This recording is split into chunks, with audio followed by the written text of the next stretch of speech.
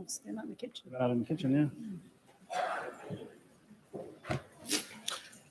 Go ahead. I have no idea what's going on. They went AWOL.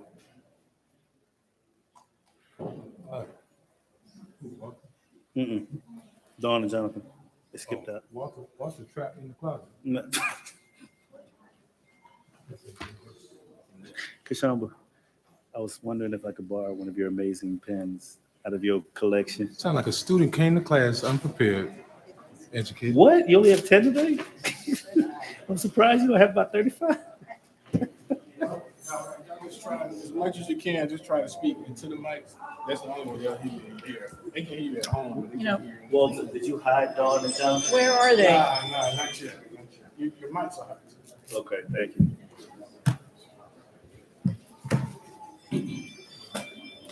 Tawana, can we just go ahead and get started? Because we'll do pledge. No?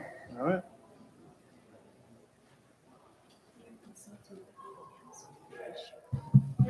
Okay. Make an announcement that we're going to start. Make an announcement. In a few moments, if you can, just turn in your public comment cards. If you're going to speak on any item, public comment cards are in the rear of the building. You can just turn them in to our clerk. So we'll get started in about 2 minutes.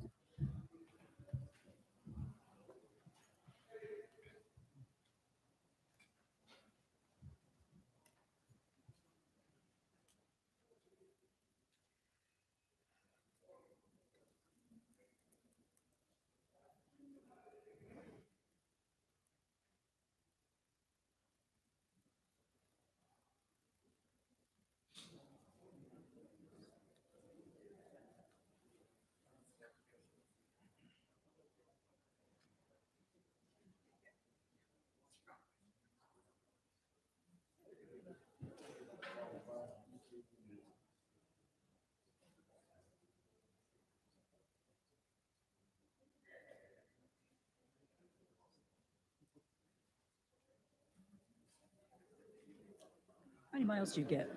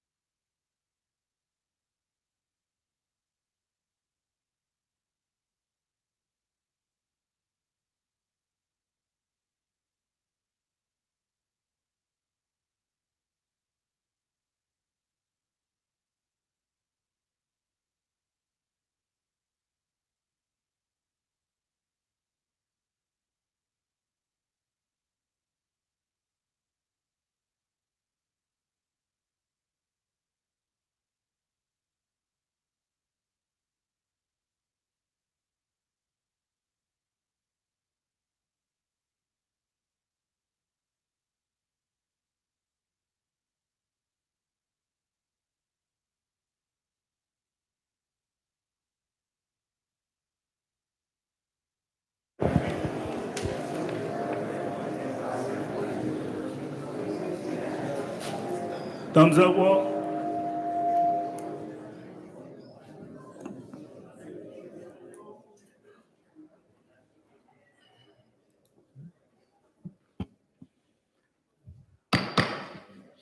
I'd like to call the regular city council meeting. The date is September 6th. The time is 6:21 p.m.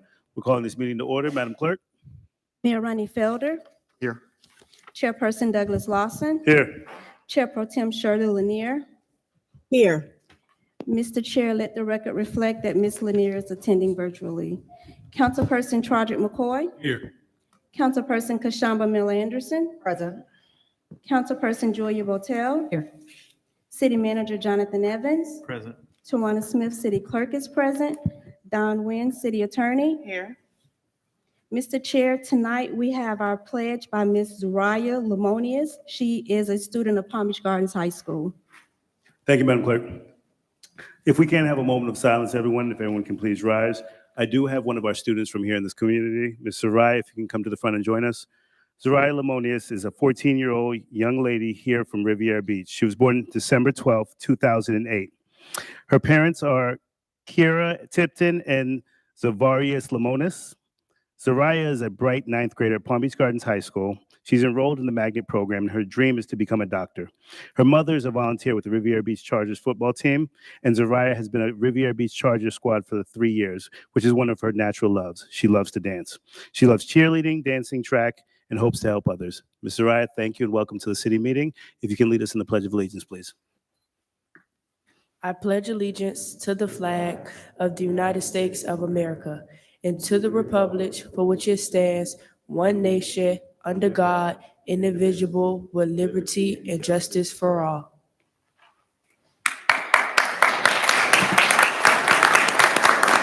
Thank you so much for joining us, Ms. Zariah.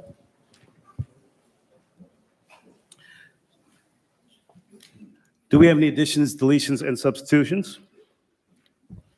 None from staff, Mr. Chair. Disclosures by the board? Mr. Chair, Councilwoman Botel. I have in the past had conversations with representatives from Safe Harbor.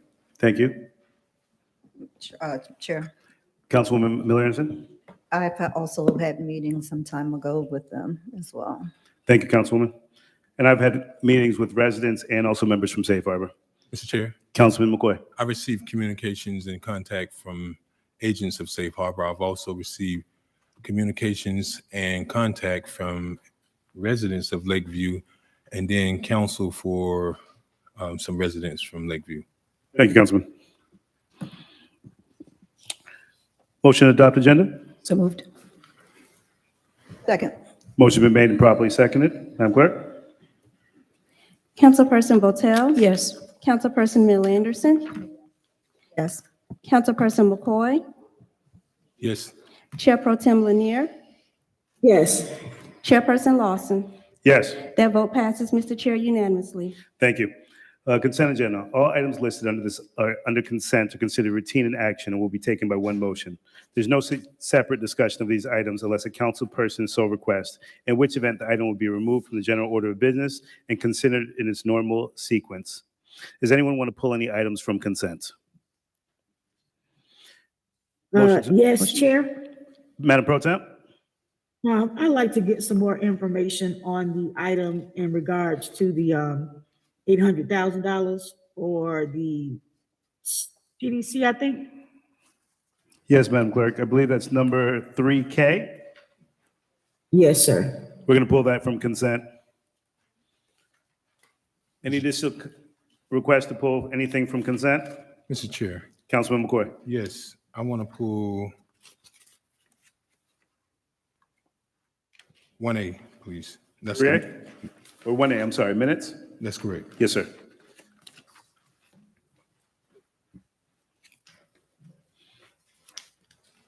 Board members, any additional? Yes, Mr. Chair. Councilman McCoy, go ahead. Let's go with item 3D. That's the Parks and Recs plan? Yes, sir.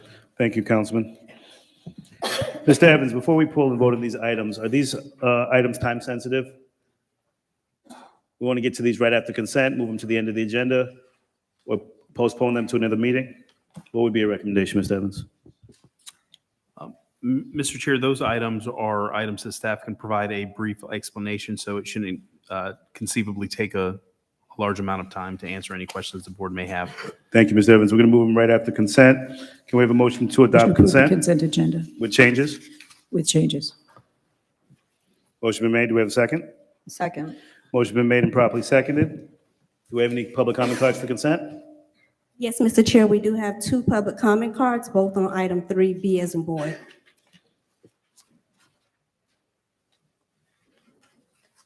Go ahead with the reading of the first name. Mr. Wayne Richards. Thank you, sir. I'm going to spell this one Yizhule. Thank you so much. Thank you, Madam Clerk. Motion to adopt consent has been made and properly seconded. Madam Clerk? Councilperson Botel, Yes. Councilperson Miller Anderson, Yes. Councilperson McCoy, Yes. Chair Pro Tem Lanier, Yes. Chairperson Lawson. Yes. That vote passes, Mr. Chair, unanimously. Thank you, Madam Clerk. We're going to go into item 1A, minutes. Madam Clerk? Mr. Chair, on this item here, on the title of the agenda, it reads minutes of the special city council meeting held on Wednesday, August 2nd, 2023. And it should read minutes of the regular, but the regular minutes are, the correct minutes are attached. So it's a change to the title. Thank you, Madam Clerk. Councilman McCoy? Thank you, Mr. Chair. And I appreciate that, Madam Clerk. That's actually, thank you for bringing that to our attention. But that's not why I actually pulled it. I pulled it because I noticed that you made reference to Chair Pro Tem appearing virtually. And I looked at the YouTube video for this meeting. She also was virtual at that meeting as well. And the record does not indicate that. Yes, sir, you're correct. And moving forward, we will reflect that on the record. Well, my recommendation is to correct these minutes to reflect just what you did today, that she was not appearing in person, because clearly there must have been some reason for you to clarify or distinguish that Pro Tem is appearing virtually today. So there must be some sort of precedent or reason that you're doing that. And I'm simply asking that the minutes be modified to reflect that the August 2nd meeting, she was appearing virtually. That's my motion, Mr. Chair, for an amendment. Motion been made to amend the minutes to reflect that Councilwoman Pro Temp has been appearing virtually. Do we have a second? Second. Motion been made and properly seconded. Discussion? Madam Clerk? Councilperson Botel? Yes. Councilperson Miller Anderson? Yes. Councilperson McCoy? Yes. Chair Pro Tem Lanier? Yes. Chairperson Lawson? Yes. That vote passes, Mr. Chair, unanimously. Can we have a roll call for the adoption of the minutes? If there's no further discussion? So moved. 1A, please. 1A. With the amendment. Second. Motion been made properly second. Madam Clerk? This is to actually adopt 1A with the changes that Councilman McCoy made the motion for. Madam Clerk? Yes. Councilperson Botel? Yes. Councilperson Miller Anderson? Yes. Councilperson McCoy? Yes. Chair Pro Tem Lanier? Yes. Chairperson Lawson? Yes. That vote passes, Mr. Chair, unanimously. Thank you, Madam Clerk. 3D, Resolution 124-23.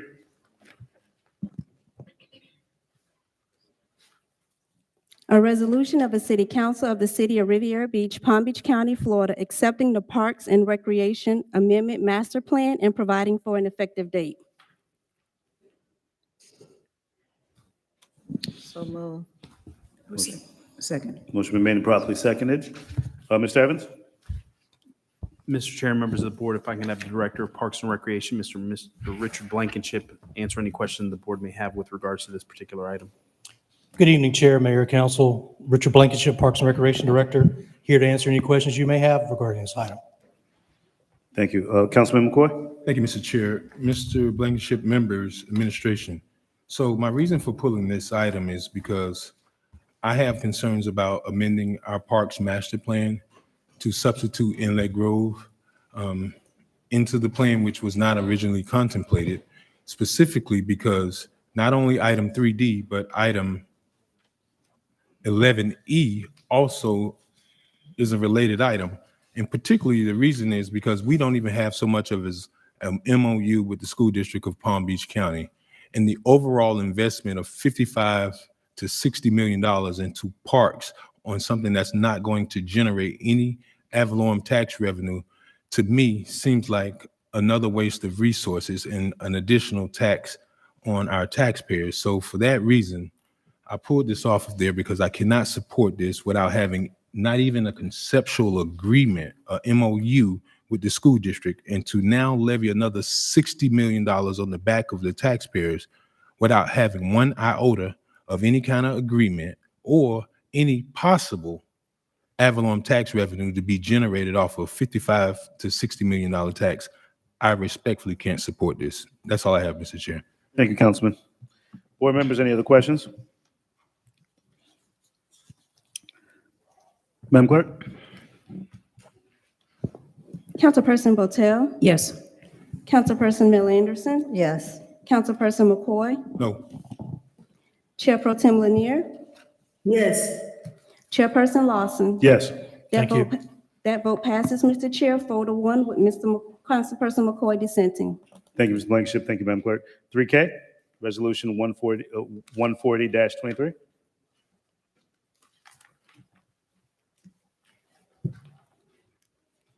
Resolution number 140-23, a resolution of the City Council of the City of Riviera Beach, Palm Beach County, Florida, authorizing the approval of $800,000 in additional funding from fiscal year 2022 to 2023 budget for the city's housing program for affordable and workforce housing, also including a program update and providing for an effective date. Thank you, Madam Clerk. So moved. Second. Motion been made and properly seconded. Mr. Evans? Mr. Chair and members of the board, if I could have Ms. Anita Jenkins, the Director of Neighborhood Services for the CRA, to answer any question the board may have concerning this item. Thank you, Ms. Evans. Welcome, Ms. Jenkins. Thank you.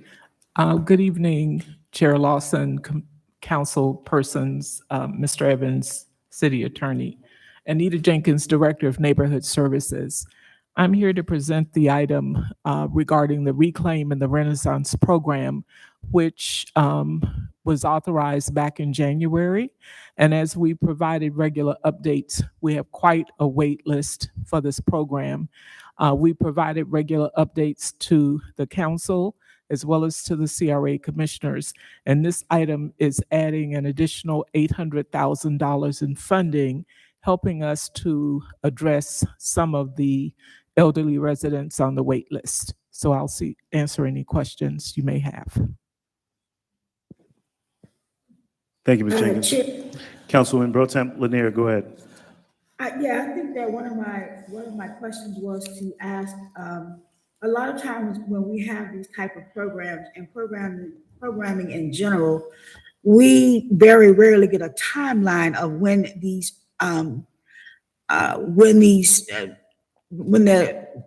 the rehab is going to start, when it's going to end. So, and I understand that I remember back in May that I got a list of all of the individuals who had participated in the program in regards to how much they got and where they lived. But I'm more so interested in a timeline of how long this is going to take to be able to get done. I know that there was some questions, or there was discussion about Ms. Jenkins telling us that, you know, there's a process that individuals have to go to get to the point where the work actually gets started. But I think I want to have a little bit more information, because now at this point, we're talking about, you know, $1.6 million. And I want to be able to make sure that we have a timeline of when this work starts, when it stops, what happens to the individual once they get this rehab in place. I just really want to have more information about how this process works and the timeline regarding it.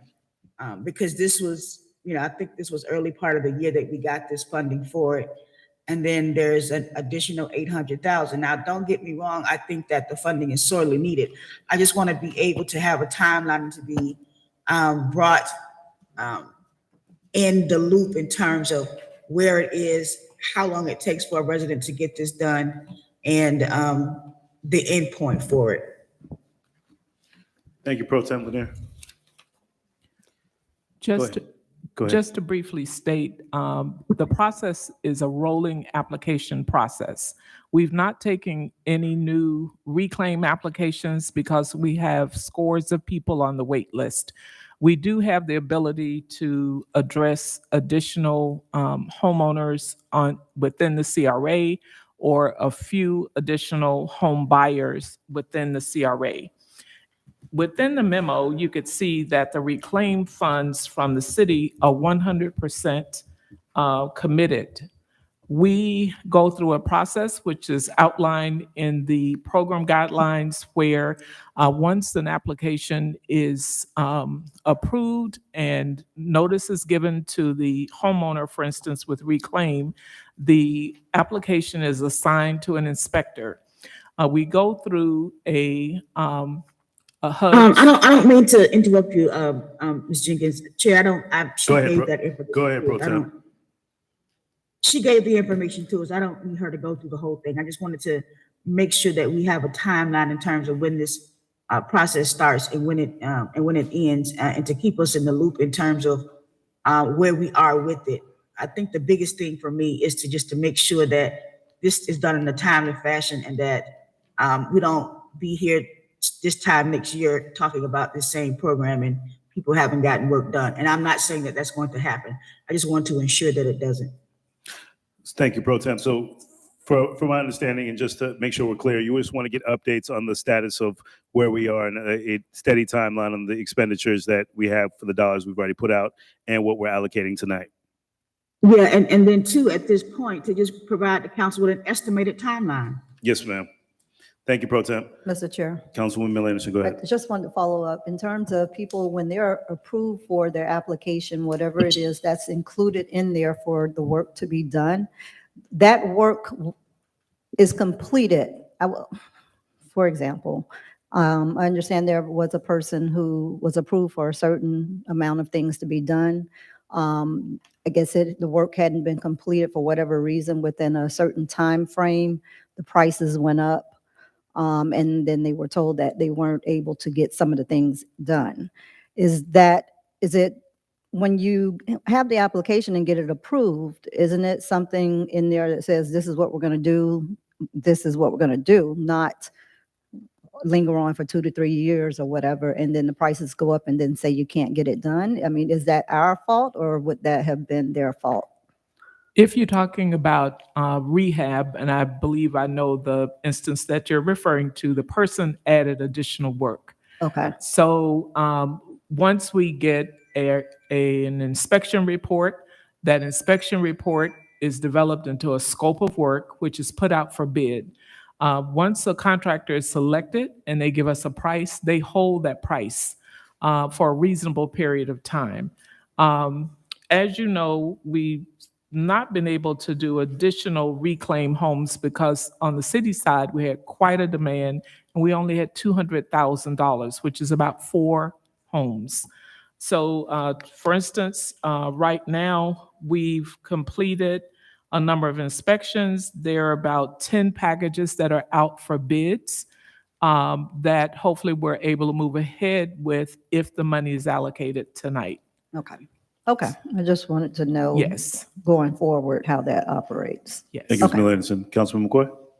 Thank you, Mr. Chair. Ms. Jenkins, you mentioned to the CRA, this is $800,000 out of the city's fund. This is solely dedicated for properties not contained within the boundaries of the CRA. That is correct? That is correct. So what's the allocation of this 800,000 goes to Renaissance and then the other portion? What's the allocation between Reclaim and Renaissance? Because and the demand, we're allocating 700,000 for Reclaim and 100,000 for Renaissance within the city limits outside of the CRA boundaries. Okay, so let's talk about Renaissance, $100,000, and that's more or less in terms of down payment assistance for potential first-time home buyers? Yes, sir. I mean, you would know this better than anybody in this room because you're the housing czar, but help me understand, what are we talking about? $10,000, $25,000? Is it these for specific? How many people do we have waiting in the hopper in terms of waiting on Renaissance funding? We have 8 in the mortgage process closing pipeline right now. I could tell you that in the ones we've closed already, the down payment closing cost assistance has ranged from $30,000 up to the max of $50,000. Okay, so help me out. If you're saying you got how many waiting in closing? 8, 8. That's going to give us 12 applications? approximately. I'm sorry, it's not $12,000 if we just parse them out. So, I mean, what are we talking about? Because that really doesn't seem like that's going to go very far. We do first come, first serve, first ready, But you said- and until the dollars are expended. So we could only spend what we have. And what or who, or is there a criteria to determine what a person need is in terms of that funding Yes, sir. assistance? There is criteria. For instance, with a buyer, let's say that there are requirements that we use, that the county uses, that lenders use in terms of maximizing the first mortgage, and that's their guidelines for that. Then to participate in the program, a person has to bring at least 3% of their own money to the table. So that's accounted for. We also have other partnerships where we look for additional down payment assistance. For instance, through the Home Buyers Club, there's an opportunity to get up to $5,000 additional. Some of the people who apply have monies from the county, and we've had a few that have access up to $100,000 for down payment assistance. Then whatever that missing gap is, if we're able to fill it, that's how we determine what we bring. We don't over subsidize deals. We only bring what is absolutely necessary to the table. So, And yes, Mr. Chair, if I can follow up. So in theory, you could have a buyer that is in the gap of $100,000, and that's one person that you help fund. I mean, we based don't. off of, Our program, as you recall, only goes up to $50,000. And let me also reiterate for anybody who's listening who is thinking and adding up all of the money, that the median price of housing in this county is about $500,000. And we have homes in some of our neighborhoods that are for sale from $295, if you can find it, to over $400,000. interesting. So I thought also Renaissance was set aside for us to do providing assistance with homes that we're looking to bring to market on some of these vacant properties or vacant lots, I should say, that the city has. Is that not also the case, that that's what Renaissance was set aside for? It's possible, but we've not allocated money for that purpose. Well, The guidelines allow you to do something like that, yes. right. Well, I really appreciate the good work that you've done, and you reminded me last week, so I'm not going to forget that. But I just want to talk about a much larger conversation offline, Ms. Jenkins and Mr. Evans. Like, what is our capacity? What are we going to be looking at trying to fund this program in terms of to try to do Renaissance first-time home building for some of those vacant lots going forward for future fiscal years? Because I don't know how far you're going to get with $100,000. I mean, realistically. And then if we recognize this is something that's not sustainable, then perhaps we need to look at other avenues. So I think it's a good program, but I wanted to very much get clarity on that. These $800,000 that's being asked for are exclusive to properties that are not within the CRA boundaries. Yes, sir. And last question, on the reclaim, how many do we have waiting or ready, I should say, that the additional $700,000 is going to go to? That will allow us to do 14 to 18 additional homes. Wonderful. And then are those persons ready? Once we get the inspection reports, we have some of the inspection reports. Others are out in the field. That means that the inspector is trying to make an appointment with the homeowner. They have to write up the scope, et cetera, and we're waiting on those to come back. An additional step that we do, because we're being good stewards of the money, is we run an owners and encumbrance title report on the properties as well. We also, Thank you, Ms. Jenkins. okay, Councilman McCourt, thank you. Thank you, Ms. Jenkins, for the presentation. thank Any you. other questions from the board?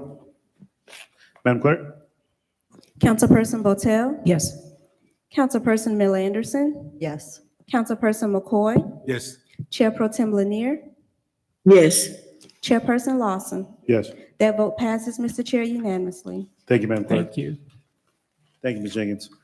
Going into our regular agenda, ordinance on second reading, 8A.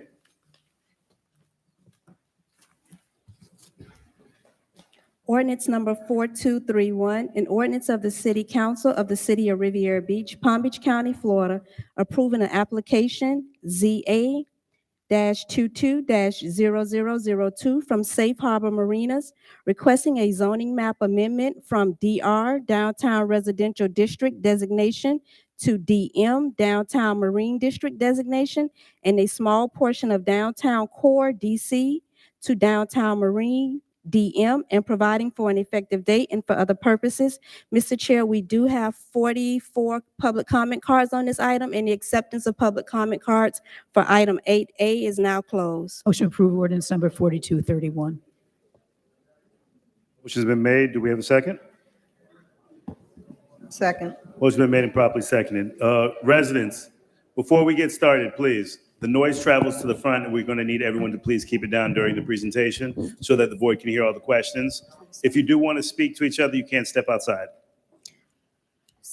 Excuse me, Ms. Mr. Chair. Madam Clerk, go I ahead. apologize. It's 27 on 8A. Yes, ma'am. 27? Yes. Okay. Board members, do we want to keep the time at 3 minutes or drop it down to 2 minutes for this item? Because we have 6 items here to speak on and public comments. Mr. Chair, Madam, Councilwoman I Botel, would ask that we drop it to 2. 2 minutes? Any other feedback from the board? Second. I'm fine with that. Okay. Madam Clerk, I believe it says that we can drop it down to 2 minutes for the reading. So residents, you will have 2 minutes to speak on this item, moving forward to discuss the item about zoning. And we're going to be very intentional about the discussion where it's going to be germane to the item of zoning for this project. Mr. Evans, or Madam Clerk, go ahead. Doing public comment cards first or pre- Mr. Evans, go ahead. Mr. Chair, members of the board, at this time, if I can have the Assistant City Manager, Ms. Deirdre Jacobs, to introduce this item. Good evening. Thank you, Ms. Evans. For the record, my name is Deirdre Jacobs. I'm the Assistant City Manager here with the City of Riviera Beach. This item involves, well, actually, what we're going to do is we have a procedure that's been established amongst staff where we can anticipate making the flow of the applicant, Safe Harbor Marinas application process flow relatively simplistic. So we're going to ask Christy Godot, she's the attorney that's assisting us with the process, if she would explain to you how we're going to go about logistically with proceeding with the process as we move forward to start with your consideration of their applications. Thank you. Thank you, Ms. Jenkins. I'm sorry, Ms. Jacobs. Thank you, Ms. Jacobs. Welcome, Ms. Christie. Thank you, sir. Mr. Chair, council members, Mr. Mayor. My name is Christy Gatto, and I'm here to talk with the safe harbor items for tonight on the agenda. We're going to take these items one at a time. As you may know, the first item up is a rezoning on second reading for final adoption. The next item will be the future land use map amendment, an amendment to your comprehensive plan. The third item is a text amendment to the city's landscape code. The fourth item is an ordinance that is seeking approval of the abandonment of right-of-way. The fifth item is a resolution approving the replat for the area of concern. And finally, the last item is the site plan. And these are all brought forward by Safe Harbor as the applicant. What I want to talk with you briefly about is the process for tonight. As I mentioned, we're going to address each item individually. Part of the reason for that is 3 of the items are legislative decision, and 3 of the items are quasi-judicial decisions. The legislative decisions are the rezoning, which we'll hear first, the comprehensive plan amendment, which we'll hear second, and then the text amendment, which we'll hear, I believe that's third. Yes. The quasi-judicial items are the remaining 3 items, the abandonment, the replat, and the site plan. As I've mentioned before, with a legislative decision, you are setting policy. Anytime you're amending a comprehensive plan that is coupled with the rezoning, so the rezoning requires a comprehensive plan amendment, that's a legislative decision because you are making policy for this area in the city.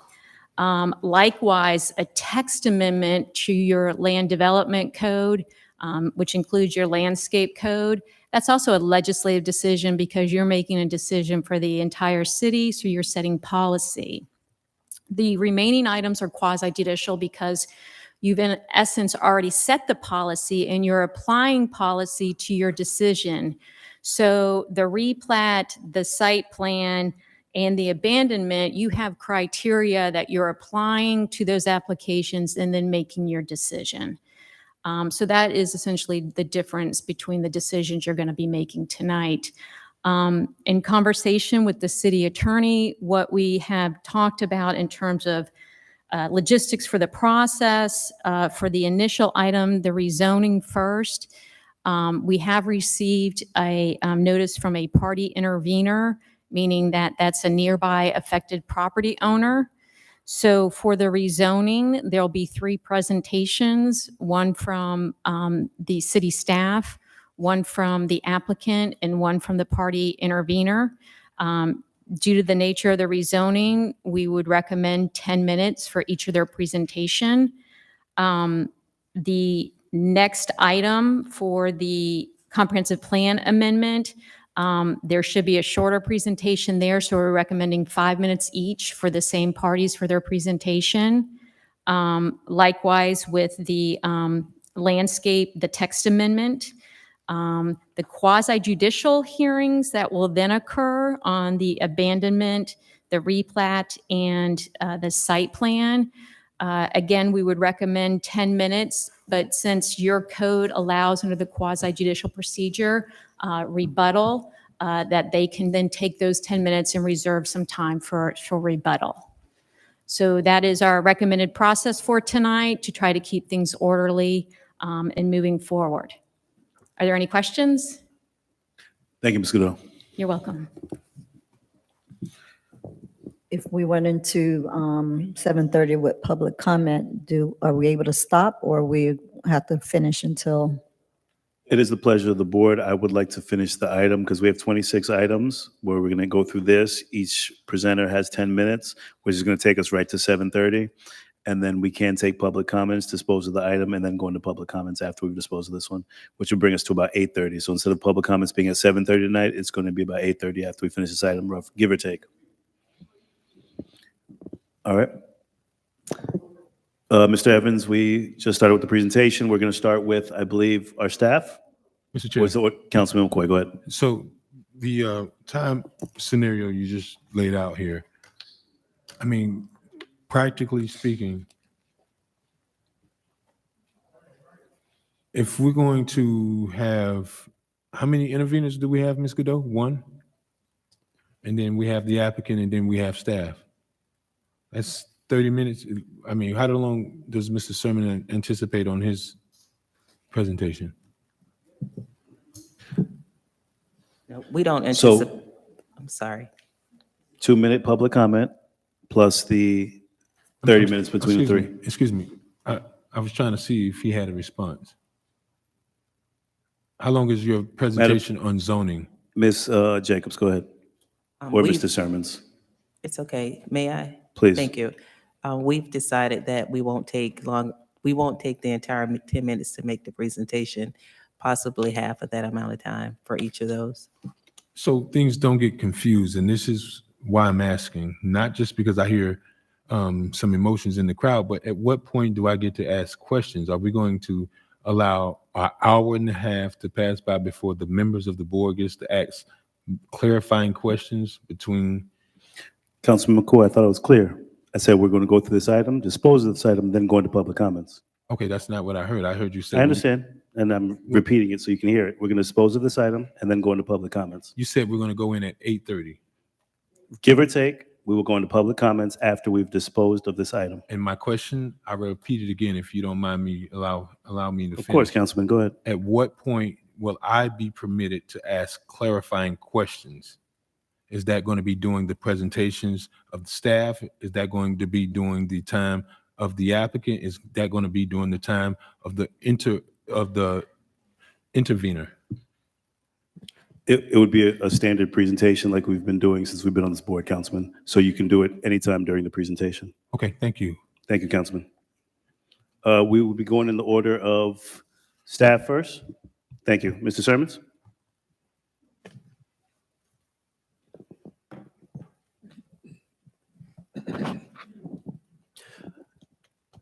Good evening, Mr. Chair. Clarence Sermons for the record, Director of Development Services. I am here to give the staff presentation of this item. Excuse me. Good evening, Mr. Chair, members of council, Honorable Mayor, and Madam Attorney. This item, as was described, this presentation will include only the zone change item that was mentioned by our outside legal. I will not read the header into the record, and I will get into the presentation. As you can see indicated by the red dot on the screen, the location of the property or project in question is indicated as such. This is a closer view of the project in question, a boundary around the subject property area, as well as each parcel identified numerically in the project. This is a view looking north from Broadway at the project area. View looking east to East 22nd Court from Broadway. View looking east to East 22nd Street from Broadway. View looking south to Avenue B from East 22nd Court. Existing conditions. The applicant, Safe Harbor Marinas, is seeking to redevelop multiple parcels of land to assemble a new campus to operate their boat repair and maintenance business. Currently, about half of the land area is already under the operation of the applicant. The existing conditions consist of a mix of vacant and developed parcels. Again, there are 31 parcels involved in this project, and they are listed on the next screen as well as the image previously shown. The approximate size of the project area is 21.8 acres. The current zoning is downtown core, downtown residential, downtown marine, and the future land use is downtown mixed use, working waterfront. Again, the parcels involved in this project. As mentioned, again, there are a total of 6 applications submitted by the applicant. Right now, we are focusing on the third one, which is ZA 22-0002, a zoning map amendment. The existing zoning is shown on the image to the left. A large portion of the property is currently downtown marine. The other portion is downtown core, and then there's a small portion that is downtown residential. The proposed rezoning would designate the majority of the properties as downtown marine and retain a strip along Broadway as downtown core to allow for a variety of current and future land uses on those properties. This item does require public notice. Staff has perfected the notice as required by state and city ordinances, and those items are located in the backup.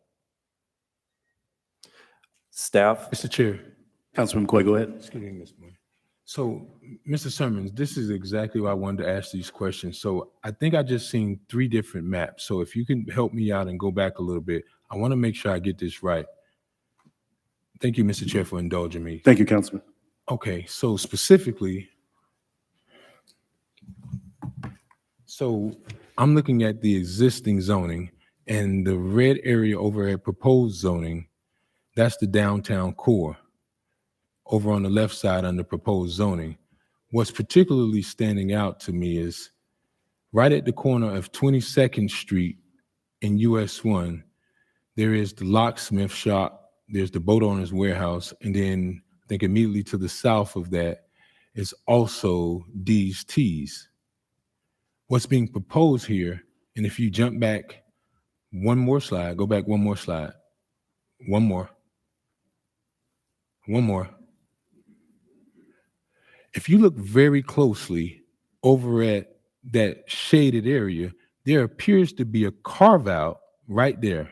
That little over on the left-hand side, move the cursor over right there. I believe that's D's Teas. And then if you slide up just a little bit further, that corner that's open is the locksmith shop. So here's where I'm concerned. I'm not sure what you're showing. Is this the area that's a part of the project? Because I believe it is, because your next slide shows that we're rezoning the locksmith shop as well as D's Teas. And even more so, if you scroll back down 3 slides to where you were before, that shape doesn't look like the same shape. So my question to you, Mr. Sermons, ultimately is Safe Harbor Robovich proposing to rezone D's Teas as well as the locksmith shop? Because that's exactly what the second proposed map is showing. So if you scroll back down, you can definitely see the disparate arrangement of that. The answer to your question is no. Well, you help me out, because clearly that's what that picture shows. And Mr. Sermons? If I can go back here, sorry. Okay, the image before you now shows the properties in control of the applicant. It's a total of 31. Thank you. But that is the properties that's in control.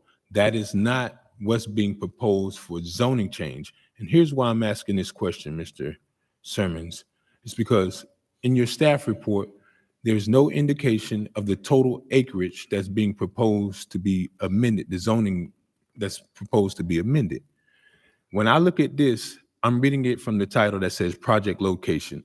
I understand all of those properties that's contained within red are going to be the replatted area when we get to that. The final replat is going to look like that. It's not going to cover the Mahoney's at D's Teas, and it's not going to cover Joe and Kim Webb at the locksmith shop. But if you go to that next map, the zoning map that you just proposed that was on the right-hand side clearly shows that there is no interruption in that left-hand boundary. So keep going. Right there. Perfect. That on the right-hand side does not show a carve-out for D's Teas and the locksmith shop. So for all intents and purposes, I'm trying to find out specifically, is the address 2120 Broadway and the other address 2200 Broadway, because there seems to be something in conflict here. And it appears you're creating a situation where you're going to have reverse spot zoning because you're carving out just those 2 parcels. And I can tell you, I may not always be right, but I'm never in doubt. I looked at the applicants, page 4, and if you look at their zoning map, they have contemplated to rezone 2120 Broadway and 2200 Broadway. So what I'm being presented with, there's a number of conflicts here, is Safe Harbor and Robovich proposing to rezone properties that don't belong to them. Mr. Chair, could I ask a follow-up to that, to clarify for myself before he answers? Thank you. Please. My question is that being proposed, that strip along Broadway, is that being proposed to be rezoned, or is it being proposed to remain downtown core as it is already? And if you could address Councilman McCoy's, and then if it's in line with Councilwoman Botel's as well after, or if it's a separate response, please. Thank you.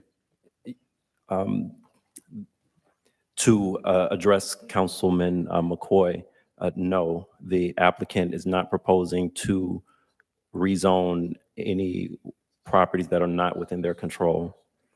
On the images on the screen, the one to the left shows existing zoning. All of this area in red is currently zoned as downtown core. This is the existing zoning map of the city. This is what the applicant is proposing. So as you can see, the area in red along Broadway is remaining red. So it's currently red. If their proposed rezoning passes, it will remain red. So the two carve-outs that you mentioned are already zoned as downtown core. And if this zoning amendment is passed, they will remain downtown core. So yes, Councilwoman Botel, you are correct. Wait a minute. Mr. Chair, Councilman McCoy, go ahead. can you zoom in on that? Because clearly I don't see any deviation for those two parcels, 2120 and 2200. Can you zoom in on the proposed zoning? And the reason I'm saying that, because I went to page 4 of the final combined submittal files, and it clearly shows a very clear delineated red box around 2120 Broadway and 2200 Broadway. So perhaps it may not be your understanding, but through their own submittal, they have a box here on page 4 of their submittal that clearly outlines the entire section. And I think what's taking place here is these exhibits, to your point, are misleading in that everything on the screen that's in color is not necessarily under the control of the applicant. What's under control of the applicant is what is in the exhibit that I showed you previously in the slide that has the enumerated parcels under the ownership and control of the applicant. This particular exhibit shows the existing zoning of the entire area and what the zoning of the entire area would be if this ordinance is passed. So I can understand your point that a couple of the parcels right here are not under ownership control. This exhibit is showing the entire area, but that is what is taking place here. But no, they do not have the ability to rezone someone else's parcel unless that owner gives them the authorization to apply on their behalf. And that is not what's taking place here today. Okay, I appreciate your explanation. I'm not saying I agree, so make sure that there's a distinction. But somebody's going to have to justify page 4 of why you would literally highlight a complete section to say this is going to be the new proposed downtown Marine District. I mean, help me out. I'm literally lost at this because it appears from their own submittal that they are proposing to incorporate downtown Marine into 2120 and 2200. And perhaps they could have done a better job, but Mr. Sermons, looking at it from here, and I have it very closely with some readers on, there is no carve out. There's no carve out for 2120. Not to mention, even if I go back to the previous documents, I'm not sure where I've seen this before, but why is there not a legal description attached to it? Was that too much? Generally, a legal description of the zoning area isn't included in the packet, only the property boundaries. But again, I do understand this exhibit isn't. But that's the very issue. I'm looking at the property boundaries, and Joe Webb at the locksmith shop and these T's are in the property boundaries. So you're gonna have to help me out with that one, Mr. Sermons. All right, that's all I have for now. Thank you, Councilman. Madam Clerk, Mr. Sermon's time, he's going to go back into his presentation. How much time does he have left?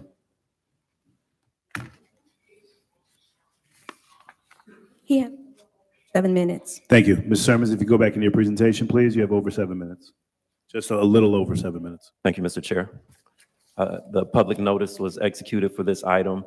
As staff often or almost always encourages with items of rezoning, we encourage applicants to reach out to the community surrounding the project to see if there's any community input that should be considered with the process. We did no different with this project. The applicant held 4 community meetings. The attendance of those meetings is on the screen. There was information collected during those community meetings that was also included in your information.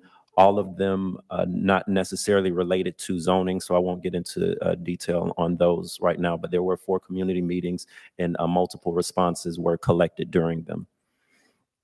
A summary of those community concerns can be seen on the screen. A lot of them were related to traffic circulation, drainage, open space landscaping and beautification, sidewalk improvements, speed bumps and traffic turnaround, air quality, and parcel numbers. In response and related to community involvement, the residents of the neighborhood to the north of this project did enact Section 31-5 of the city ordinances related to a formally protested zone change, in that they were able to acquire 20% signatures of 20% of the parcels in the buffer area of this project. And again, just a brief overview of what that section says.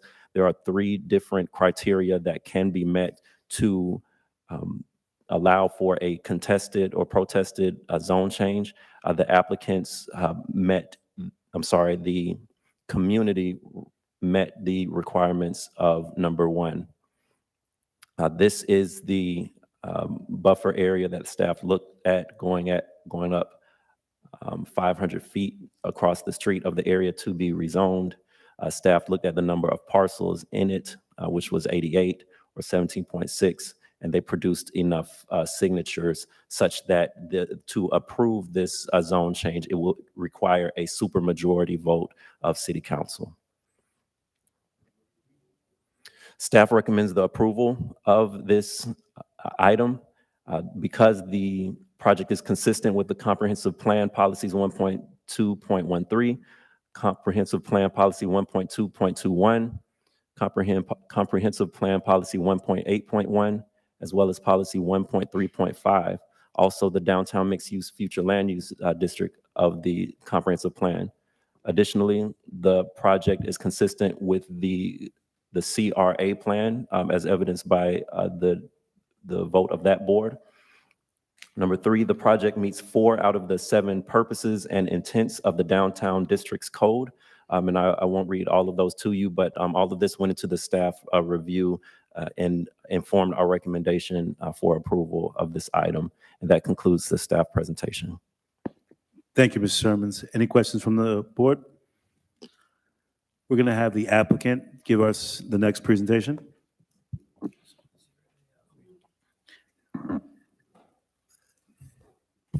And you do have 10 minutes to present, not encompassed from any questions from the board, which will stop your time if there are any questions during your presentation. Anything you say, Mr. Chairman. Thank you. Mr. Chair, council members, Mayor Felder, and Jonathan, City Manager, and Dawn, City Attorney. Richard Pinsky on behalf of the applicant, Safe Harbor. I know you pay attention to everything I say every time.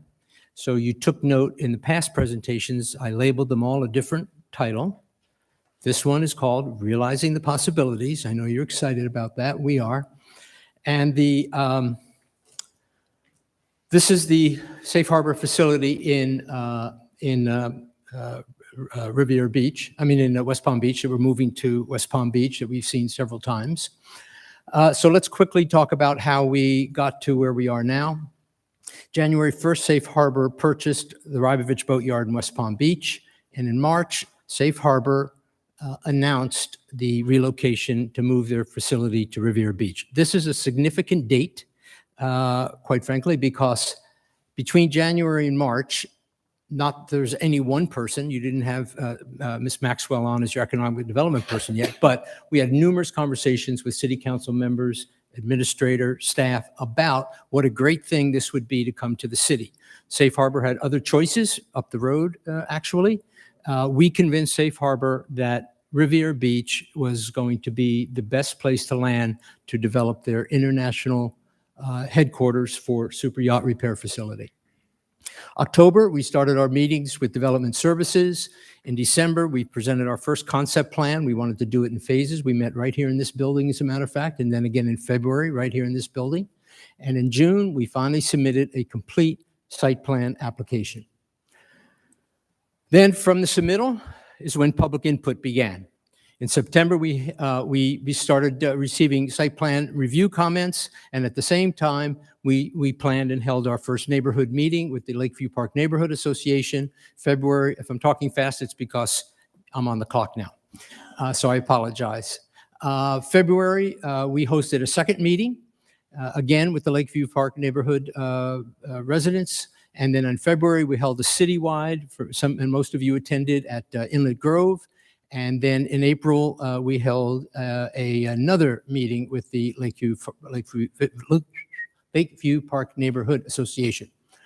From that public input, staff assembled those comments, and that is how staff started with our responses, came up with, not in the order of tonight, but the comp plan land use change, recommended approval, rezoning, recommended approval, the landscape text amendment, recommended approval, roadway abandonment, of course, always has conditions, the plat with conditions, and the site plan with conditions. Then from that staff recommendation, then we were ready to come and speak to the elected officials. The first actually started with the Planning and Zoning Board, and we're proud that in May we actually received unanimous approval from the Riviera Beach Planning and Zoning Board, which was an official public meeting. In June, we received our unanimous support from this council sitting as the CRA. And in July, we received our consent from the council to move forward for second reading. So tonight, we're going to specifically talk about the zoning map amendment from downtown residential to downtown marine district. And hopefully, Councilman McCoy, we can clear up some of the questions that you had. So what we want to talk about is, of course, the current zoning designation.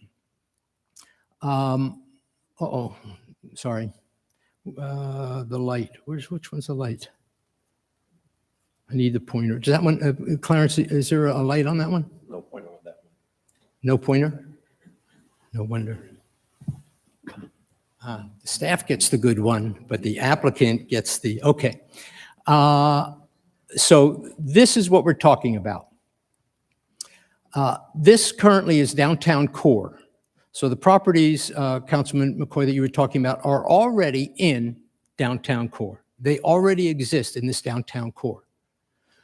This is what the significant zoning change is. And of course, the downtown marine that we're suggesting go just to the east of those downtown core Broadway corridor.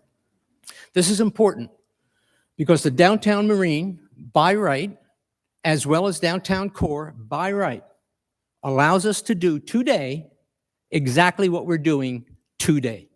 Nothing changes. God forbid, I don't even want to speak it, but if we do not approve downtown residential, we're continuing to operate. Nothing changes. This parcel right here is what we're talking about. Why? Because we want to build out the world-class premier facility that brings people from all over the world. To do that, we want to take that parcel and rezone it for downtown marine. Now, what does this zoning designation represent? That little parcel that I just explained to you is only 8% of our total property, of which we own. We're not asking for anybody else's zoning change or anybody's land use change. That is only 8% of the total property. It's also the property between 22nd Street and 22nd Court. The location, as I said, that we're in right now is current and future use by right. That remains, nothing changes. What we're going to be using that area for is, as we've explained before, the site plan, when we get to that part, will show storage and internal use only. In addition, it's going to include the ability to do major boundary and internal improvements that the neighborhood, I know, is going to look forward to. So here's the recommended zoning change. Here's your downtown core that remains. Here are your properties, Councilman McCoy, that you pointed out before. D's, T's, BOW, the locksmith. What we're asking for is this parcel to be included in downtown marine, and then you would be doing this anyway to be consistent, although we're not changing any of the uses. This is really what we're talking about. Now, what does that remaining 8% What do you get for that 8%? By approving 8% tonight, what do you get?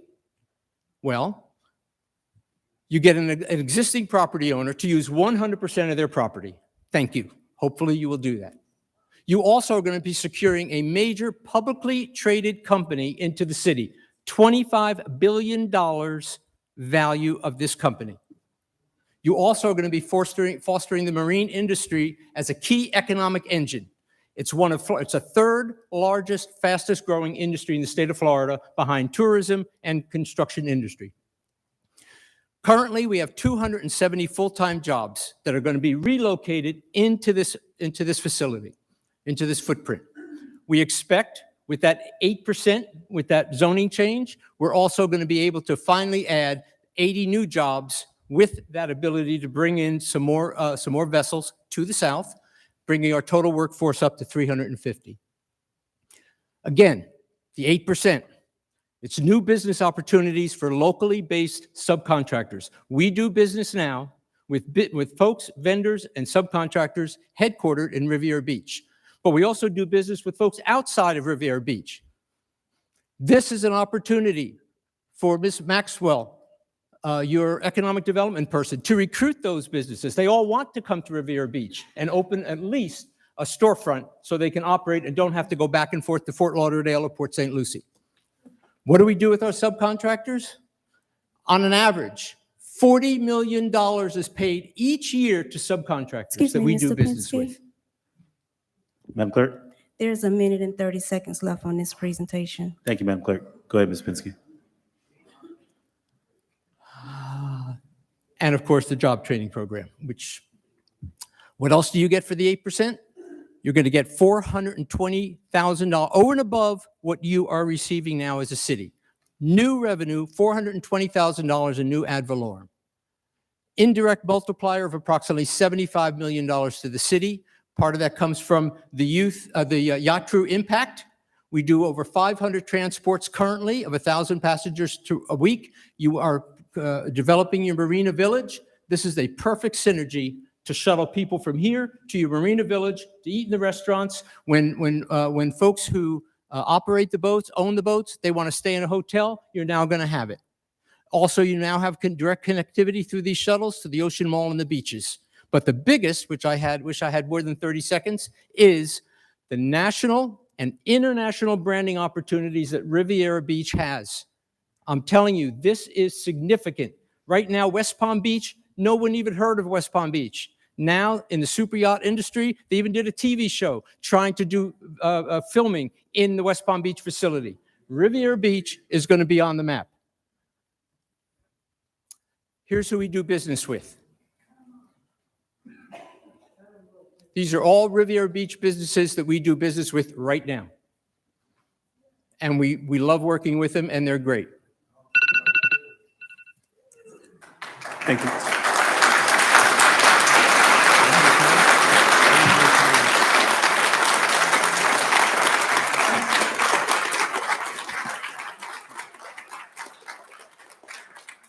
Thank you, Mr. Pinsky. There's more. Thank you. If we have questions from the board, we will be asking them.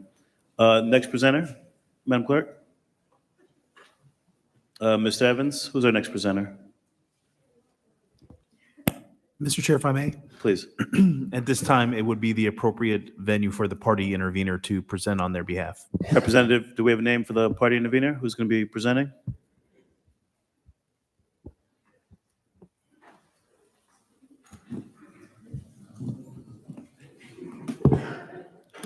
Good evening, and thank you for having me. My name is Robert Hartzell, and I represent Ms. Brandy Davis Balsamo and Lake Park Civic Group. These are a group of neighbors that live within 50 feet of what's happening, of the zoning change, of the future land use change, the site plan, the Rybovich Marina. And they have endured Rybovich being a neighbor, Safe Harbor being a neighbor for numerous years. They have made certain investment-backed expectations to live in an area which was designated a downtown core. The downtown core, and I don't know if you can pull that map up again that Councilman McCoy was inquiring about, but that that entire downtown core area was designed so that for redevelopment of a commercial center for downtown, for vibrant, pedestrian-friendly, mixed-use. That's what it's designed for. It was not designed to be a full-scale marina repair shop, which detracts from the rest of your downtown core area. And yes, there is, they have indicated that there is, that they're going to preserve part of Broadway. And when we get to the site plan, we'll see that essentially they're just doing marina, but calling it downtown core or Broadway corridor. Now, your FLUM policy 1.2.212 says the downtown will be reestablished. It's not established now. This is what your CRA is doing. As a pedestrian-friendly main street with storefronts and arcades lining the streets. It's not singular, it's not Broadway, it's the streets around it.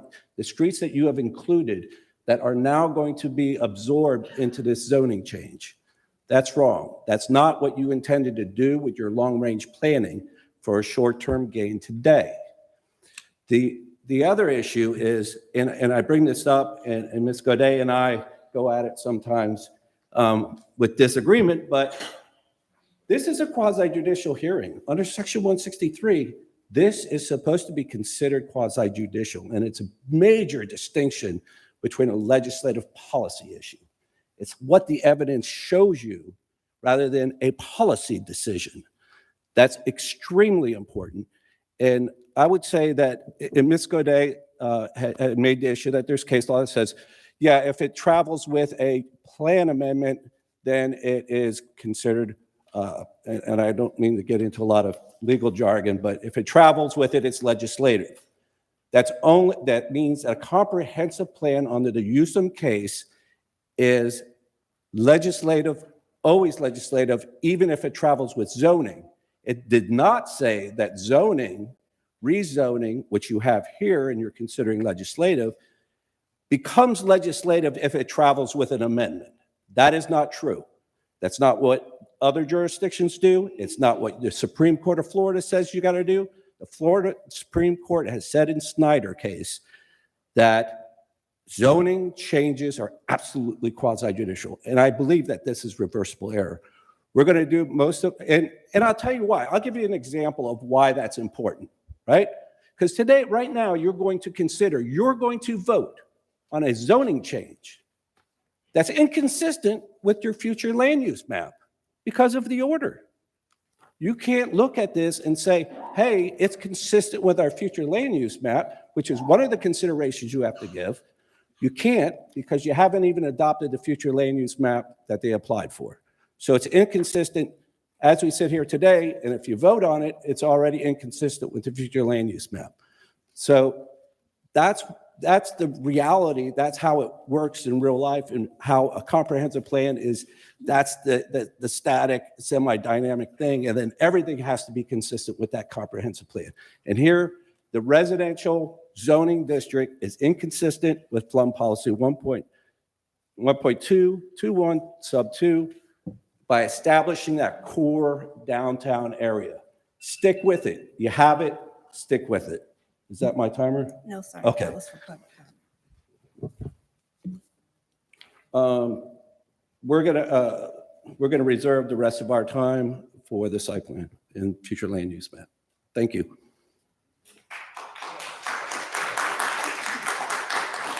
Thank you for the presentation. If we can't go into public comments, Madam Clerk? Mr. Chair. Councilman McCoy, go ahead. Wait. Mr. Robert Hartswell said he's going to reserve his time. That's not permitted, is it? No, he doesn't get to stockpile that time, so he can use his full 10 minutes or not. Mr. Chair, I had a question. Councilman Botel, go I had a ahead. question for this gentleman. Oh, Mr. Hartswell? Yeah. Please. Thank you. I just want to be clear about something you referenced. So if the downtown core area was not changed to Marine, it still remains in the ownership of Safe Harbor, and they would still continue to do the work that they're doing. Are you suggesting that they somehow make it into restaurants and shops and things because you think that that satisfies the plan, the comprehensive plan? When it comes to zoning and comprehensive planning, there are 5 people that make that decision of what they do with their land.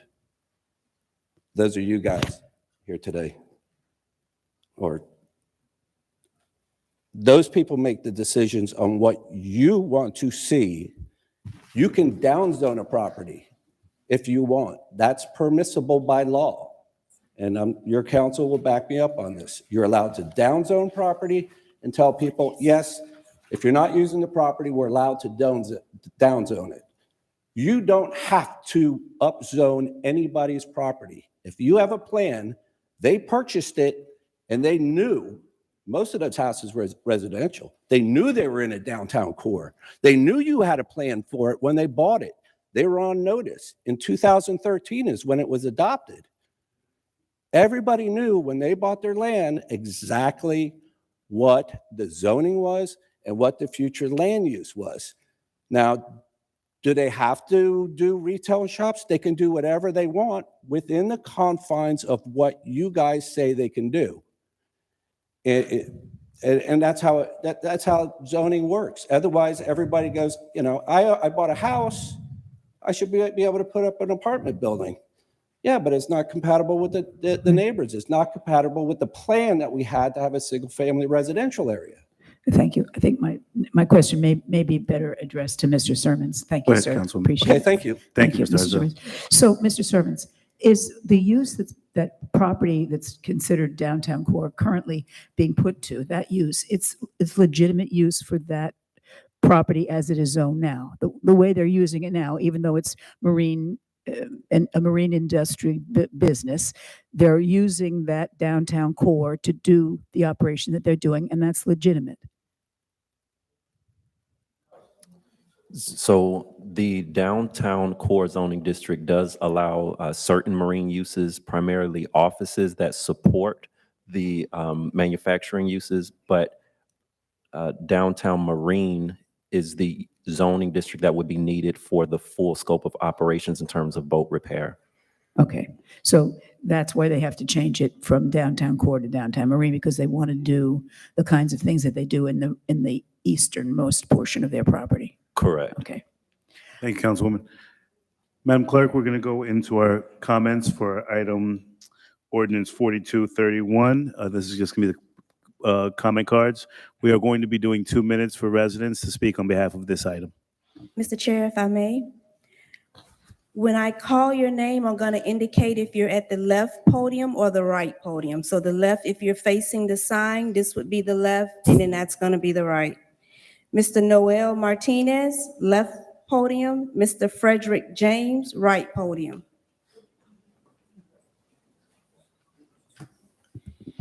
Welcome, Mr. Noel. Good evening. For the record, Noel Martinez, President and CEO of the Palm Beach North Chamber of Commerce, 5520 PGA Boulevard.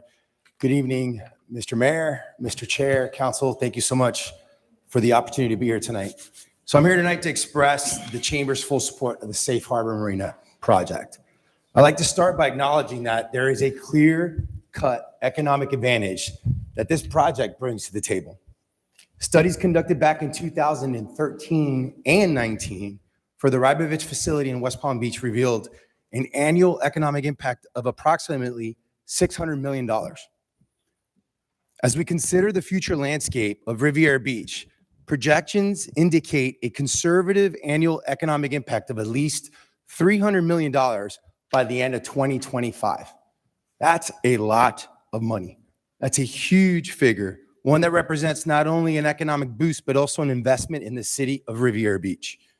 As a community-centered organization, Safe Harbor has already taken the steps to integrate into the local fabric. They've begun assembling a team of local construction and development firms for the marina project already. That is a collaborative approach that not only fosters local businesses, but also creates job opportunities right here in our backyard. Around 100 jobs are expected to be generated during the construction phase, a 2-year period that promises to further growth and development of our region.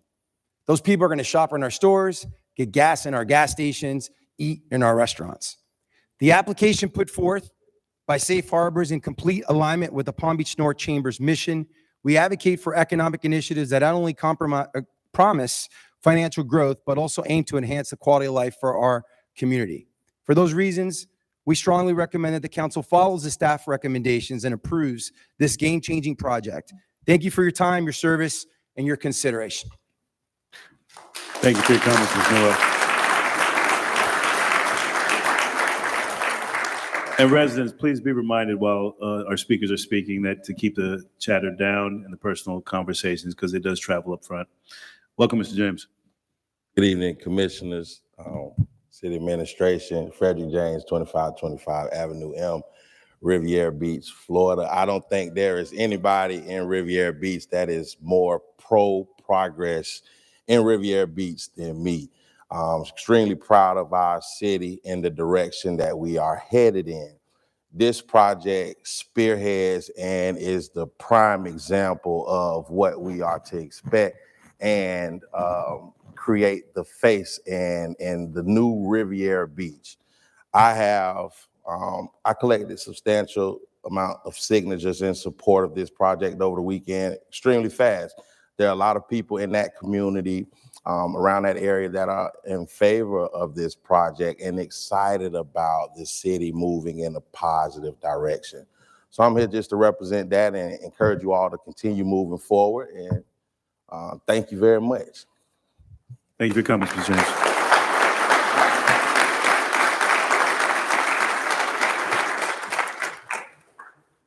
Krista Herbert, left podium. Lloyd Brown, right podium. Delray Cousins is going to also be at the left. And Martha Mulligan is also at the right.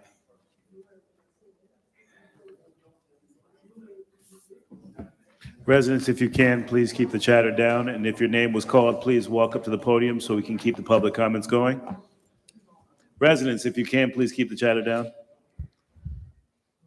Welcome, ma'am. Hi, good evening. Christina Hebert, Wards Marine Electric, 999 West 17th Street. We have been... I'm sorry, hold on one second. Ms. Sure. Wood. Residents, please.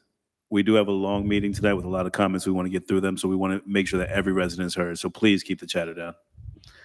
I'm sorry about that. Go ahead, ma'am. That's okay. Christina Hebert, President, CEO, Wards Marine Electric. We've been a business in Riviera Beach for 20 years, a family business for 73 years, 999 West 17th Street.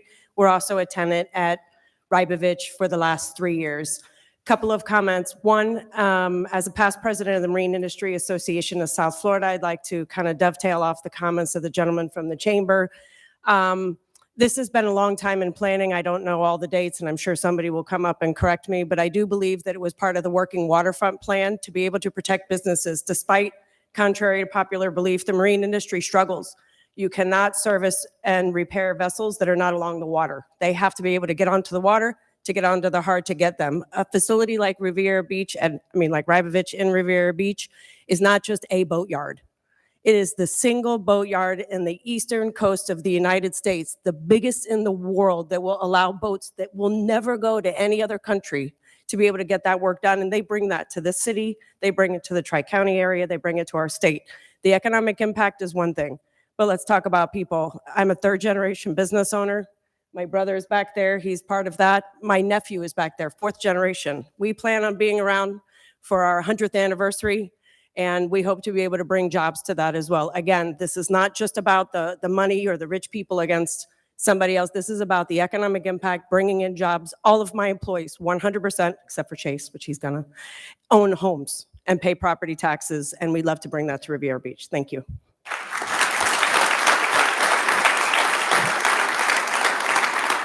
Well, my name is Lloyd Brown, and I've been here 69 years. And this place over here where you're talking about building in right now, it used to be a time I can go down those little streets, walk all the way to the coast, come back from the coast. The only thing over there now that affect me is the no trespassing sign. No jobs. I mean, what it's gonna do for the people across the track? No jobs. He talking about he gonna bring all these jobs in. We got the #2 city in the state as far as crime. And you know why? Because unemployment means crimes. And I mean, you're gonna build all this over there, and we on the other side of the track, we ain't gonna get no jobs. I'd rather have these people who living over there now. At least we communicate with them. You can go down their streets and they'll talk to you, and you might could even start doing work for them or something. But this boat thing you talking about, how's it gonna affect the people on the other side of the track? How's it gonna benefit them? None of this you doing benefit nobody I know. I mean, it doesn't make sense for this man to come in and talk about jobs, and then who want to come down here when you got number 2 worst city in Riviera Beach, the number worst crime city in Florida, and you think somebody want to come in and go to a hotel or motel? You out of your mind. You got to get jobs first for the people who live here. I don't care what this man say over here. I might get killed because, you know, the mafia do all kind of stuff like that. Somebody getting paid. Somebody getting paid. Somebody getting paid. Are you getting paid, sir? I'm not even gonna look at nobody, but I know he know what I'm talking about. Somebody getting paid. It's not helping me and my people, so I don't really care. I just know these people are over here in a group. We don't do that. Black people don't do that. We'll come over here for some stupid stuff like your dog shitting in my yard, excuse the language, and we'll get all crowded. We don't need dogs in Riviera Beach doing nothing in our yard, but when it comes to something important like this, look at all these people over here. Thank you And for they your comments, backing Mr. what Brown. they want. Thank you for your comments.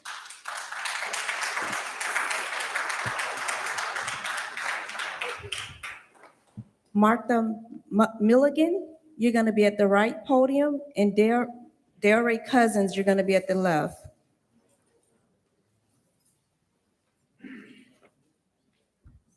Good evening. My name is Martha Milligan. I am a resident of Riviera Beach, and I have been working with Safe Harbor Marine for 6 months. And I just want to say that Safe Harbor Marine can give an opportunity to people like me to succeed and be more, help more, God, I'm sorry. Safe Harbor can give to us, people like me, a lot of opportunities to move on and be a successful people. And I just want to say thanks to you guys to approve the zoning change. That is the only thing that I want to say. Thank you. Thank you for your comments, Ms. Martha.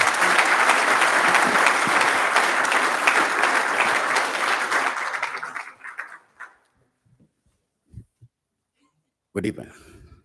I'm Delroy Cousins. I'm a part of this company. I'm here so long. This company do a lot to me, my kids, and everybody. And when this opportunity come, it come to help everybody. Everybody from all different angles come to this shipyard and be one big family. And when I see the growth, we need the growth in Riviera Beach. Riviera Beach is a nice little place where we can build it. If you don't make this thing come in Riviera Beach, we're gonna have nothing in Riviera. Look all about, Riviera don't have nothing. This boat yard gonna be Riviera Beach. All the people from all over the world come to Riviera Beach now. So you're gonna have hotel building, the shipyard, bring people to the hotel, the restaurant, everything. I don't see why people fighting against it. Who have them home around it? Even coconut then give away. The boat yard give away what? Monies, everything, the police, the fireman, everybody come in, have a cup of coffee. Nobody live around the boat yard, share a coconut with us. I don't see why they want to stop this progress. That's just my few little words. Thank you for coming, Mr. Delroy.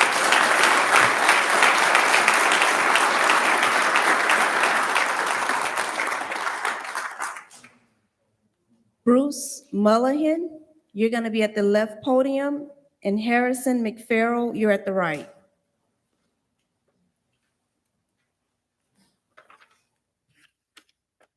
Welcome, Mr. Bruce. Good evening, everybody. Good evening, Chair. Good evening, council people. Good evening, Mayor and City Attorney. My name is Bruce Mulholland. I live in Jupiter, which a little far away up the US 1, but I come with a different perspective about Riviera Beach. I've been working with Safe Harbor Rybovich for the past 4 years now, and each day I travel up and down US 1. And what I see in Riviera Beach is progress.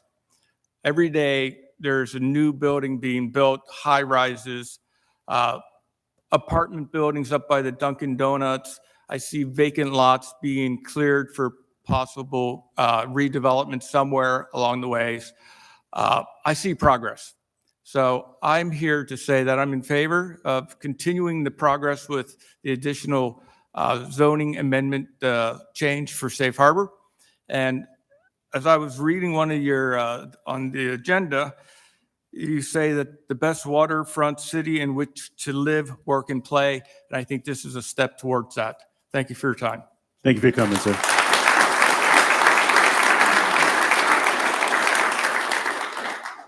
Welcome, sir. Thank you. I'm a Riviera Beach resident, If you could state your name for the record as well. Harrison McFarland. Thank you, sir. I've been working for Safe Harbor for over a year now, but it's had even further of an impact because I'm second generation, where my father's worked there as growing up and being able to afford anything I wanted to do or be able to do that he could. And thanks to this company, I'm able to actually live by myself and everything in Riviera Beach because I could afford it from this company. And going up Riviera, the only thing is just the impact of growing businesses and everything so that we can work towards having a great outcome for the city and make it a better place to live in. Thank you. Thank you for your comment, sir.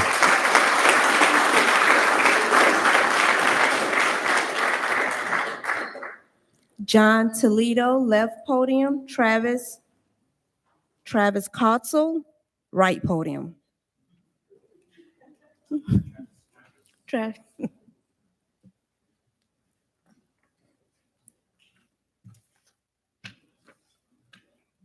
This is John Toledo. Hello, hi. Hi, Mr. Mayor. Hi, Mr. Chairman. I'm John Toledo. I've been working with Rybovich now for 5 years, and this job helps me support my family. It's a great company, and yeah, this job does a lot for me. I started as a maintenance, and I'm now a team lead of the project facilitators, and it's a great company. And that's all I got to say. Thank you. Thank you, Mr.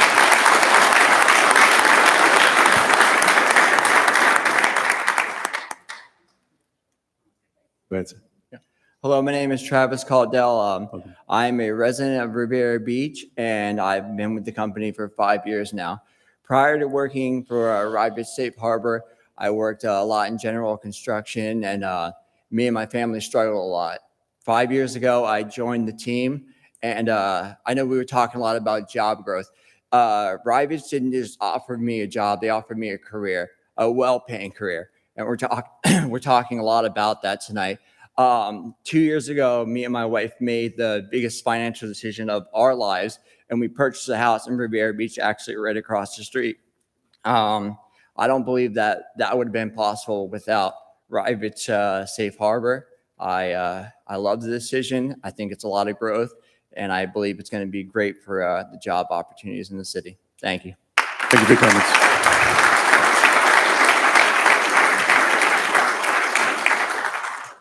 Madam Clerk.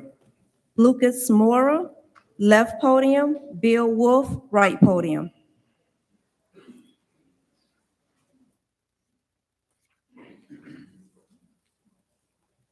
Good evening, Council. My name is Lucas Mora. I actually just started working for the company a week ago. And I know, big difference. But this is a company that I look forward to working since I graduated from welding school. That was 2017. And now that they have given me the opportunity, it says a lot about how bad somebody can want something. I came from Colombia looking for big opportunity, and I feel like this is the company that I really want to grow with, and I like the vision. And I used to live in Riviera Beach a year ago, actually, and I know this is going to be great for the community in terms of growth. Thank you.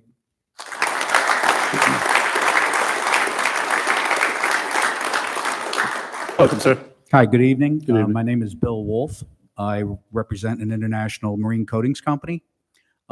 We strongly support the expansion and improvements at Rybovich Safe Harbors and look forward to directing our international client base to Palm Beach County and Riviera Beach. Thank you. Thank you for your comments.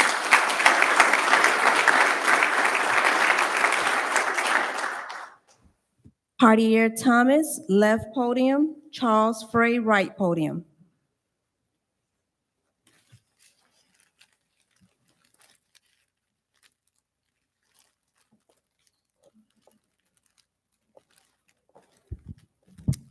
Hi, thank you for your time. My name is Charles Fry. I've been an employee of Safe Harbor Rybovich for about 10 and a half years. I started there on the trade shop floor as a mechanic after serving on active duty. I can't speak more to this company about the opportunities that have been given to me for growth and to be able to support my family, take care of them. I've never been part of an organization that is more focused on people. And we talk about revenues for the city, and those things are important, but this organization truly takes care of its people and takes care of the people around it. I'm a product of that, and I'm proud to support the project. Thank you. Good comments.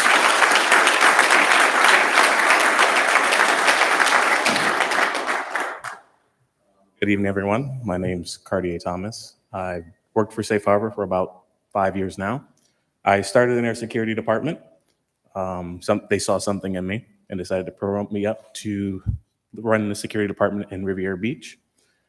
Shortly after that, they gave me an opportunity to help run the facilities department. I completely support this company and everything that they do. Thank you, Mr. Cartier.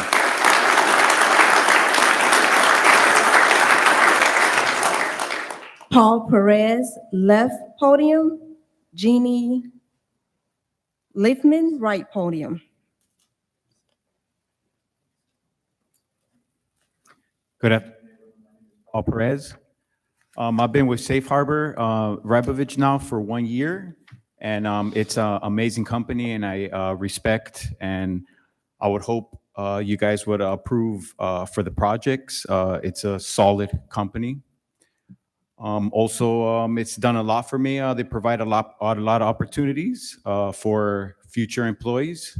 And I think it's going to be a good thing for the city of Riviera Beach to go ahead and expand. It's going to bring a lot, I think, for the economy, and I'm a full supporter for it. And I'm going to go ahead and be with the company for a very, very long time for that. Thank you. Thank you for coming.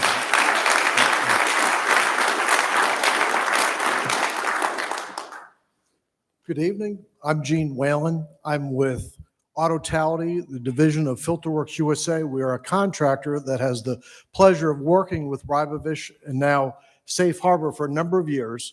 And what I wanted to speak to is, yes, we're very proud to be part of the expansion, which will allow additional capacity and the ability to do more work and bring more employees in to the company. And that's really what I wanted to focus on, because we've spent a lot of time on site doing a number of different projects. We've actually been exposed to the different processes and the focus on, one of the fellows just said before, on the employee and how well they're respected. I'm very impressed by the safety procedures that are in place. And you always feel like you're safe on the facility because they got some huge lots that you have to go past, and things are done in a way that the employees are safe and can go home in the evening to their families. The other thing is they embrace the latest technology, and we're also blessed to be part of some of those changes that they'll make that will enhance their ability to do things more efficiently, and then thus, as I said before, bring more folks in to the fold. I fully support this project and would very much love to continue to be a part of that. Thank you for your time. Thank you for coming.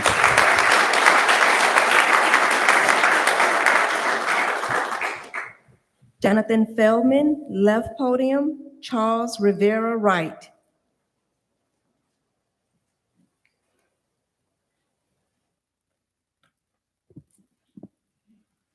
Good evening. Thank you for allowing us to be here tonight, Mayor, Chairperson, and Council. My name is John Feldman. I'm not a resident of Riviera Beach. I'm a resident of West Palm Beach. And one of the aspects that seems to be prevalent here tonight is community. And I can tell you from somebody who's been a part of the West Palm Beach community for the last 20 years, I too had concerns and even some issues with the development, the previous development, Safe Harbor Rybovich, when it was Rybovich. But after going through the years of development that they've done in West Palm Beach, I can speak as a resident of the community to say that it has done nothing but bring betterment to our community. And if you're going to have concerns about the local families, the jobs, the opportunities that are available or could be available, you want to bring a company that focuses on the aspect of community. And I've been a member of the Safe Harbor Rybovich team for 3 weeks. I don't know much about them, okay? I've been a member of the international yachting community and industry for 23 years. I sought out Safe Harbor Rybovich to hopefully finish my yachting career. And I hope that's a long time, and I hope to do so in the Riviera Beach facility if you approve this. So I fully support it. Thank you very much. Thank you for your comments.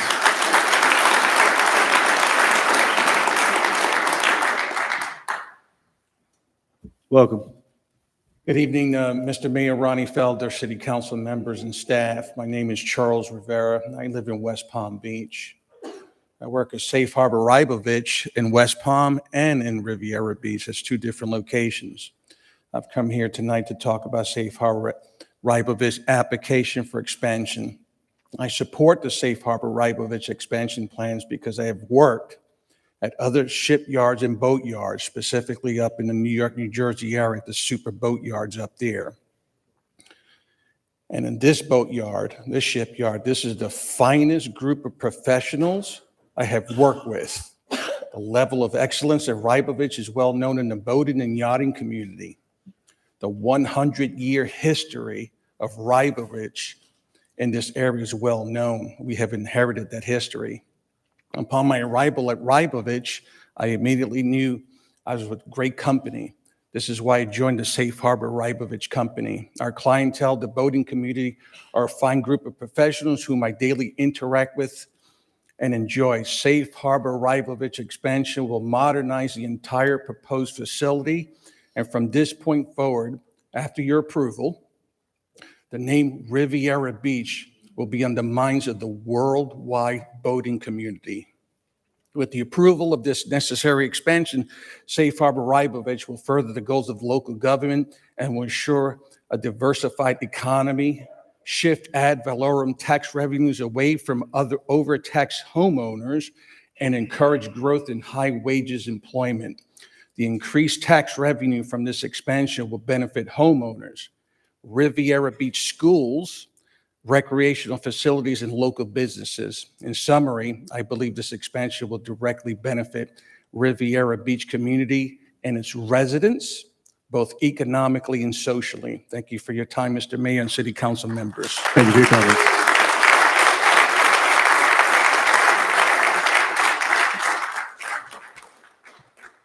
Keith Henson, left podium. Edvard Michael Mitchell, maybe left podium. I'm sorry, right podium. Keith?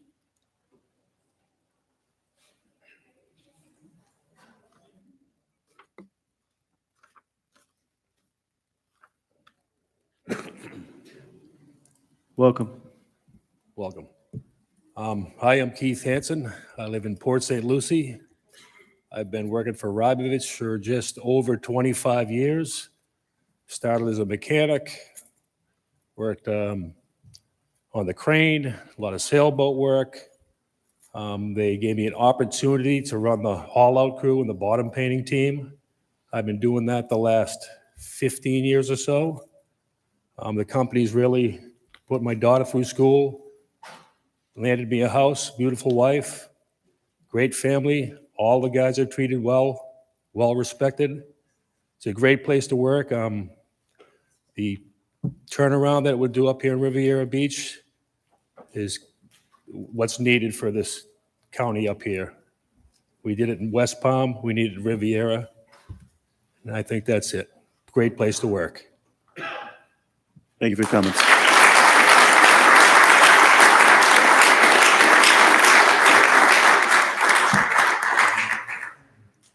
Good evening, ladies and gentlemen. My name is Edvard Michel. I have past 6 years working with Safe Harbor Rybovich, and I've been living in a room, renting room from people, and then after that, I rent my own apartment, and now I'm about to close house, to do closing next week, Safe Harbor. But it's not only that. I seen the company another way, next level, because we're talking about business, but Safe Harbor doesn't care about only business. It care about opportunities, development, career, and a lot of people that I see, like they come to Safe Harbor, there was nothing before. Now they move on, they move up. So if you guys care about opportunity, career, and development, why not say yes? Bring it in. That's all I can say because we don't have much time. So thank you if you guys doing that.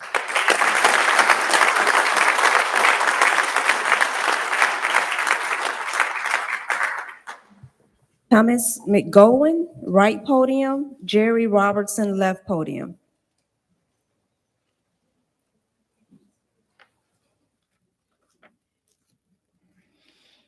Good evening, Mayor and council members. Thank you for allowing me the opportunity to speak with you tonight.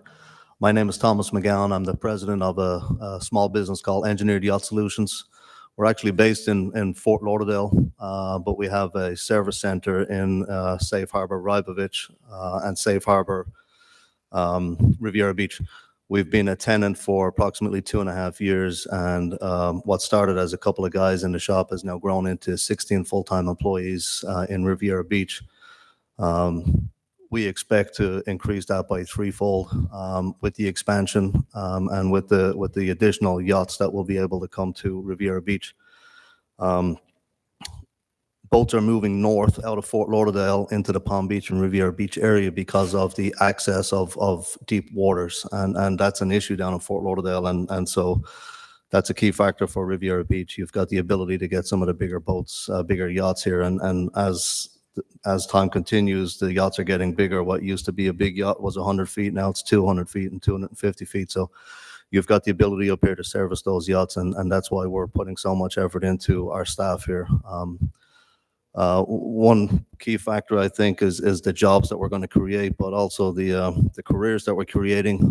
The gentleman who runs our shop up here, his name is Ricky, and he started with us as a driver 7 years ago and worked his way up through each department of our company, and now is the general manager of our Riviera Beach operation. And so he runs a crew of 16 on a daily basis and communicates with captains and customers in the shipyard. So we expect to, like I said, increase our employee base from 16 to 48 with the expansion of the shipyard over the next couple of years. So we're very proud of the jobs and careers that we're able to offer our employees, and we hope to be able to continue that here in Riviera Beach. We work in every shipyard along the East Coast from... Thank you for your comments, sir. Okay, thank you. Thank you.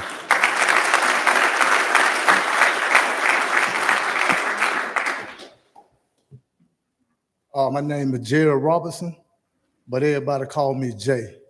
I can tell everybody here tonight that I'm a proud employee of Safe Harbor. I've been working there for 3 months, but I plan on being there much, much longer, and it's a good career for me. I like the opportunities. I like the people that I work with. Do I like my job? Yes. Am I proud to be there? Yes. Do I continue to work there? Yes. Do I think y'all should approve what they got going on? Yes. Thank you. Y'all have a good night.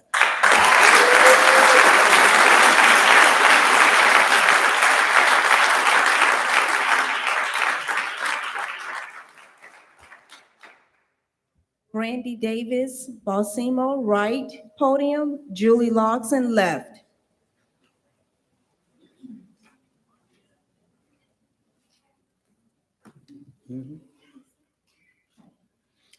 That's what I thought. She got like 5 more. That's right in there. It's supposed to take us right to like 8:20. Who goes first? Welcome, Ms. Brandy. Hey. Good evening, commissioners, Mr. Mayor. Wow, that was a lot of content from a lot of Rybovich employees. I am a resident of Lakeview Park, and I am here as a voter. And as someone who does have vested interest, I bought that house. I put a lot of money into that house. I've put a lot of effort into the neighborhood.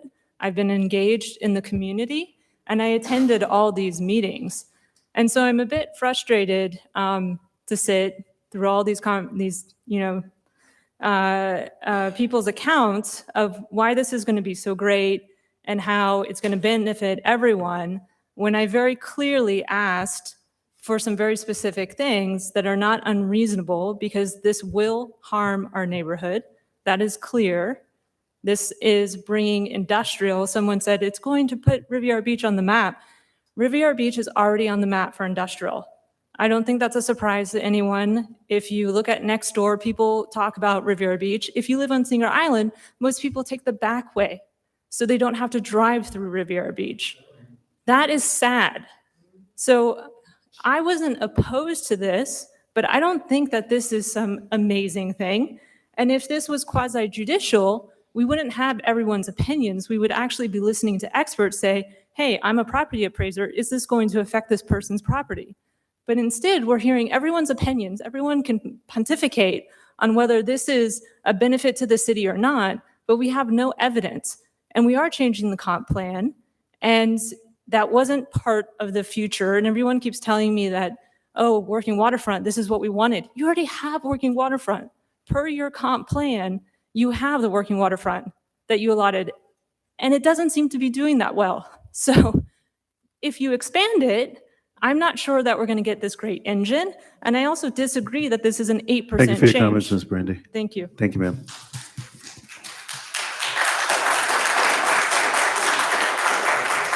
Welcome. Thank you. Good evening. My name Good is evening. Julie Logston. I am also a resident of Riviera Beach. And I certainly hope you guys aren't fooled by this dog and pony show, because I'm offended personally. I mean, we're not here to vote on whether Rybovich Safe Harbor is a good employer for their 10 new hires or whether they're good to their suppliers. I mean, if I had to bring everybody in that worked for me, I could have 1,000 people filling up the front 2 rows too. That's not the point of this evening. The point of this evening is you guys are responsible to make sure that we do things that are good for our city. You're responsible to make sure that this residential community is taken care of and that we're not harmed while we do this. I don't think in the 5 or 6 meetings I've been to, one person has said, we don't want this to happen. But you guys have the control. If you vote no tonight, then they have to do some of the acceptable, reasonable changes that we've been asking for. That's the only way it happens. If you vote yes, nothing that we've been talking about and coming to these meetings for the last 5 months is going to happen. And I will tell you, I own several properties on those 3 streets. I have never been invited to one meeting. I've never received notification. So all the pretty charts up there showing how many people agreed and what they did, they have never addressed any of the concerns that we have brought to your attention and to the zoning committee in the last 6 months. None of them have been addressed. You don't even ask the questions. And if they would sit down with us, there are probably 4 or 5 reasonable things that could change, and we could all move ahead instead of having this marketing presentation tonight. Thank you for your comments, Ms. Thank Sullivan. you.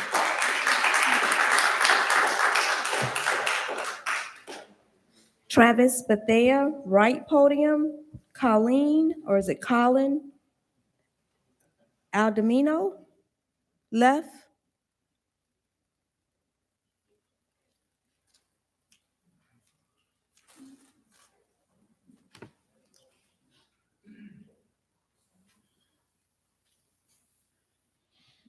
Hey, good evening. Good evening, My Mr. name is Colin Adamo. For the record, I live on 208 East 22nd Court.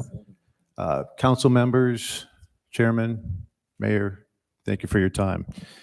First off, I just want to say a simple thing here is that Rybovich, I support fully and in the respect that, number one, they've brought a whole bunch of employees here that live here, also live outside. That is no small matter. That pays back big dividends, not only to the city council, members who make decisions, but also police department, fire, makes everybody working here have an income. That's really important. The other thing too is I want everybody in this room to consider, and the audience too, what would happen if there was no safe harbor in this community? What would happen? Think about the negative impact if they weren't here. The monies they bring, the jobs they bring, the opportunities they bring, the education they bring. I mean, I spend enough time over on that campus to know every square inch of that campus, and I do it voluntarily. I don't know a lot of people in this room, except with the exceptions of individuals that work there as subcontractors and in-house employees, that can really rival what I know about it. I made the effort to know management and to know security and some of the employees. Jay, the big tall guy with the red shirt, he was a temporary employee not too long ago. And he did such a doggone good job, they brought him in on full time. If you want a job in this community, I suggest you start looking at this place right here. Don't tell me there's no jobs here. There's jobs here if you all want them. You just got to get out there and take it and go to work.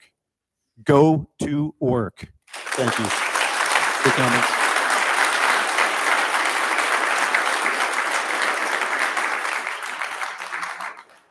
Welcome, Ms. Travis. Before you go, Mr. Travis, residents, please, another reminder, if you can keep the talking down in the back so that the residents that can be heard are speaking. Welcome, Mr. Travis. Thank you. Good evening, family. Travis Bethay, 37 East 24th Street, 19 years resident. So we're really just talking about a zoning change, nothing else. When you look at the map, when I was here 19 years ago, those were all houses on those properties. This has already been a zoning change designed to work with the working waterfront and the residents to be together. Okay, they changed the downtown core.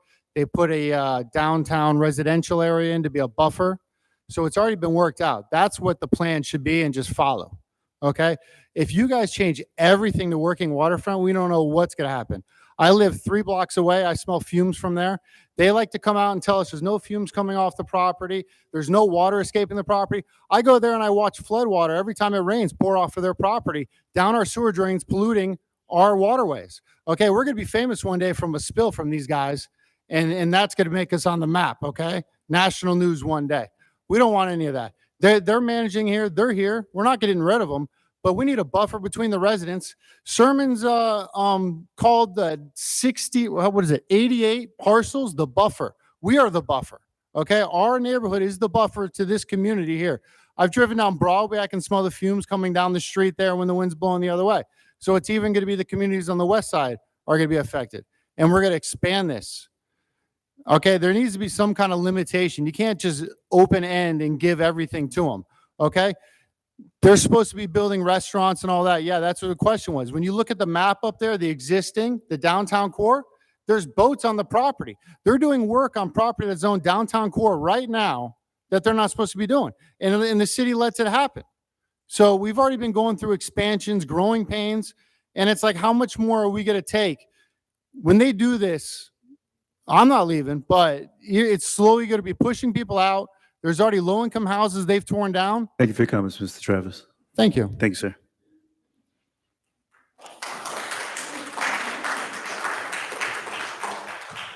Jerry Ledbeater, Kamoy Sutherland. Mr. Jerry, you're going to be at the right podium. Kamoy, you're at the left.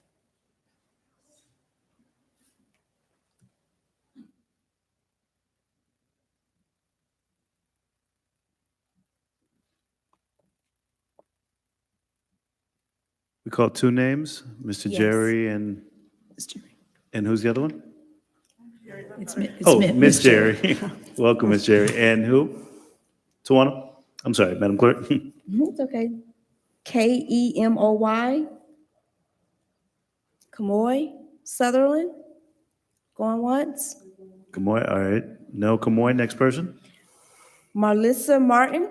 Miss Martin, Melissa Martin, if you can come to the podium. You gonna come to the right? No, And Melissa. next one. Rachel Ortega. Rachel Ortega. Rachel Ortega. No, Manny Xavier.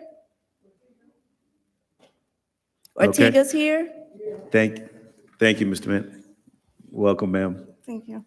Hi, I live in the neighborhood. I'm on East 23rd Street, and And if you could state your name for the record, please. Jerry Ledbetter Thank you, Ms. Jerry. on East 23rd.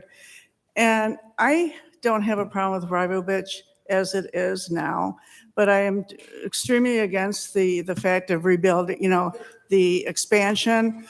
My porch faces the south, and I like to sit on my porch, and I don't want to sit on my porch and look at a 5-story parking garage. And there's traffic issues.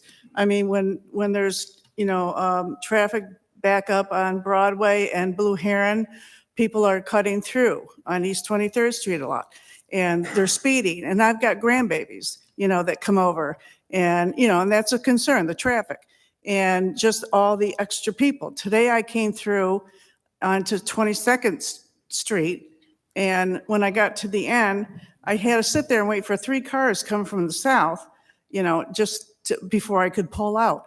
And then the car in front of me went to turn down 22nd Court. And of course, that's a dead end. And he had to back out and go forward.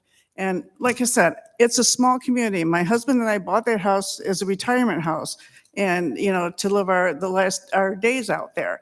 And we bought it because it was a nice, quiet residential community. And I don't like the idea of it being built up, and all these extra people coming in to the neighborhood. And, that's a concern. It's just, I'm not for it. I mean, I don't appreciate everybody coming and saying that, about the great jobs and everything. No offense to y'all, but I know that's important, but I don't think it's necessary to have the expansion and make it as big as it's planning on doing. That's all I have to say. Thank you for your comments, Ms. Jerry. Good evening, Council, Mayor. Good evening. Manny Xavier. I'm not an employee of Rybovich, but I'm a long-term resident, 45-plus years in Riviera Beach. And I'm up here speaking for myself and a couple other people who couldn't make it tonight. The reason why we're here for this issue is because their plan is not consistent with the comp plan. They need an amendment. You all have the power to reject it. That comp plan that we have right now was designed by people 15, 20 years ago, numerous meetings. They knew what we wanted. We knew what we wanted on our downtown corridor. We know we wanted shops. We know we wanted restaurants. Yes, their plan is to put up nice buildings along Broadway. That's true. There's apparently going to be 60 to 70 parking spaces for those buildings. I don't think that's sufficient. If you want to have a restaurant of any kind that has a decent amount of square footage or a shop, that parking is going to be an issue. I know Mr. Evans, our manager, said last time that we were here that the city could probably absorb some of the parking on the west side when you build your city hall. However, you can use those parking spaces in the garage for shops that are going to go on that side of the street. So I think that this plan needs to be relooked, revisited, redone. As you can see upon their demonstrations and their sketches, there's boats there, okay? And that's not what we wanted, okay? That's not part of the plan. As far as jobs, I've been here all my life. There's been boat yards throughout my lifetime here. I'm not against them. We want Rybovich here. We don't mind if they expand, but within reason, okay? We live here. We want nice, safe streets, safe air to breathe, safe water to go out and enjoy ourselves. West Palm Beach, I showed you a picture of West Palm Beach. That picture is totally inaccurate. They're not showing you the 2 luxury towers that are there, okay? But they want to bring, they self-seppuku'd their organization in West Palm Beach to come over here. Nobody forced them out. Thank you for your comments, sir. Thank you. Thank you, sir.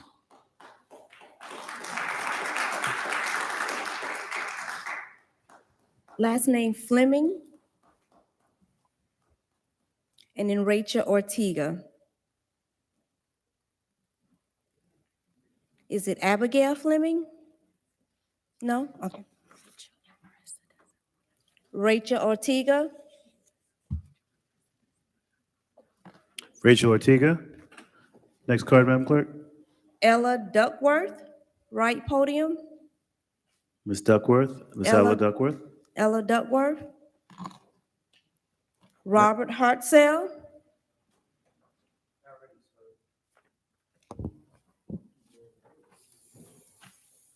Mike Mahoney.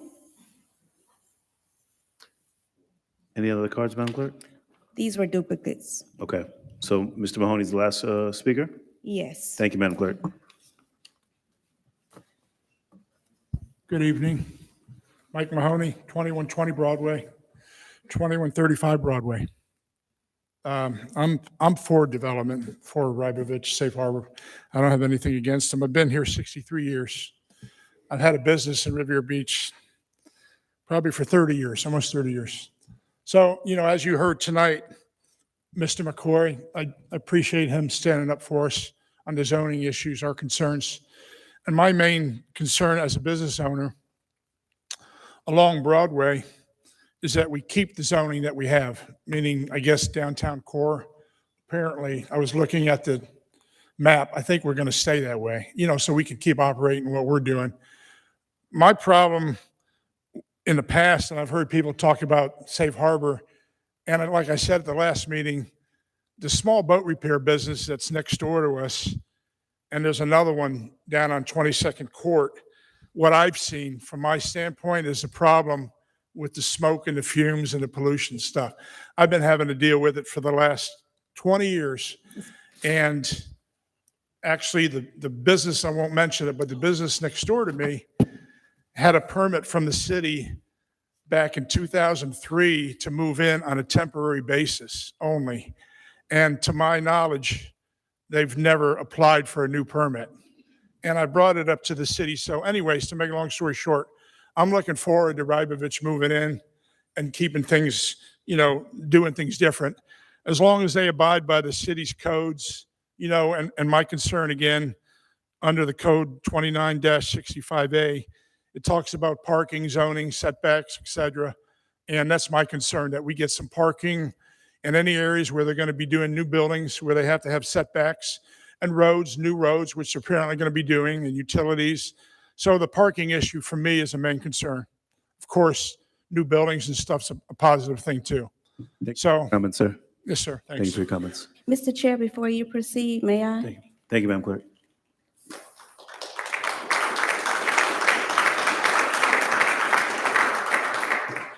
For the record, Abigail Fleming had 2 cards, number 37 and 41. Ella Duckworth had 2 cards, number 40 and 38. So those were the duplicates. Thank you, Madam Clerk. You're welcome. Mr. Evans, we proceed with just questions from the dais now, or is there any other presentations?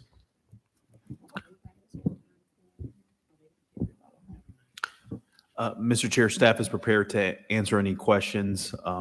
All the applicants, I believe, have utilized their time for the purposes of their presentations. So this is now the time for the board to ask any questions of staff or the applicant or the party intervener. Thank you, Mr. Evans. Board members. Councilman McCoy. Thank you, Mr. Chair. Mr. Sermons, I want to ask a question of the applicant. Can you queue up the agenda item and specifically go to item 8A on the agenda?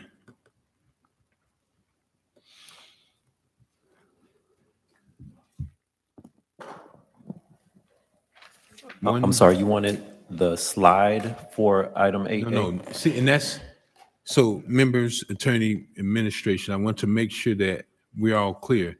What you put up on the slides was really the first time I've ever seen that. The only thing that we've been provided with was the agenda backup. So if you can go to riverabeach.org, select the agenda and meetings tab that's somewhere in the center of the screen, you'll see the meeting agenda from September 6th. So do we have internet access on this?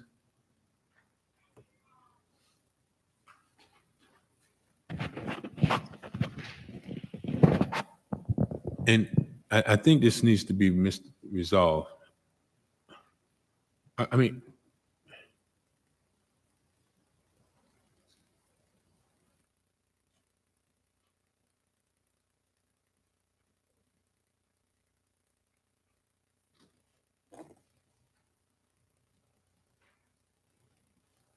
okay, thank you. Now, if you scroll down to item 8A.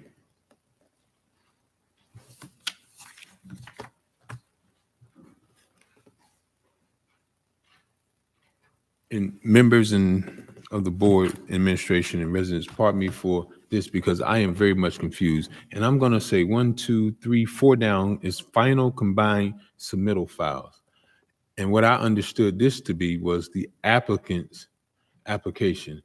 So page 1 is good, page 2, page 3 is good, page 4. There we go. Now let's go back up to page 4. So are you able to hold down the control button and scroll up to zoom in just a little bit on that?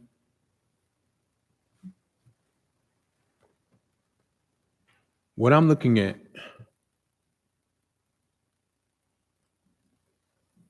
just keep scrolling in a little bit, zoom in just a little bit more.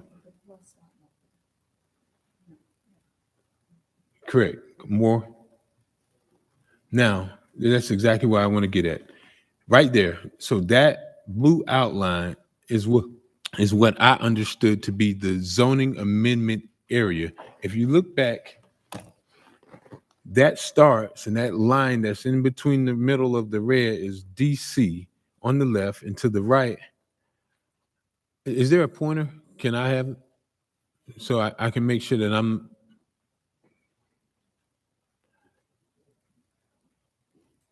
Well, Mr. Chair, permission to approach the well.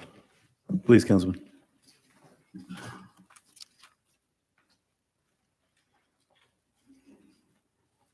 Sorry, how do I use this?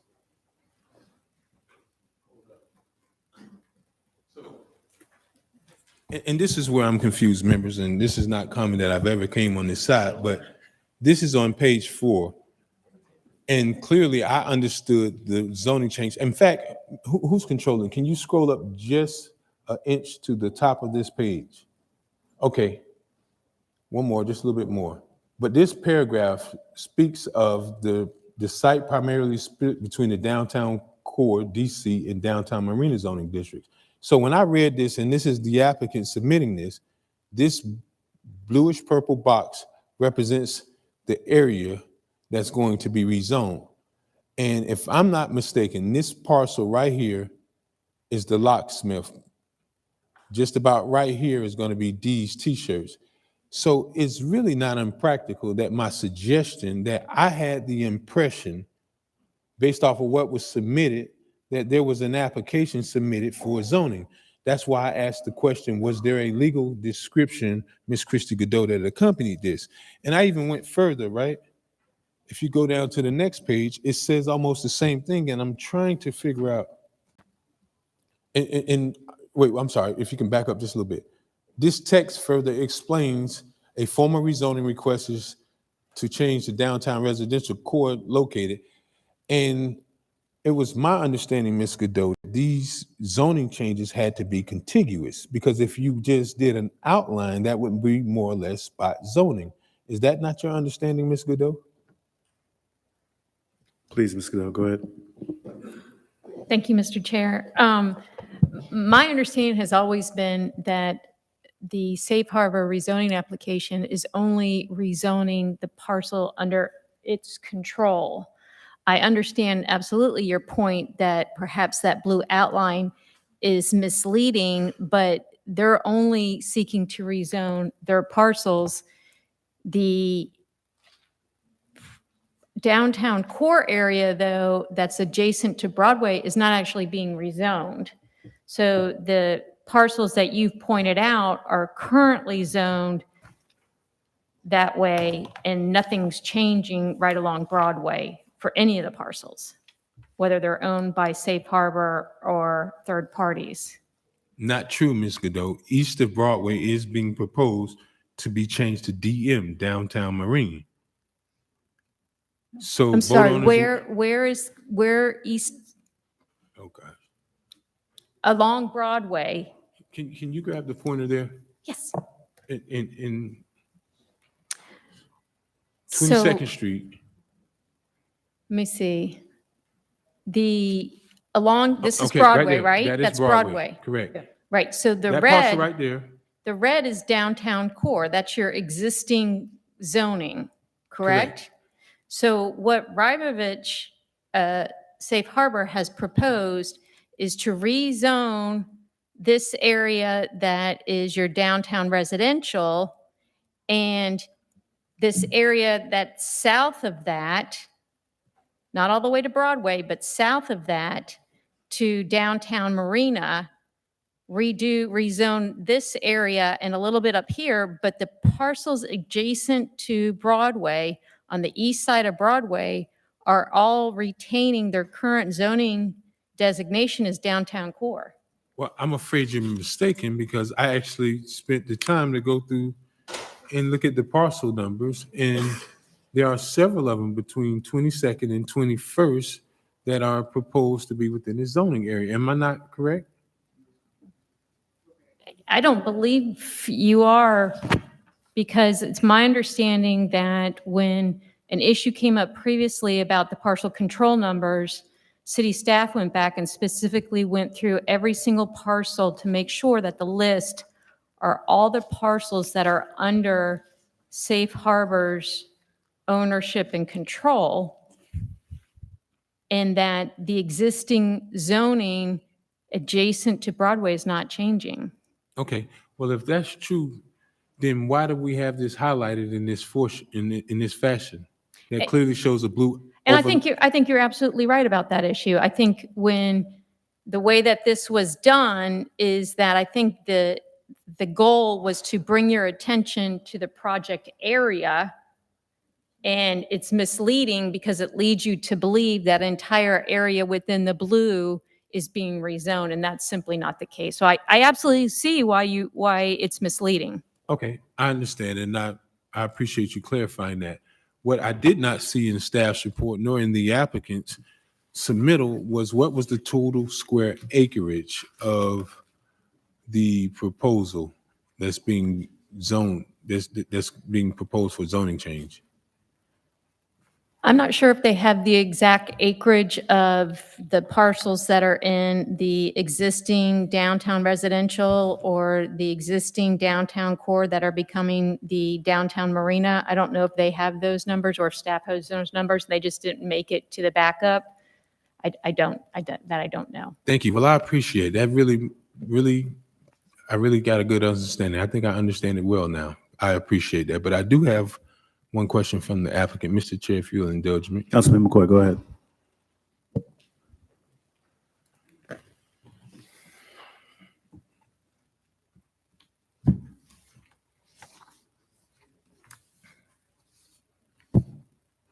Ski on behalf of Safe Harbor. Thank you. Well, I wish that would have been resolved much sooner. I do have some questions for you.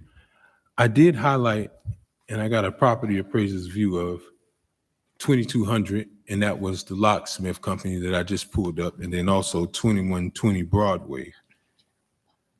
Was there any kind of negotiations or considerations with those two property owners as far as consideration for the adverse impact that may create to their properties? And I know you're probably wondering, what do you mean? I don't understand quite the question. Great point. So if I lived, and I'm going to just use this for example purpose, at 2120 Broadway, and I have an established business that I've been operating for 60 years, give or take, and now you've just more or less completely changed the whole overall zoning for everything to the north and to the east of me, then does that not affect or have some adverse impact on my business to the point that that would be more or less to the business detriment? I think I understand now. Thank you, Councilman. In the first reading, it could have been CR, I'm pretty sure it was first reading, we had a slide that showed, matter of fact, the gentleman is here, Eric Ruska, our manager of the Riviera Beach facility, contacted every single business on Broadway. That was first prompted by the mix-up on the PCN numbers, but it did afford the ability to go to each Broadway property owner and discuss the project to find out what other concerns. Beyond the PCN number, there were really no issues at all raised.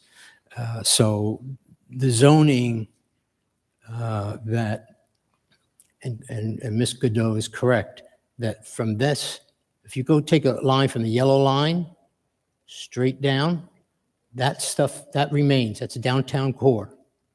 We only care about this percent. To answer your question, there's 23 acres approximately. And this downtown residential represents only 8% of the total property.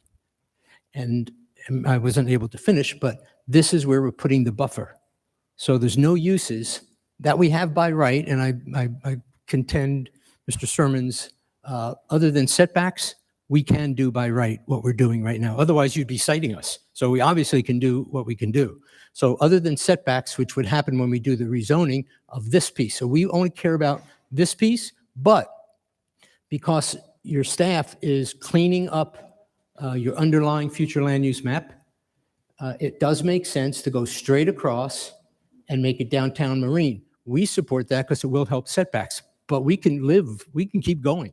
This is the only piece, and what is planned for here is only passive use. If I could get to the slide, I would show you what that property. So the comments, and I don't want to disagree, but the comments about expansion, that area is not being expanded. That area is being reserved for passive use only. We're purposefully not going to be doing work in that area, primarily for the neighborhood. Did I answer the question? Yes, you did. And thank you. I think that did it for me, and I understand. Mr. Chair, can I ask a question about him identifying on this map the area of the abandonment? You want Mr. Penske? Yes, Mr. Penske, if you could stay, please. Thank you. Go ahead, Councilman. Not without asking any questions, because that's not before us, but relative to the zoning change, where is the abandonment, if you could point to it specifically on this map? If I could get our presentation up, it's a great slide. We spent a lot of time working on it, but, oh, here he comes. So the, let's get right down to it. This is where we left off. This is what I don't get to say. Don't get to talk about redoing your 22nd court. Don't get to talk about the deck. But here's the buffer that we were talking about and the privacy wall. So this, I think I have a better view. Wait a second, let me get there. Okay, so this is a view. We're looking from 22nd Street to 22nd Court. This was sort of what was going on all along, but because of the downtown residential zoning designation, residents complained, and they were correct. We were doing storage, just passive storage, that downtown residential would not allow. So we pulled all those storage units and moved them to the other side of the property.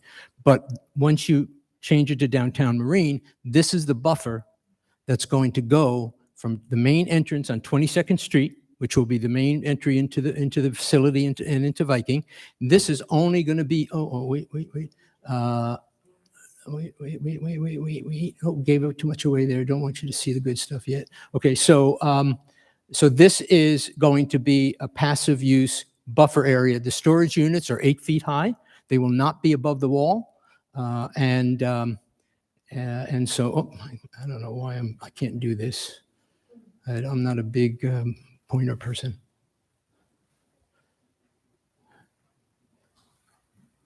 So this is the way it would look, looking at the wall. So you would not see any other things, but I'm trying to get to the picture that shows a better view of the buffer. So this is what we're talking about. Here's 22nd Court, here's 22nd Street, here's where the boats are. See these boats right here? These 10 slips? From day one, a year and a half ago, and your administration and your development director will tell you, this is all we ever were trying to do. This is currently operating right now. We need more slips. They're not going to be here. They're going to remain on the south side of 22nd Street. We would like to use this, but the site plan does not allow it. So we are agreeing with the site plan for passive use only as an additional buffer in addition to the additional setback. Okay, and then lastly, you have listed in here in the narrative, due to the proposed rezoning, there are no special exception uses being requested along with these areas. It was my understanding any form of storage or warehousing throughout the city, irrespective of whatever district you are in, requires a special exception. Thank you. So if we were not getting the zoning, we would be looking for a variance or a special exception. Right, but because we're going for a zoning change, there's no longer going to be a need for a special exception. Okay, so we have a property that's located it's right immediately to the east of 1555 MLK. And if you're from Riviera Beach, you know what that is.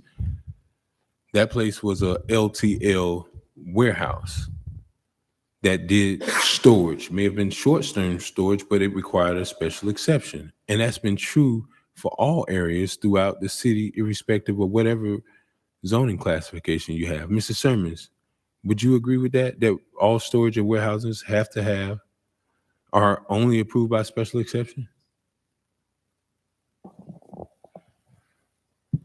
Mr. Chair, Go ahead, Mr. Simmons. I would need to double check our code before answering that. Okay, that's all I have. Thank you, Mr. Pinsky. Thank you. Any other questions for Mr. Pinsky, the applicant, before he does? And Madam Pro Tem? Okay. And just, Go ahead, Ms. Pinsky. I just wanted to say that in the process tonight, as you know, we learned about 605 or 610 that their administration was validating the petition. There was no backup handed to us. We still don't know what parcels were considered as the total universe. And we don't know if all the population of the property owners were included. This has been going on for 2 weeks. And at the 11th hour, to be told that the petition is valid with no backup, no writing, nothing to go on. I really would like to get something on the record tonight. We have our attorney here that specializes in this. And, you all know, because you are sophisticated and you've been there, this is a state statute that was repealed. So the ordinance is hanging out on its own. And whether you have the authority to adopt something more stringent than state law is certainly another question. Also why Tallahassee loves preemptions. But so we would like the opportunity, we'll do it now or at some point, but it is not appropriate in our position to be told moments before the meeting, even though we discussed it, we still don't have anything in writing how the decision was made. We've submitted a legal opinion, and we were just asking for equal consideration to show what you are basing it on in writing. There was a court case that was cited. Totally disagree with the interpretation of that third option, but I don't know how we get all that on the record, but I would like to, any potential challenge, we certainly want to get something on the record tonight. Thank you for coming, Mrs. Pinsky. Board members, anything for our staff or for Mr. Pinsky, the applicants? Any additional comments? I did have a comment, Mr. Sermons, in regards to the petition and the validation of the petition for tonight. We're requiring that this vote has to be a supermajority vote of 4-1 to pass. Yes, that's correct. Okay. Any other comments? Madam Clerk? Mr. Chair, if I may, at 8:36 PM tonight, we received two pages of documents here of Riviera Beach residents that are in support of the project. So the 2 pages total 36 residents. So, Mr. Chair. Councilman McCoy, go ahead. Procedurally, I'm going to object to that being entered into the record, simply because this meeting has been very much noticed well ahead of time. At 8:36, which is 9 minutes ago, we've already had items. I mean, there's no possible way that we're going to either review that or even consider it for our deliberative process. So I would object to that being even entered into the record. Mr. Chair, if I may. Mr. Evans, go ahead. The information was provided in the actual document. It has names, addresses, and phone numbers. It doesn't have any other information with regards to for or opposed to the particular project. The purpose is just to notify. Oh, it does? Yeah. Sorry, Mr. Chair, I stand corrected. Here, it does say yes or no, but there's no other definitive information or description with regards to the project and what the project incorporates. So I think the intent by I don't need, excuse me, I object, Mr. Evans. We don't need to speculate to what the intent is. And I'm saying this respectfully, I don't want to go down this route because it's not even timely. There's nothing for any of the voting members to do with information that has come after we've already started. Mr. Chair, if I may. Mr. Evans, go ahead. It was merely to just acknowledge that we have received this and it is a public record, not to have the board consider it in your deliberation, just that we have received said document.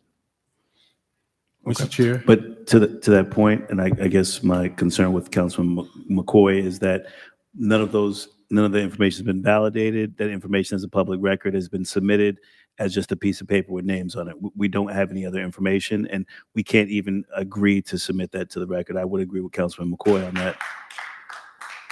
But Councilman McCoy, go ahead.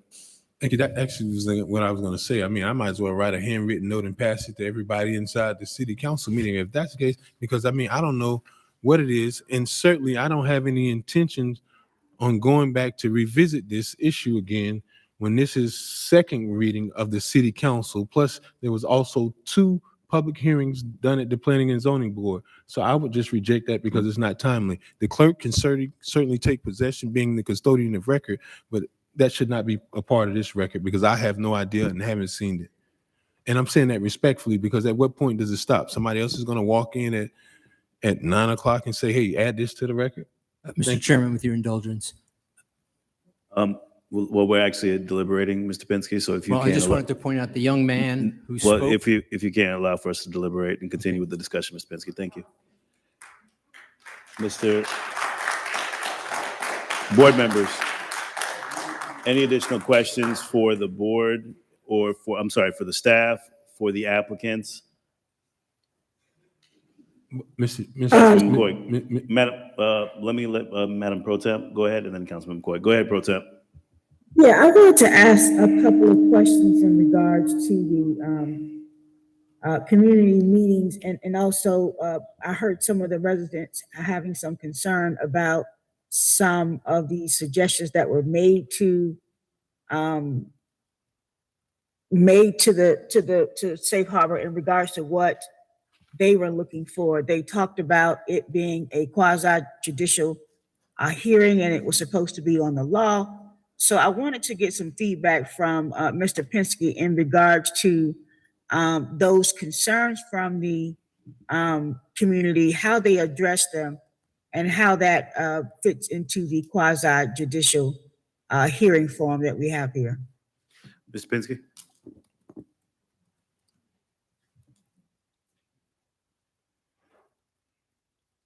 Richard Pinsky on behalf of Safe Harbor. So we agree with Council Christy Godot on that matter, that it is a legislative matter. It is setting policy, and you, as the legislative body, get to decide that policy. And so the order may be different. You may do land use first, you may do zoning, but is the prerogative yours to set the policy? Yes, that prerogative is yours. Thank you, Ms. Pinsky. Madam Pro Temp? No, I was asking about also too, there were some concerns from the community, that neighborhood in regards to that issue. I know that when you had the first reading, you made comments, Safe Harbor made comments that the issues that were brought up by the neighborhood legally were addressed. I just wanted to make sure that those items that the neighborhood brought up legally were addressed by Safe Harbor. Ms. Pinsky. Thank you, Councilwoman Lanier.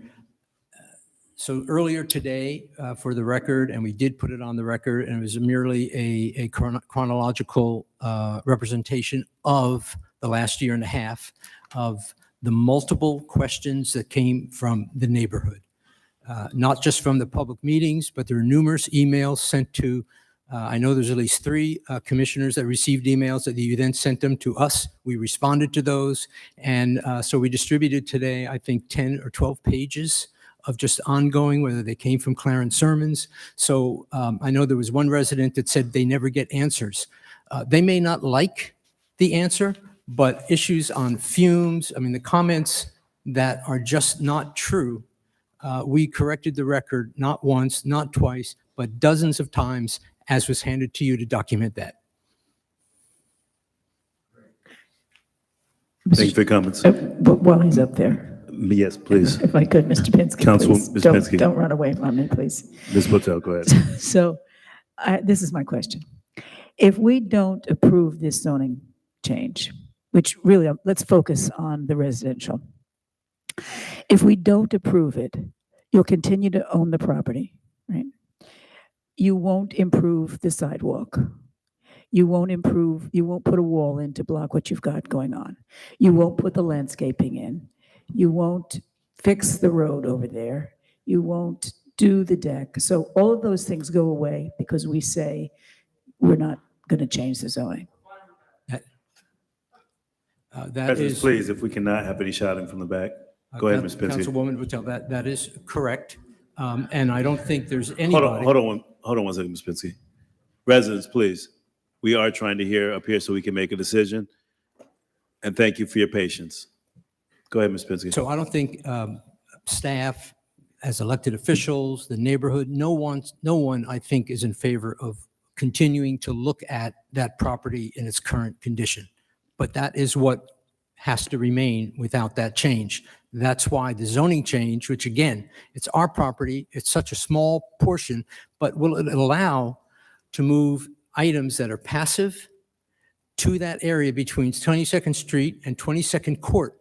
So we don't have to do that. By right, we don't have to do that. We put it on our site plan, which is the gospel, because we are making that commitment that we do want to make it air. You heard many people tonight, even from West Palm Beach, where we go, we clean everything up and make it look 5-star. That's what they will be receiving. We don't have to do the wide setback with all the plantings. We don't have to do the wall. We're doing that on our property. And so there's great number of benefits, including fixing 22nd Court, including correcting your outfall pipe, because we're going to be impacting that. And that's what we're doing. So all of that goes away. Yes, we will continue to operate. And like I said, we're doing it right now by right. So it will continue to look less than desirable.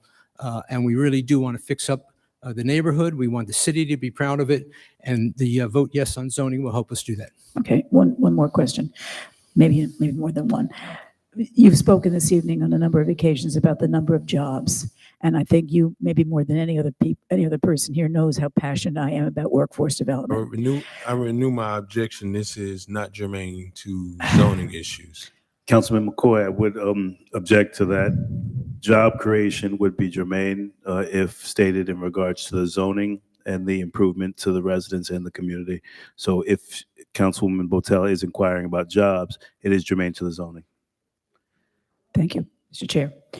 So my question is this: how are we going to guarantee that the jobs are created and that you do you engage in the kind of workforce development that we've spoken about, and that those jobs, at least many of them, will go to Riviera Beach residents? Great question, and thank you, Councilwoman Botel. Mr. Chair, I again renew my objection to the discussion of how the jobs will benefit the community. What we have before us is an item dealing with zoning change. So I want to make sure that I go back again, and if you're going to rule that verse to me, that's fine. But certainly that subject of jobs is not germane to a zoning amendment. And that is the conversation that was had. Your objection is heard, Councilman McCoy. Mr. Sermons, if you can give clarity in regards to the job creation when it comes to zoning.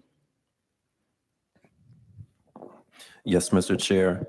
This conversation, in staff's opinion, can be germane to the comprehensive plan policy 1.9.3, which states that land use and zoning requests that increase density or intensity in or adjacent to residential neighborhoods shall be required to demonstrate a benefit to that neighborhood And if the applicant is arguing that jobs are a benefit to the neighborhood, it would be within their bounds to utilize that as one of their requirements to satisfy policy 1.9.3 of the comprehensive plan. So, Based on, one moment, Ms. Pinsky. Based upon that, with section 1.9.3, I would state that the job discussion in regard, the question does have germanity with the zoning. So please, Ms. Pinsky, if you can, go ahead. So that slide that was up earlier showing you the 10 new boat slips, if we do not get the zoning, we can't put those boat slips in. Why? Because that's where we have to put our storage and the passive uses.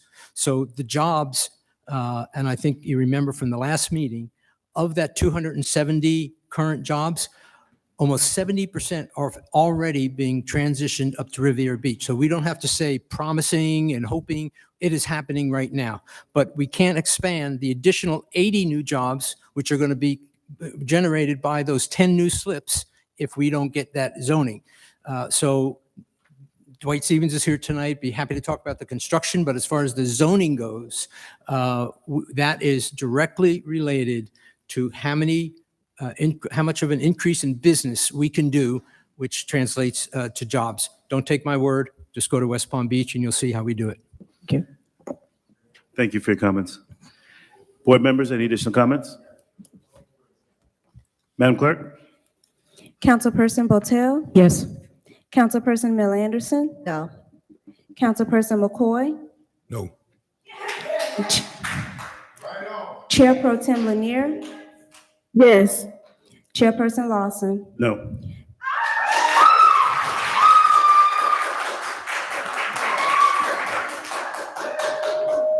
Madam Clerk? That vote fails, Mr. Chair, with Councilperson Mel Anderson, McCoy, and Chairperson Lawson dissenting. Thank you, Madam Clerk. Next item. Residents, please. Mr. Chair, Madam Clerk, next item. we're going to do public comment cards for general public comments. How many public comment cards do we have? Mr. Sermons? Mr. Chair, I believe it was a motion to approve the rezoning request. So since that motion failed, we do have to take if there's another motion, because otherwise there's no action on the petition. You have to take another motion to do what?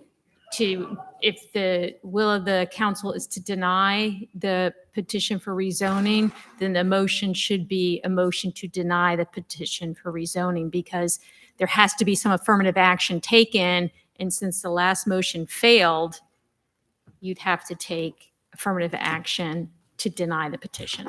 Mr. Chair, Councilman McCoy, go ahead. I was going to offer up a motion to deny the zoning application request from Safe Harbor. Second. Motion been made and properly second. Discussion? Madam Clerk? Councilperson Botel? No. Councilperson Mel Anderson? Yes. Councilperson McCoy? Yes. Chair Pro Tem Lanier? No. Chairperson Lawson? Yes. That vote passes, Mr. Chair, with Councilperson Botel and Lanier dissenting. Thank you, Madam You're Clerk. welcome. Mr., we have public comment. Madam Clerk, how many public comment cards do we have? We have a total of 14 for general public comments. Thank And you. The acceptance of public comment cards now for general public comments are now closed. Thank you. Public comment cards, the residents will be called to the front. If you hear your name, please come up and line up along the podium.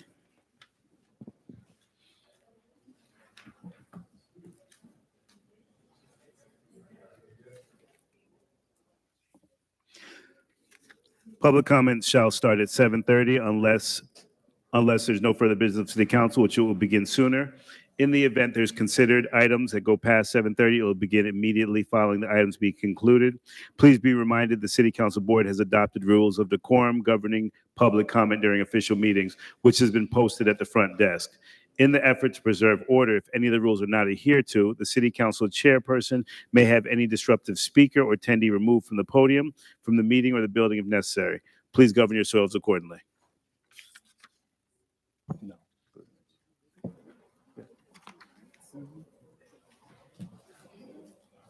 Is, Madam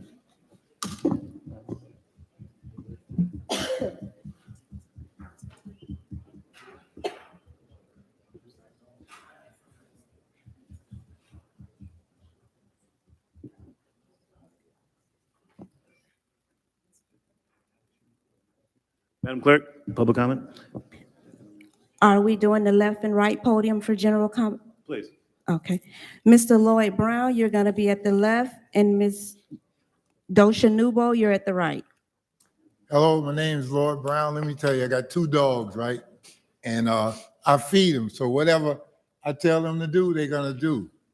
You know, they're not gonna bite the hand that feed them. Y'all understand, y'all workers? They're not gonna bite the hand that feeds them. And here they go right here, 2 dogs. I feed them every day. And if they can talk, they will agree on anything I say. And I mean, them dogs. And then, you know, too, like jobs, I haven't seen but 3 people that look like me came up here. So all these people you talking about hiring, where in the hell are they? Are they coming from Riviera? No. I mean, honestly, you got 1,000 brothers over here who don't have jobs. And you talking about bringing in something, and then you got people that work for you coming up here, they kissing you behind because that's what they doing.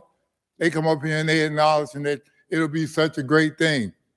But you ain't hiring nobody like me. It used to be a time I could walk down those streets over there where you got these boats and go down on the dock and throw a pole out and fish.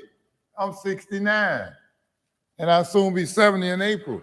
And I mean, Riviera Beach is the #2 worst city for crime in Florida. And you talking about putting hotels along there, them brothers will have a field day. So how you gonna get over there to Riviera?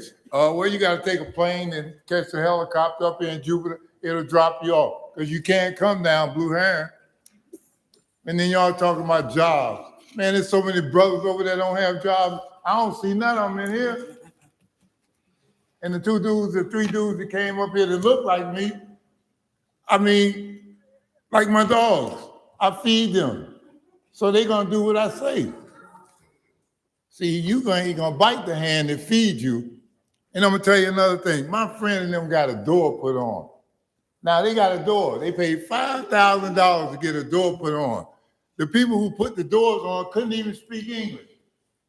And so the girl trying to explain to them what's wrong with the door, and they had to call on the phone. They got one of them little translators. And the door, you could see all in between it. Okay, and then I got 42 seconds in my house. We went up our first time went up in the attic. You know what the building inspector gonna tell me? It was a board up in there. I say, well, don't they supposed to look up in there when they do inspection? No, they did inspection. Boy, I mean, but let me get back to this.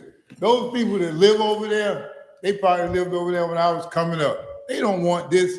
Leave it like it is. You already done sold us out. I mean, you shoulda, you coulda, or you woulda, but you didn't. You're not doing anything to help us. But I agree on the stores. I like that. Thank you for your comments, Mr. Brown. Welcome, Mr. Nubo. Good night. My name is, wait, put my time back, because he was still carrying on. Thank you. Good night. My name is Dosha Nubo, longtime resident of the city of Riviera Beach. I'm here because I feel like Mr. Evans has dropped the ball and he's not a very good city manager for us. He's dividing the city. He's created a lot of drama. And I want to clear the name of Miss Aladia Franks in reference to the issue with Mr. Elam. I love Mr. Elam. I'm a part of his family. Some of them are my friends, like best friend, his cousin. So this has nothing to do with Abe Elam, what I'm getting ready to address. Mrs. Franks, Aladia Franks, is being accused of being the person to reveal his background. That is not true. Mrs. Franks was in the hospital fighting for her life the first week of June and got out the first week of September. Mr. Evans took it upon himself to give him a consultant director's contract for the youth of sports. He did not notify council. According to Mr. McCoy saying he didn't know about it, he didn't put the position out to bid. He did not vet him. So now when it comes down, she's getting accused of it. She has gotten locked out of her office. They shredded her paperwork. They took her computers and they gave her another position as a director of special events. Our special events is through Parks and Recreation. So I don't understand if Mr. Blankenship been there, why do we need a consultant director of the youth for sports? What was Mr. Blankenship for? So of course, Mr. Blankenship got the hint and he put in his letter of resignation. And by the same token, how can we have someone that's on the list, be affiliated with kids? It's hearsay he's supposed to be escorted with the police whenever he's around kids. That is appalling. I said hearsay. So with that being said, you did not do your job. And this started the debacle that we are going through the city. People are being split. We love Abe. Abe, one of the few people that came back to Riviera Beach after his professional football career and gave his money to the city. But because you did a contract while that lady was in the hospital, August, I think 22nd, 2022, made it retroactive June 2022, and you did not do your careful investigation, you revealed this man's private life. And now you got everybody in the city divided because they want Abe to be over there, but he's dealing with youth. You're putting us in a liability sense. I mean, people just look for money. It doesn't even have to be a child. Somebody can say that he groped them. Now we're getting sued for $1 million. Like we don't have enough lawsuits. You did not do your job. You did not follow procedures. You did not follow rules and regulations. And I'm sure there's a violation of a Florida statute somewhere in here that you did not vet him. You didn't contact the council. We don't know what the job description is for somebody else to bid on that Thank you for your comments, Ms. contract. Newbold. And I'll be back until y'all investigate, Mr. Edwards. Thank you for your comments.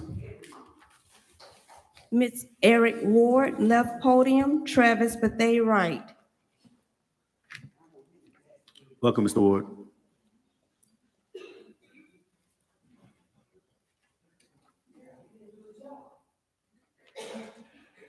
Good evening.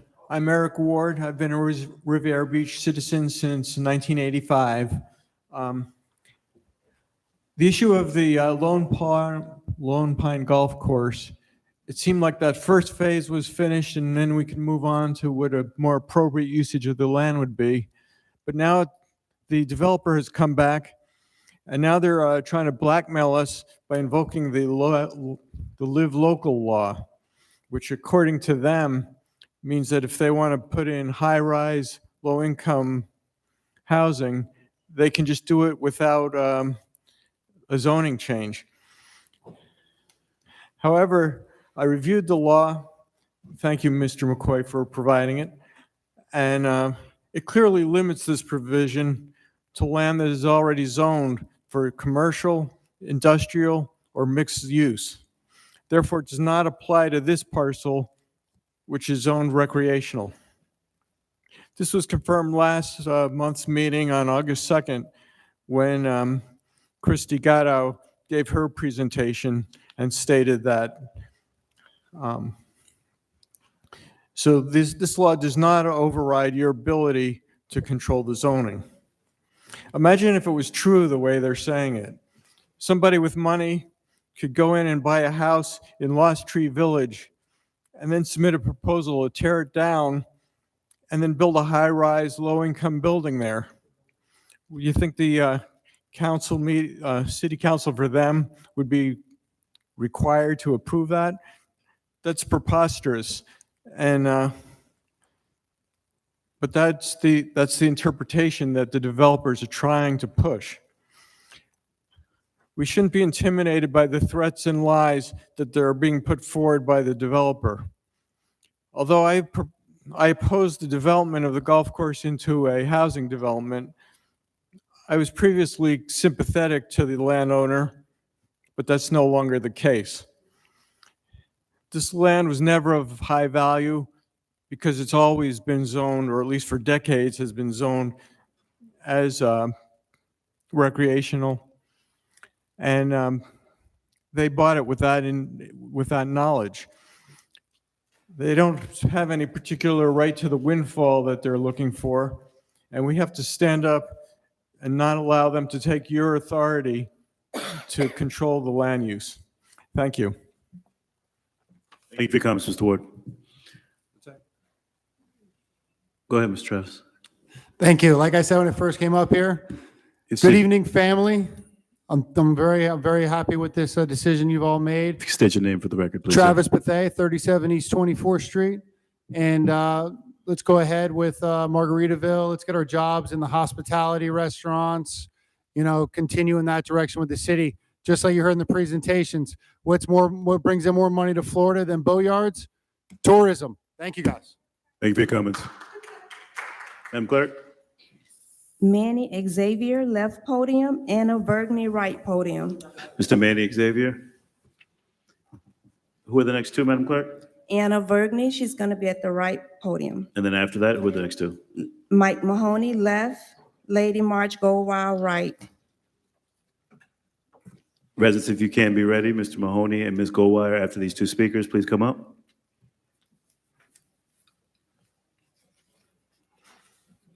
Manny Xavier, Riviera Beach. Thank you again, Council, Mayor. We are not here as residents to oppose jobs or expansion of Riviera Beach's economic opportunities. We're just here looking for something in our neighborhood that will be done within reason.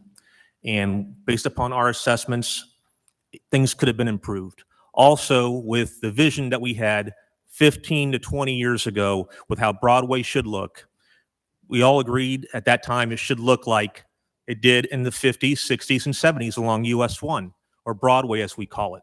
So if we can revisit that, if they can go back to the drawing board, make some modifications and present it, that'll be fine with us. But the way that it was going, it just wasn't going to be feasible for us as residents to live there and enjoy it the way that we've enjoyed it for all these years. And as far as the roads and their improvements, I mean, to be quite frank, that's the city's responsibility. I know they're doing it. They were going to do it on their behalf. That's the city's responsibility. So right now, the property values are sky high. You're getting record revenues. So we need to look into that. I know that there's certain things in play as to how we're going to replace certain roads and infrastructure, but that kind of stuff is really the city's responsibility. And, hopefully in the future, things can be addressed a little bit better than they were in the past. Thank you. Thank you for your comment, sir. Oh, sorry. Yes, Mr. Mahoney. Mike Mahoney again, 2120 Broadway. The last time I was here, I mentioned something about a business. And I also mentioned that I submitted a letter to the code enforcement administrator about it. And I know some of you up there on the council were curious about it. And I think Mr. Evans mentioned about it, that he would look into it. But I go by that property every day and I still see the code violations, which I understand are violations. There's razor wire that this guy put up recently, and he closed off the alley himself. So, like I said, in my case, I had to take down some barbed wire that I had on my property at 2135 Broadway that I had existing since I redid that building in 2000. Never had any problem with it, except I had a disgruntled neighbor have his attorney call the city and complained that I didn't have a permit for that barbed wire. So I went through that whole thing with the city, trying to convince them that I put that barbed wire up when I redid the building in 2000. But with no avail, I had to take the barbed wire down. So then I turn around and I see this property on 22nd Court and US 1, the Yamaha outboard behind Boat Owners Warehouse. You can't miss it. He's got razor wire up there that he put up there, I think probably 4 or 5 months ago. And he also blocked off the alley, which people use. You just can't block off an alley. If he can do that, I don't see why I can't put that razor wire up and block off my alley, because I haven't got any response from the city yet. And I was hoping for somebody to either put up a violation notice on that particular property like they've done with me. But, I went ahead and did what the city told me to do, which was take down the barbed wire. And I feel like I had every right in the world to keep it up. Barbed wire's a hell of a lot nicer than razor wire. I mean, I didn't think anywhere in Riviera Beach except industrial area out there that you guys allowed razor wire. Now I see it like 2 streets down from me. So you guys need to look at that. I don't know why nobody hasn't notified me on it yet. Like I said, if it's allowed, then I can put my barbed wire back up and block off the alley. If he's doing it, I should be able to do it. So that's something you guys need to look at and take care of it. Thank you. Thank you for your comment, sir. Welcome, Ms. Anna. Miss Lady Lady March Goldwire will be at the other podium. Thank you. I'm Anna Bergny and I live at Lakeview Park. I want to thank the council today for your vote. I've always had the feeling that this council is of the philosophy to protect minority communities. We are a minority community at Lakeview Park. The town is basically gone. There's only 2.5 streets left. There's nothing for them to take. Why not preserve it?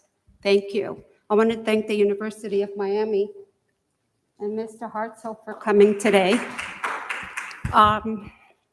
One of the concerns that I've always had when I come to the podium is the lack of process in this city. The lack of process at the director of sermons, the lack of process when I look at job descriptions with the city engineer, Mr. Bailey, is quite disturbing, because when they recommend to this council that they should approve something like they're doing with Rybovich, that's really concerning when it doesn't follow the comp plan and it doesn't provide the recommendations needed for you guys to be able to make adequate decisions regarding our communities. So what ends up happening, people like us, who are the activists in our communities, have to bring it to the table. And we're pounding at your emails and we're pounding at your phones, when all that needs to happen is real process and brought to the table so we don't have to be doing this. This struggle is exhausting. It's not just exhausting for us. We're smelling the fumes. We're dealing with sewage smells. We're dealing with the people underwater, despite what Rybovich says. We deal with it. We live it. So when these people are and I'm looking at job descriptions, I'm not just talking. And I've even taken job descriptions and sent them to this council, because I hear some council members say, no, it's not in their job description. Yes, it is. Their job is to plan and zone these areas and to ensure that the council has adequate recommendations brought to the table, and that is not happening. And that is disturbing. It's disturbing to the community at Lakeview Park. It is disturbing. It should be disturbing to this council. It should, it should be disturbing. And we've had, while I'm at odds with Rybovich, I've had the conversation with them. It is a process issue that has to be, Mr. Evans, it needs to be dealt with, please. I'm begging you. I call you, I text you, I will stop by your office, I will sit there, you know that. Thank you for your comments, Ms. Anna. Mr. Chair, Madam Clerk. Senator Bobby Powell is next at the left podium.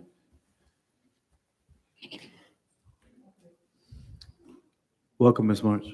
Oh, okay. Ms. I Lady thought March, she was yes. saying someone else was next. Welcome, ma'am. Hi, Lady March Goldwire. I have a couple of things that I want to say. I know we only have 3 minutes. I just want to say, first and foremost, I think I understand having to put public comments back at 8:30, but I think for the people who came to the meeting tonight, in addition to those who were here for Safe Harbor, most of us came out in support of Abe Elam, but also many of us go to work. Many of us have families and responsibilities outside of that. We plan our days, our evenings based on things starting when they're supposed to start.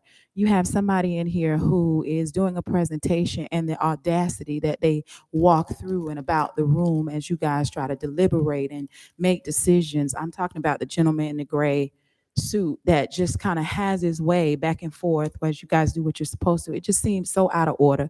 It's so disrespectful for the people who wanted to be here at 7:30, get started, have a conversation. As you can see, people are worn down, and most of the people, although they are in avid support of Abe, they're gone. They're gone. And so I think when you look at and you make consideration for how we feel as residents, especially the people that are born and raised here, when you see issues that don't impact us favorably, like building out Rybovich and hogging up the streets, we've sold everything out. It's unfair and it feels disrespectful. And I say that with the utmost respect because I know you guys try to make the best decisions you can based on where everybody is. The thing that I want to say for, outside of that is, full disclaimer, Abram Elam is my son's uncle. And so we need to get that out of the way first and foremost. I think the comments that Ms. Newbold made is prime example of how you can have a very different opinion because I support her. I'm very, very encouraged by a lot of things I've seen her done and be in different spaces and disagree. But that's what our community is about. The thing that is most troublesome about the situation with Mr. Elam is whoever created this debacle, they know the intention and they know the history behind those charges and they know how disingenuous they are. And if you do the research, you understand that you have somebody that is victim to something that's happened to many men of color in the justice system where they are forced to take or agree to situations just because they don't think that they're going to have their adequate day in court.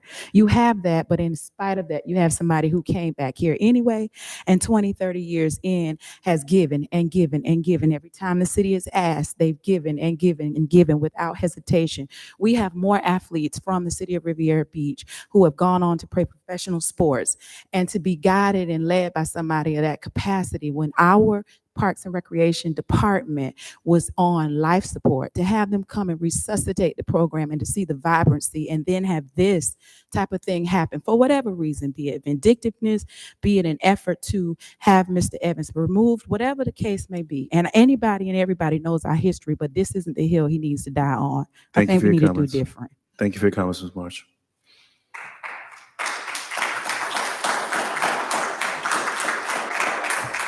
Madam Clerk? Ms. Mary Bram, right podium. Ms. Cindy March, left podium. And if you can call the next two speakers as well. Yes. Ms. Margaret Shepherd is going to be at the right, and Mr. Richard Riles is at the left. Thank you. Ms. Mary Bram and then Ms. Cindy March. And then we're going to have Ms. Margaret Shepherd next. Good evening, Ms. Mary Bram, Riviera Beach. I'm going to say something here, and I'm going to give our condolences to the late Anthony Tony Satters, our funeral director that has served our community in various communities for numerous of years, and also Patricia Pat Gordon, a faithful member of Mount Olive, as well as a community servant. Miss Adela Harris, educator, teacher that taught me and many, many others. So I give my condolences along with very others. I also would like to say, and to inform the general public that have supported my grandson, Jeremiah Schoen, that has graduated from Florida Gulf Coast University. On May the 7th, this past Saturday, we had a great celebratory celebration to him. And we as a family, we recognize his achievements, but he understands that his journey could not have been completed without that gratitude and an appreciation from Senator Bobby Powell, the late Elsie Hastings, City Manager Jonathan Evans, previous manager Ruth Jones, Port Commissioners, Council representatives from Riviera Beach, West Palm Beach, Delray, Boynton, Boca, Jupiter, Key West, because he loved to fish and boat, and they would take him out when he came home. While doing his college academics, he also attained it and received his realtor and broker's license. He is selling. He was taught that when much is received, much is given back. His fields are business management and law, and he is engaged to his college sweetheart. So we are proud family and friends. So He sends that gratitude and appreciation for everyone that has helped him along the way. Because why? Miss Brown would take him into these meetings and he would write and he would listen and he would apply. This is what we do with the children, even our children here. They need someone of sound mind and body that can move them to another level. Because that's what our children are about. We cannot be stagnated. Yes, we have been stagnated in this city with programs for so long. It's time that we rise as a city and show our children that they can rise too, and they can be far more greater than what they have been labeled as. Thank you. Thank you for coming, Mrs. Brown. Miss Margaret Shepherd, you're next at the right podium here. Go ahead, Ms. Mons. Good evening, Council. Cindy Marge. Let me make myself very clear. I got a phone call before the last meeting, about a week ago before the last meeting. And I wish he was here so he can speak on what I'm finna say now. So let me make it very clear. Randy Edwards called me. He used to be a police officer here. So this is where I found out about Mr. Elam. I don't know Mr. Elam from Allen House Cat, even though he's lady, son, uncle, or whatever. If he stood in front of me right now, I kid you not, I do not know the man. He brought to my attention. See, I'm not a follower, I'm a leader. You're not going to give me a scribbled piece of paper to come up here like I'm doing an Easter speech, whether I care for Evans, whether I care for the mayor, or any of you all up here. I'm for what's right. I am who I am. He say, Miss March, the next meeting we're going to go, because you know they signed the contract for Mr. Edom, and he's a sex offender. If you never sinned, you need to not cast that stone. Because that same man got caught up in a hotel with young adults, underage, at a bachelor party. And here goes somebody trying to break our children and save our children from the streets, and we gonna condemn this man like this? You're not gonna use me. What I did tell him, I need you to cross all your T's and dot all your I's and come back with facts. Well, you know they got rid of my wife and demoted my wife, so we going after Mr. Evans. You do what you want to do with Mr. Evans, but don't put Cindy involved.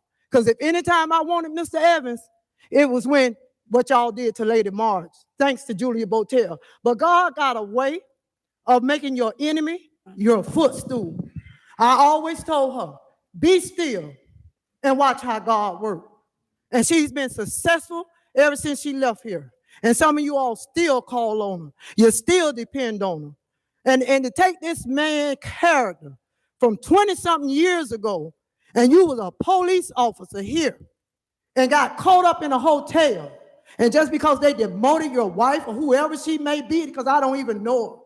But one thing I do know is if you do right, something good gonna come out of it. I will never get to this podium and let no one give me a script to say like I'm doing an Easter speech, especially when I don't know what's going on.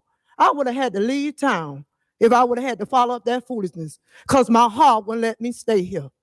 I helped raise a lot of kids. I don't have any kids, but I brought up a lot of kids financially, education-wise. Don't judge the book by its cover. I am somebody. I don't care what my past may be, but my future holds the key for me to do better. And anybody I can help, I'm going to help. And I think this young man helping these young people. We're losing too many of our young kids for gun violence. Thank you, Ms. March. Margaret Shepherd, Riviera Beach. To the Honorable Chairperson, to the Honorable Mayor, to all of you in your respectful places. I do once again, Mr. Lawson, want to give the olive branch of saying I'm very sorry. To the general public, I thank them for coming to my rescue. And of course, my olive branch over there, Julie Botel, I can always depend on you.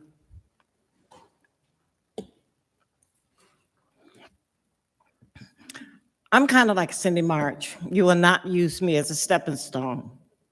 I will not be blackmailed. I will not get you in my ear and tell me how to vote with planning and zoning. If you feel like you want to vote, my thing is to volunteer. Come here, you have a right. I'm very proud of this board because planning and zoning said yes. And I knew, and I kept saying, it's up to this board. I will never go against the board. However it go down, I'm with it. I could walk away. I'm good with it. I live in Lakeview Park, so I kind of like know what's going on over there. But I want to say to you, they're there. They'll probably be there. I want to say to you, Mayor, your aide. I don't know where you got that girl, but when she come with Lindsay Davis, she's the light of the life. When she walk in, you can't help but laugh. When you're despondent or depressed, Ms. Brown walk in that room, Ms. Brown is going to get things moving. We have now like 50 members when we go on trips, and Alice and Gwen, they can't do it. We're all getting up in age. And Ms. Brown is like the babysitter. Come and go. She said, you're a star. I said, Ms. Brown, I'm old. She said, come, you. I said, Ms. Brown. And she just gets me to laughing. So I want to say thank you for allowing her to come out. I want to also thank you all for the Housing Authority. If nothing else, you all have to say John W. Hurt and that board has moved this city forward. There's not enough housing for seniors. So when you go to Judge Rogers, who advocated for seniors, I think it would be a feather in your cap to really think about public housing. I don't like this conceptual plan. They come here and start talking without even talking to the board. Jeffrey Jackson have done an amazing job. Amazing job. He's brought it to another level. He's running for the Port of Palm Beach. I see Mr. Riles is here. District 7, Alex Freeman. These are guys that we decided we were going to support because right now we need their attention with different things going on in this city. If we can't get our leaders to come and support us, why do we need them? And I always say maybe we need to wipe the slate clean and start with a new bunch so we can get the city of Riviera Beach on the map. Thank you. Thank you, Ms. Shepherd, for your comments. Mr. Richard Riles at the left podium and Ms. Jacqueline Burgess Burton at the right. Mr. Richard Riles. Ms. Jacqueline Burgess. And the next resident. That concludes general public comment. Thank you, Madam Clerk. Ms. Jacqueline.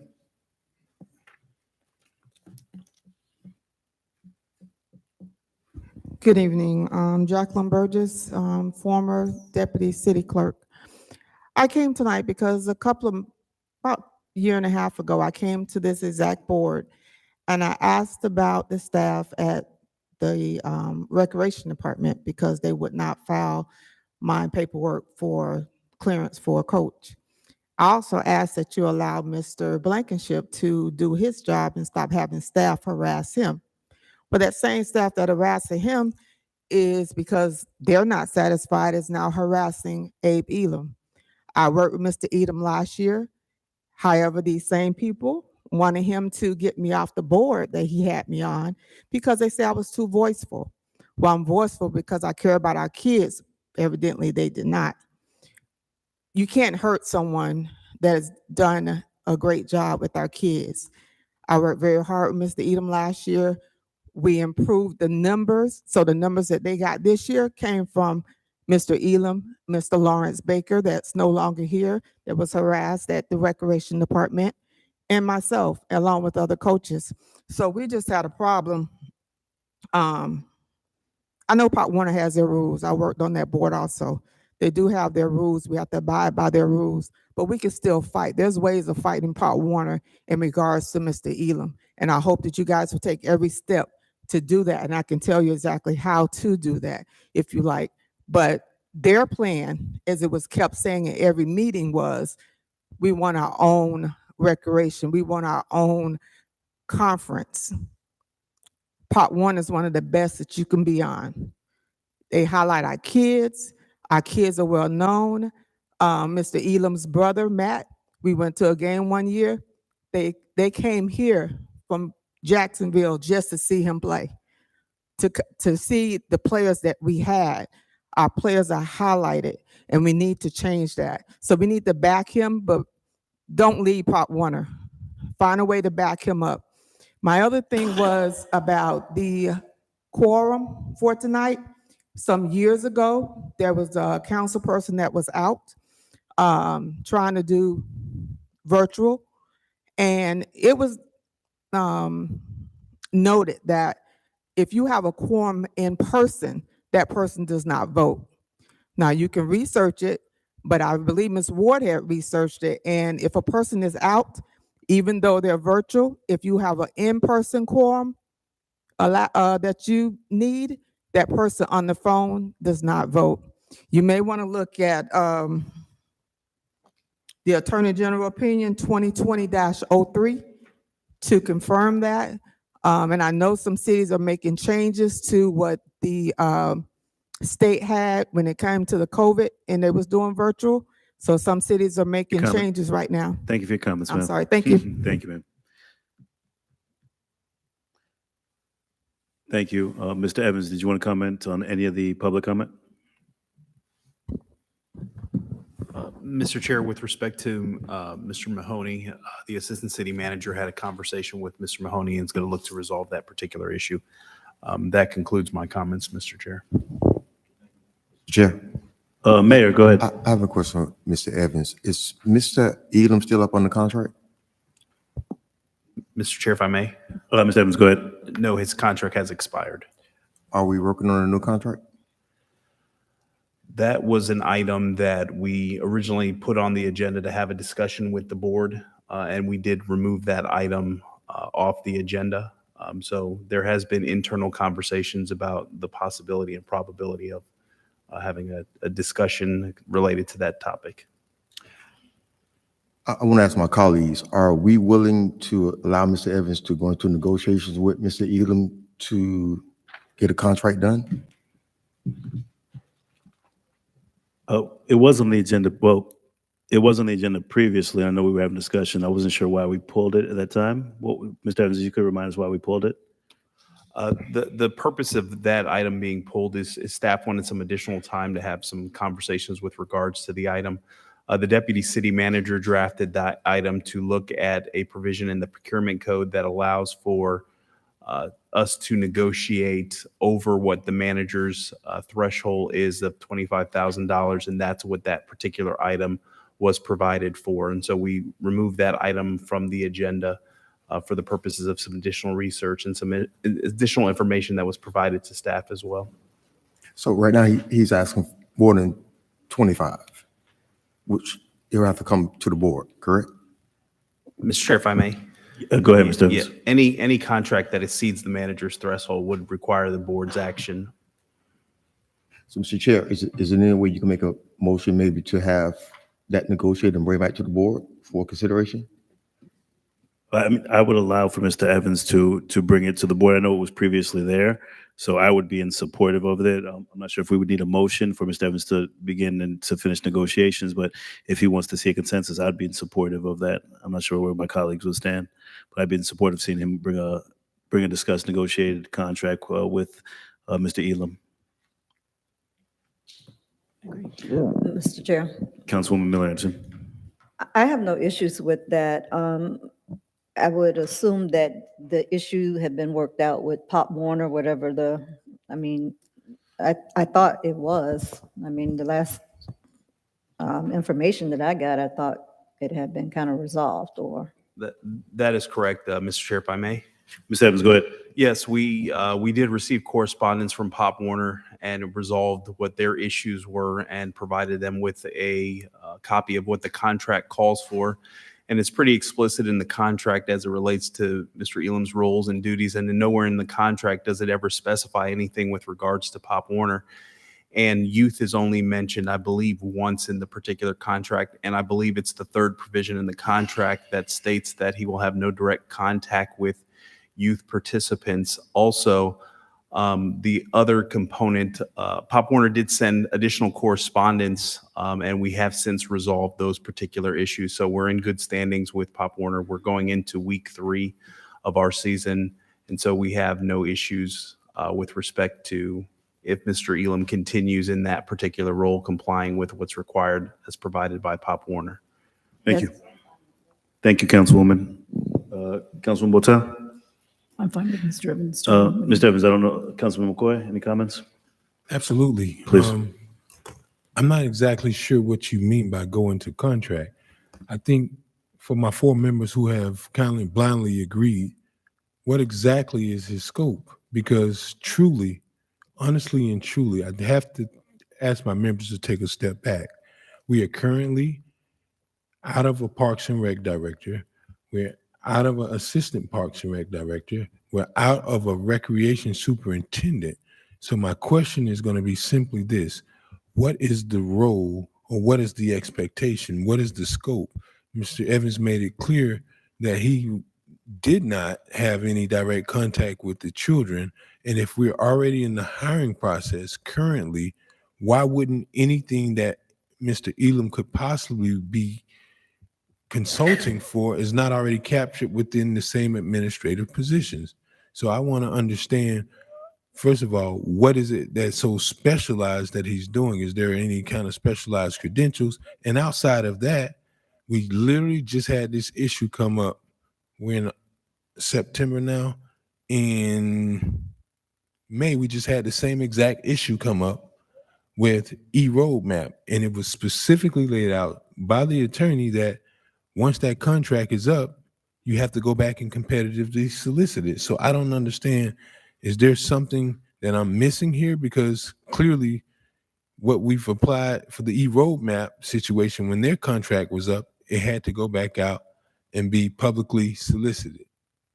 So am I missing something here? Thank you, Councilman McCoy. Attorney Nguyen, did you want to opine on that statement?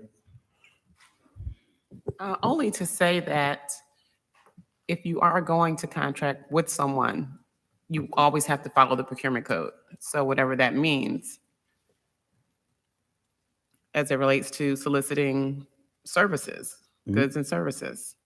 And so whatever, if you provided direction, we still would have to comply with the procurement code. And I don't know if Mr. Elam would be the selection or not, because I don't know what that process would look like. I don't know who would submit, whether it's a quote or a bid. We'd have to look, procurement would have to look at all of that. And to piggyback on that, I believe that for myself, I'm not blindlessly giving direction. I'm giving direction for Mr. Evans to go into negotiations and to bring back a contract and discussion based upon what our procurement code allows. So I'm giving support for him to go negotiate a contract with Mr. Abe Elam based upon the terms and rules and regulations with our procurement code and bring it back to the board. We haven't given him an amount, we haven't given him details, direction, or we haven't given him a scope of work. That's what he's going to do and bring back to the board. Chair. Councilwoman Lanier, go ahead.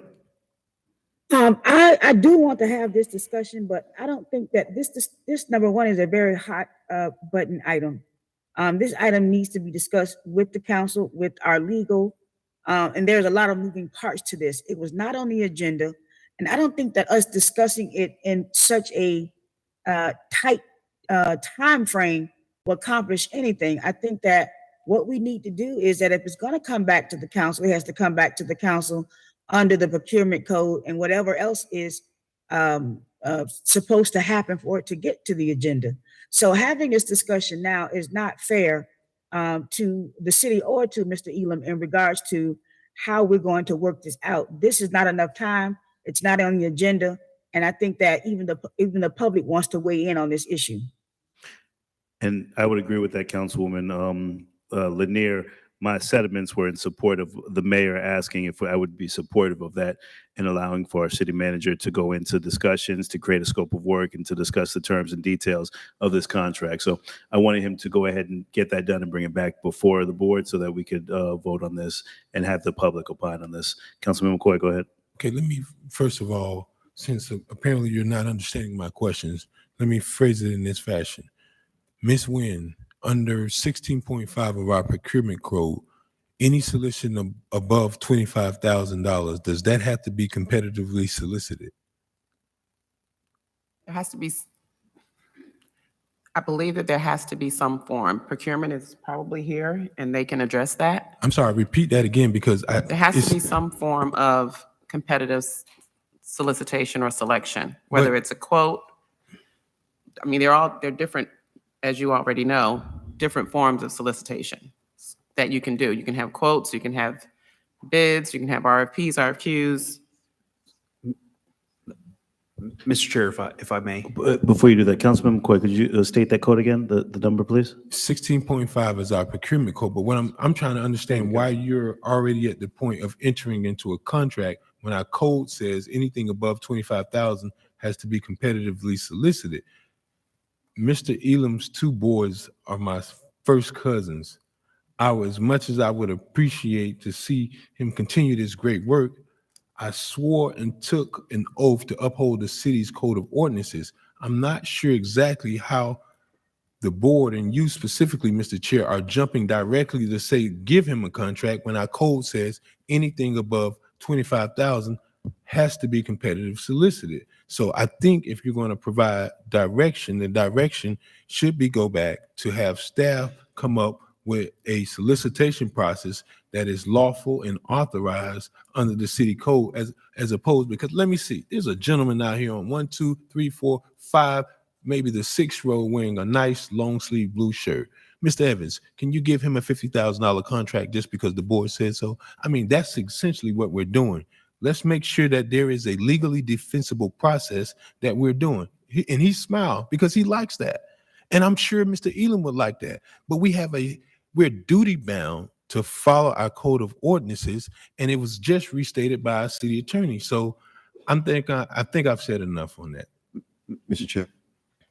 Mayor, go ahead. And Councilman McCoy, he's totally right. I mean, the gentleman would want $50,000, but I never seen this gentleman working with our kids. I never seen this gentleman giving his time, his money to our kids. I never seen. I understand what you're saying, right? This is what is concerning. Is this man has been publicly and annihilated?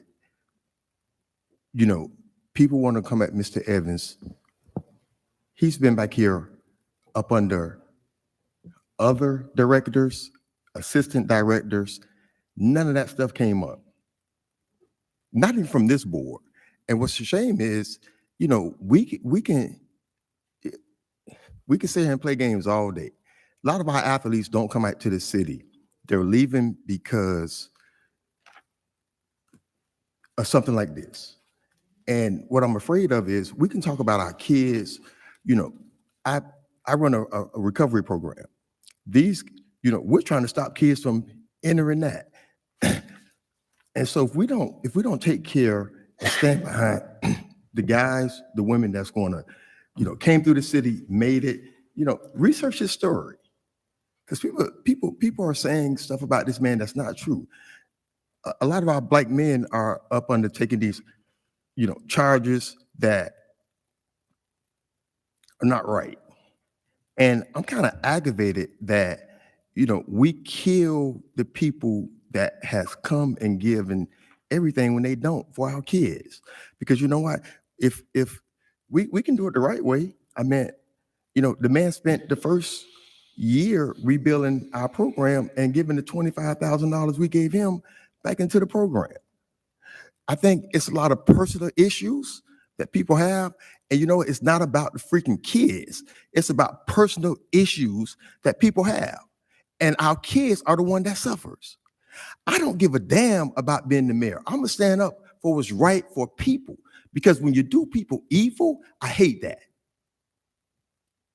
When you maliciously go after somebody, his whole family, his mama, everybody suffers. And our kids suffer. Because we have our personal vendettas. And it sits up here on this damn board too. And we're willing to sacrifice people, our own people.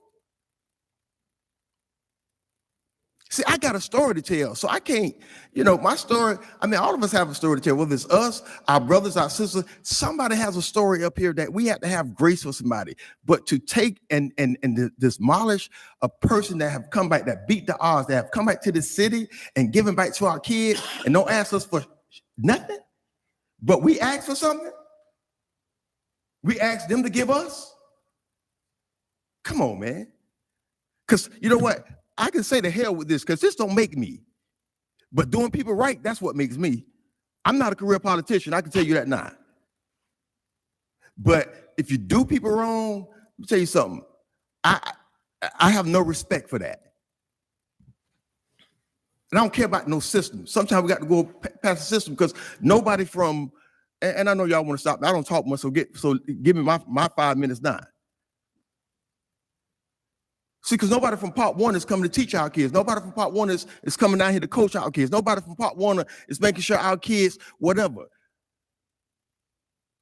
And probably nobody up here is going to go work with them kids.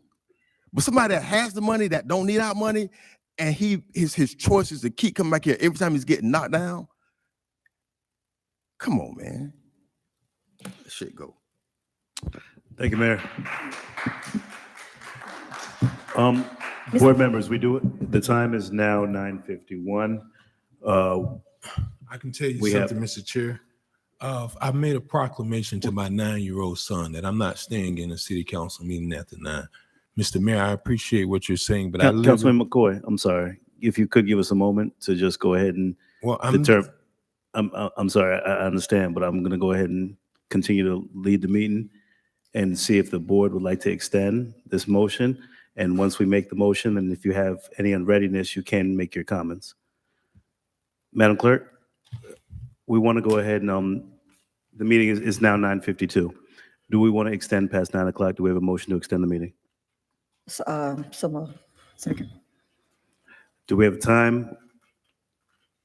Well, Or we're gonna Mr. add Chair, any- can There's I been a mo- interrupt? So I think before we have this conversation, there is one other time-sensitive item that has been publicly advertised in a newspaper, and I'm only willing to stay on that item. But outside of that, I think any of these other items can be brought back at another meeting. So based on the comments from Councilman McCoy, Councilwoman Miller submitted a motion. Councilwoman Botel seconded. Are we putting a time on that or just extending the meeting indefinitely? I'm willing to just see how long we go. I mean, see how far we get, and we can come back and address it again. I mean, Mr. Chair. Councilwoman Botel, Could go I ahead. suggest that we extend till 11 and then at that point make a decision as to whether we want to go forward?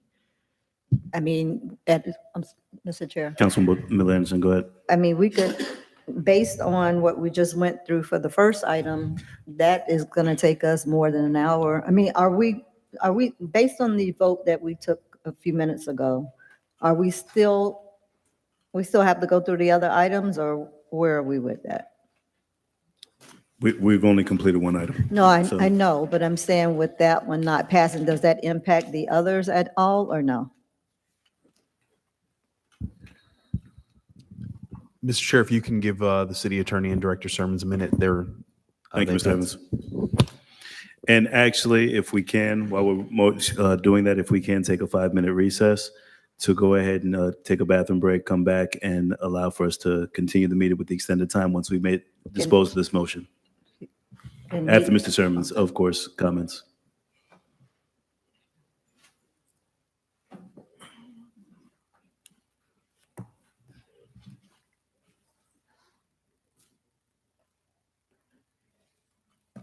Mr. Chair, if I may. Please. I've conferred with the applicant. Staff's recommendation would be to continue the remaining items related to Safe Harbor, and they are okay with that. So if it's pleases the board, we would like to do that. I do believe that staff is going to extend, but I don't believe they're going to extend indefinitely. So I'm not sure. Do we have a time constraint? Do we have a certain number of items we want to get through? Where do we want to stand? I would like to at least, so that means we're still going to go with the 3 presentations, the 10 minutes, 8B, right? I mean, well, that one is 5 minutes. I think 5 minutes, each 3 presentations. Okay, so after we finish that whole item, I would like to see where we are with time. I have to And then finish we the can- next item? The 8B. 8B? And then see where we are, including public comments. if We'll we get still through have any. 8B, Mr. Chair? public comments and I'm sorry, who was sorry, that? I think there I'm was sorry, Attorney Nguyen, go ahead. I think there was a misunderstanding. I just think I clarified with Mr. Sermons that the applicant would like to continue these items to another meeting. Oh, That meeting being, I believe, September 18th. Is that what was agreed upon?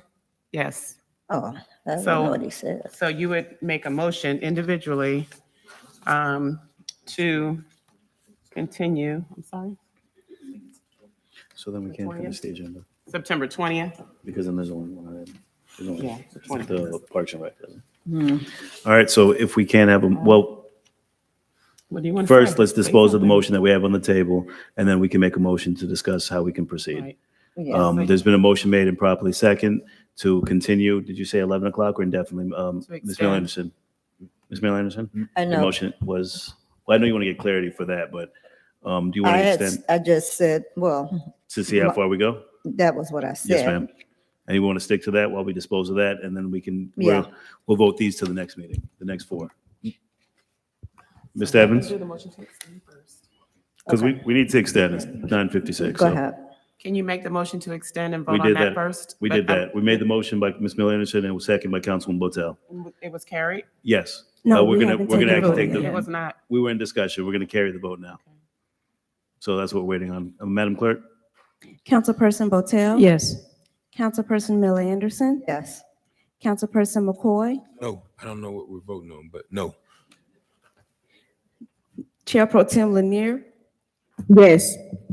Chairperson Lawson? Yes. That vote passes, Mr. Chair, 4-1, with Councilperson McCoy dissenting. Thank you, Madam Clerk. Excuse me, Now, Mr. Chair, I made it Councilman very McCoy? clear in agenda review that when a member walks out of the room to go to the restroom, that there's a notation inside the official records. So I think it's disingenuous that I came in and I said, I don't know what we're voting on. Members, extend me the professional courtesy because I literally just walked into the room when she was doing roll call. What are we doing? Like, do we care about getting it right or we just want to push it through just because that's what we want to do? Councilman McCoy, what are you asking? Are you asking for just to be recognized that you're back on the dais, or you been asked for an update? Because I don't believe that you asked for clarity. You just said you didn't know what was going on. So I'm confused as to what you're asking right now. You didn't just start getting confused, sir. No, I just did. I asked, Because I I'm very don't clear know with what my we're communication, voting Councilman on. McCoy. I just walked back into the room from leaving the men's room. I was hoping that someone was going to extend me the courtesy to say, we're voting on. Well, then, Councilman McCoy, you shouldn't have casted your vote if you weren't clear. So to that point, we voted on an item to extend the meeting. But if you were not clear, you should have waited to cast your vote, and we would have given you that clarity, Councilman McCoy. Okay. Well, I'll make sure when the transcript is transcribed, I did say, I don't know. Madam what we're Clerk, can voting you on. please acknowledge that Councilman McCoy is back on the dais from the back? Mr. Chair, once. Councilwoman before Miller she- Anderson, continue. So, I mean, he's bringing up a good point in that if we're going to do that, we need to make sure we notate every time everybody leaves off the dais and every time they come back. Because that way it'll be clear how many people are leaving and when they're leaving and all of that. So, I mean, if we're going to do it that way, we need to do it each and every time somebody leaves and come back. But those are two separate items. I know. Notation of this, and that's why I believe I stated the confusion with Councilman McCoy, where I guess there was not clarity. There's a notation of somebody leaving and coming back, and there's also the unclarity of what's being voted on and discussed. So those are two completely separate items that we're talking about now. So just for clarity's sake, I agree with Councilman Miller Anderson and Councilman McCoy.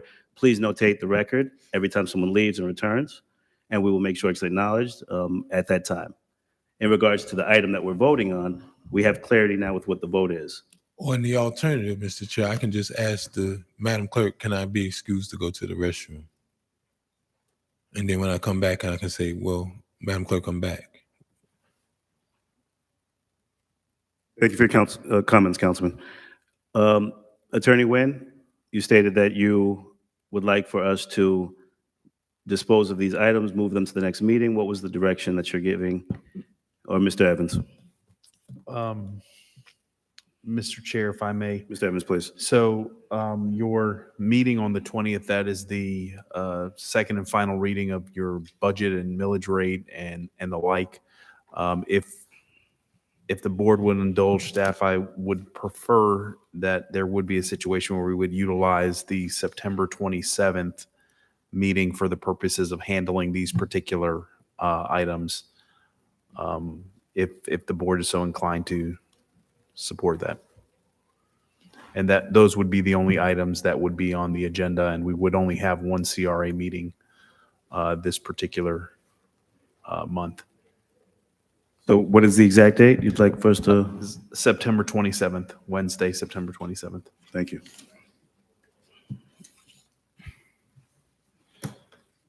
And Mr. Chair, can I ask Councilman? for clarification? Please. September 27th, we have been in the city council meeting for the last 3 years, and I only know that because that's been my mom's birthday. And this is going to be a special meeting? Mr. Chair? Mr. Evans, go ahead. It would be a special meeting just for those items. You can certainly place these items on your September 20th meeting, but you have your budget, your USD budget, as well as your city council budget that are required, time certain as it relates to those items have to go first. So I didn't want to. I like the 20th. I'm fine with the 27th because we had already talked about the 20th being pretty tight. I'm fine with the 27th. I'm fine at 27th as well. Just checking the calendar now.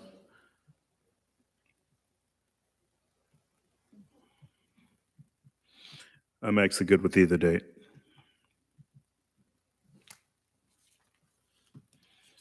Right. Okay.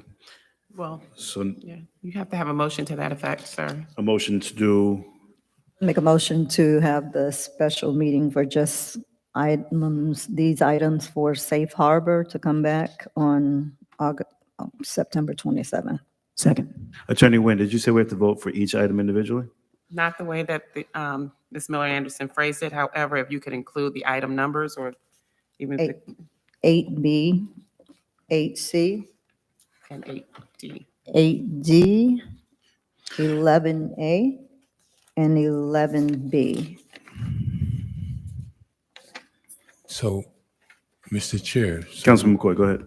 Thank you. Mr. Evans, has staff or administrating considered what we've at least brought up 2 years ago of a period of hiatus? Because we have been going every single week since I want to say going back to perhaps June or July. We've always met on Wednesdays. We used to meet every. Chair, Councilman McCoy, did you want to respond to Mr. Evans or?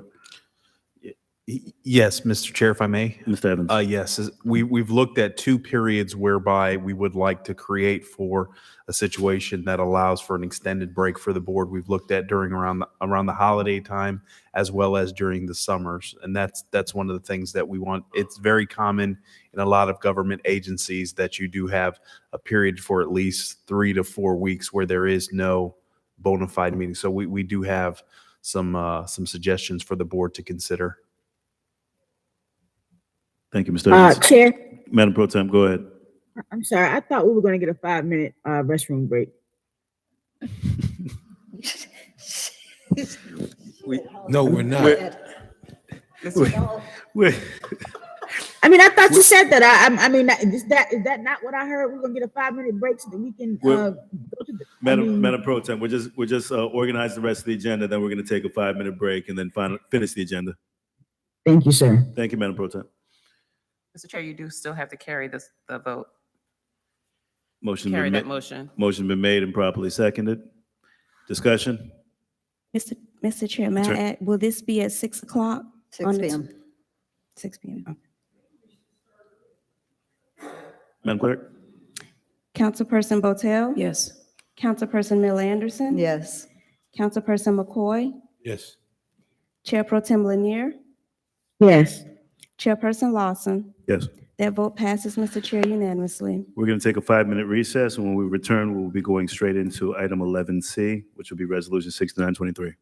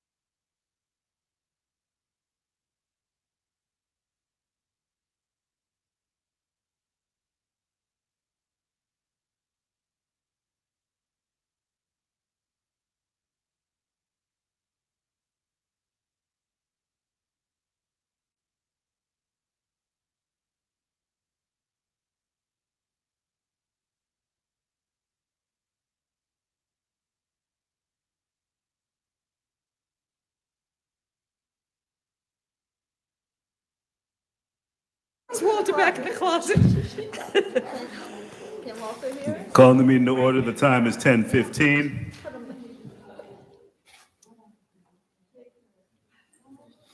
Walter, are we live? Thank you. Madam Clerk, item 11D. I'm sorry, 11C. Mr. Chair, let the record reflect that Councilperson McCoy is not on the dais. Thank you. And the mayor. Thank you. We're on item 11C. Go ahead, Madam Clerk. Resolution number 6923, a resolution of the City Council of the City of Riviera Beach, Palm Beach County, Florida, approving amendments to the city's adoptive 5-year capital project plan for fiscal years 2022/2023 through 2026 through 2027 to authorize the Parks Master Plan budget for Project 23077 Inlet Grove Sports Complex in the amount of $45 million, and Project 23082, Dan Calloway Recreation Complex improvements in the amount of $6,500,000 to be added to such 5-year capital project plan, authorizing the project funding source for such projects to be amended to capital financing and providing for severability, repealing clauses, and an effective date. Mr. Chair, we do have one public comment card on this item, and the acceptance of public comment cards are now closed. Motion to approve resolution number 69-23. Second. Thank you. Let the record reflect Councilman McCoy is on the dais. Thank you, Madam Clerk. Motion been made and properly seconded. Mr. Evans. Mr. Chair, members of the board, if I can have the Director of Finance, Mr. Randy Sherman, to make this presentation. Good evening, Randy Sherman, Finance Director. These items 11C, D, and E were originally on your August 2nd agenda and were pushed to a later agenda waiting for the Parks Master Plan to be amended to include the Inlet Grove Sports Complex. This evening, you adopted item 3D, which amended the Parks Master Plan. So these three items are ready for the council's actions. Item 11C, Resolution 6923, amends the CIP and adds Inlet Grove and the Dan Calloway Recreation Complex to the CIP 5-year plan. And I can answer any questions you may have. Thank you, Mr. Sermons. Sure. Thank you, Mr. Sherman. We have public comment, please. Yes, Mr. Chair, we have Miss Mary Bram, and that is the end of public comment cards. Thank you.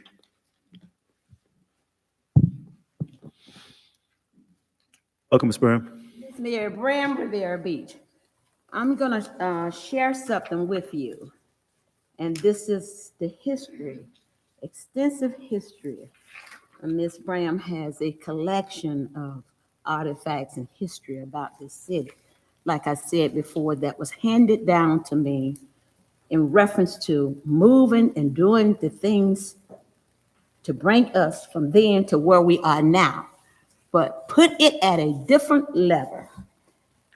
The sports complex over there, it is vital that we renovate and do Dan Calloway Park. Why? Because it was in the history books that we do these things here. And that park there is a vital recreational center as it is. And the residents do not know. See, you have that, what you call that water that comes up from the ground? That is located also in that park over there. And to build up that park there and have it as a sports and all of that recreational is vital for this city here. It's very pertinent that we do that. In the history books here, in September 1921, a delegation from Riviera Beach asked for the establishment of a school in Inlet Grove.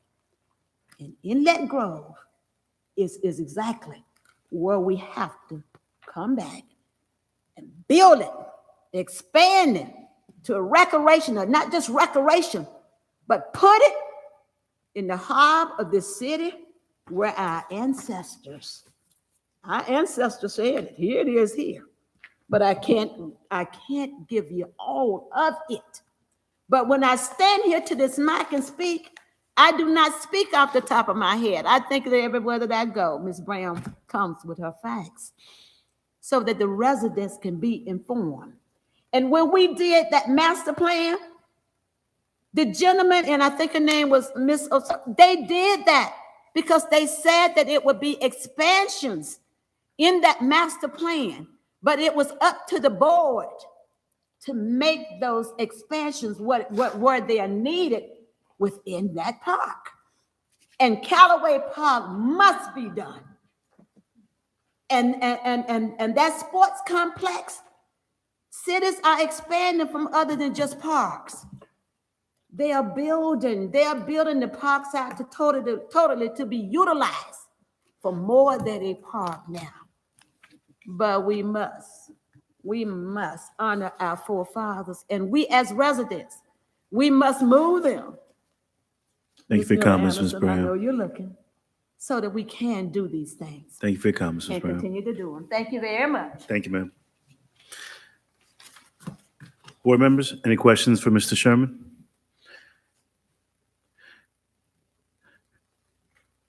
Councilman McCoy, go ahead. I have a question for legal. I'm looking at this resolution, and this resolution is authorizing the amendments to the 5-year capital plan. There's two separate items. One is the Inlet Grove Sports Complex for $45 million, and the other one is the $66,500,000 for Danny Callaway. Why aren't these items taken separate? Because they're both part of the Parks Master Plan and part of the bond referendum. They don't have to be taken separately. They relate to the same subject. Right, but would I have the ability to bifurcate? Because I particularly don't like the $45 million for the Inlet Grove. And honestly, I would venture to say that they're not. I mean, you're talking about two separate things. If I had 80 items that I was going to add to the master plan, would I be able to put them all in one resolution if they related to different parks throughout the city? Yeah, because they relate to all parks. You do have the ability to bifurcate, though. However, you'd have to make that motion and see if it passes. Yeah, well, I would like to do that, Mr. Chair. Thank you, Councilman. Motion's been made to separate these two items. Do we have a second? Motion dies for lack of a second. Any other discussion? Madam Clerk? Councilperson Botel, Yes. Councilperson Miller Anderson, Yes. Councilperson McCoy, No. Chair Pro Tem Lanier, Yes. Chairperson Lawson. Yes. That vote passes 4-1 with Councilperson McCoy dissenting, Mr. Chair. Thank you, Madam Clerk. 11D. Resolution number 7123, a resolution of the City of Riviera Beach, Palm Beach County, Florida, authorizing and directing the Director of Finance and Administrative Services to proceed towards the issuance of the city's general obligation bonds, public improvement revenue bonds, or other debt obligations in one or more series in aggregate principal amount not to exceed $55 million as approved by the electorate of the city or in accordance with the city's debt management policy to finance the acquisition, construction, development, and equipping of Inlet Grove Sports Complex, Dan Callaway Recreation Complex improvements, and Parks Master Plan in the city.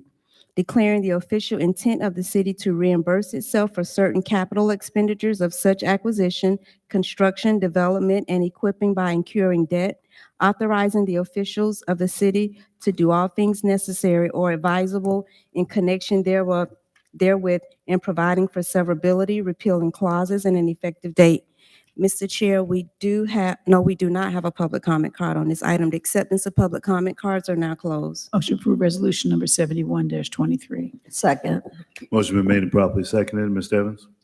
Mr. Chair and members of the board, at this time, I'll ask the Director of Finance, Mr. Randy Sherman, to make this presentation. Yes, good evening again. Yes, Resolution 7123 is what is known as a reimbursement resolution. I know the board is familiar with this. We've passed this resolution on other various projects. But again, what it does is it allows us to recapture from bond issuances, costs that we have spent from this point forward until we actually issue the debt. So again, we're just putting the bond market on notice that, we would be reimbursing ourselves for costs that we have incurred. Thank you. Board members, any questions? Discussion? Councilman McCoy, go ahead. Mr. Sherman, you said this allows for us to recapture monies that are spent. Yeah, what it does is that after tonight, if any money that we spend on these projects before we issue the debt, we would be able to reimburse ourselves Okay, for the cash flow.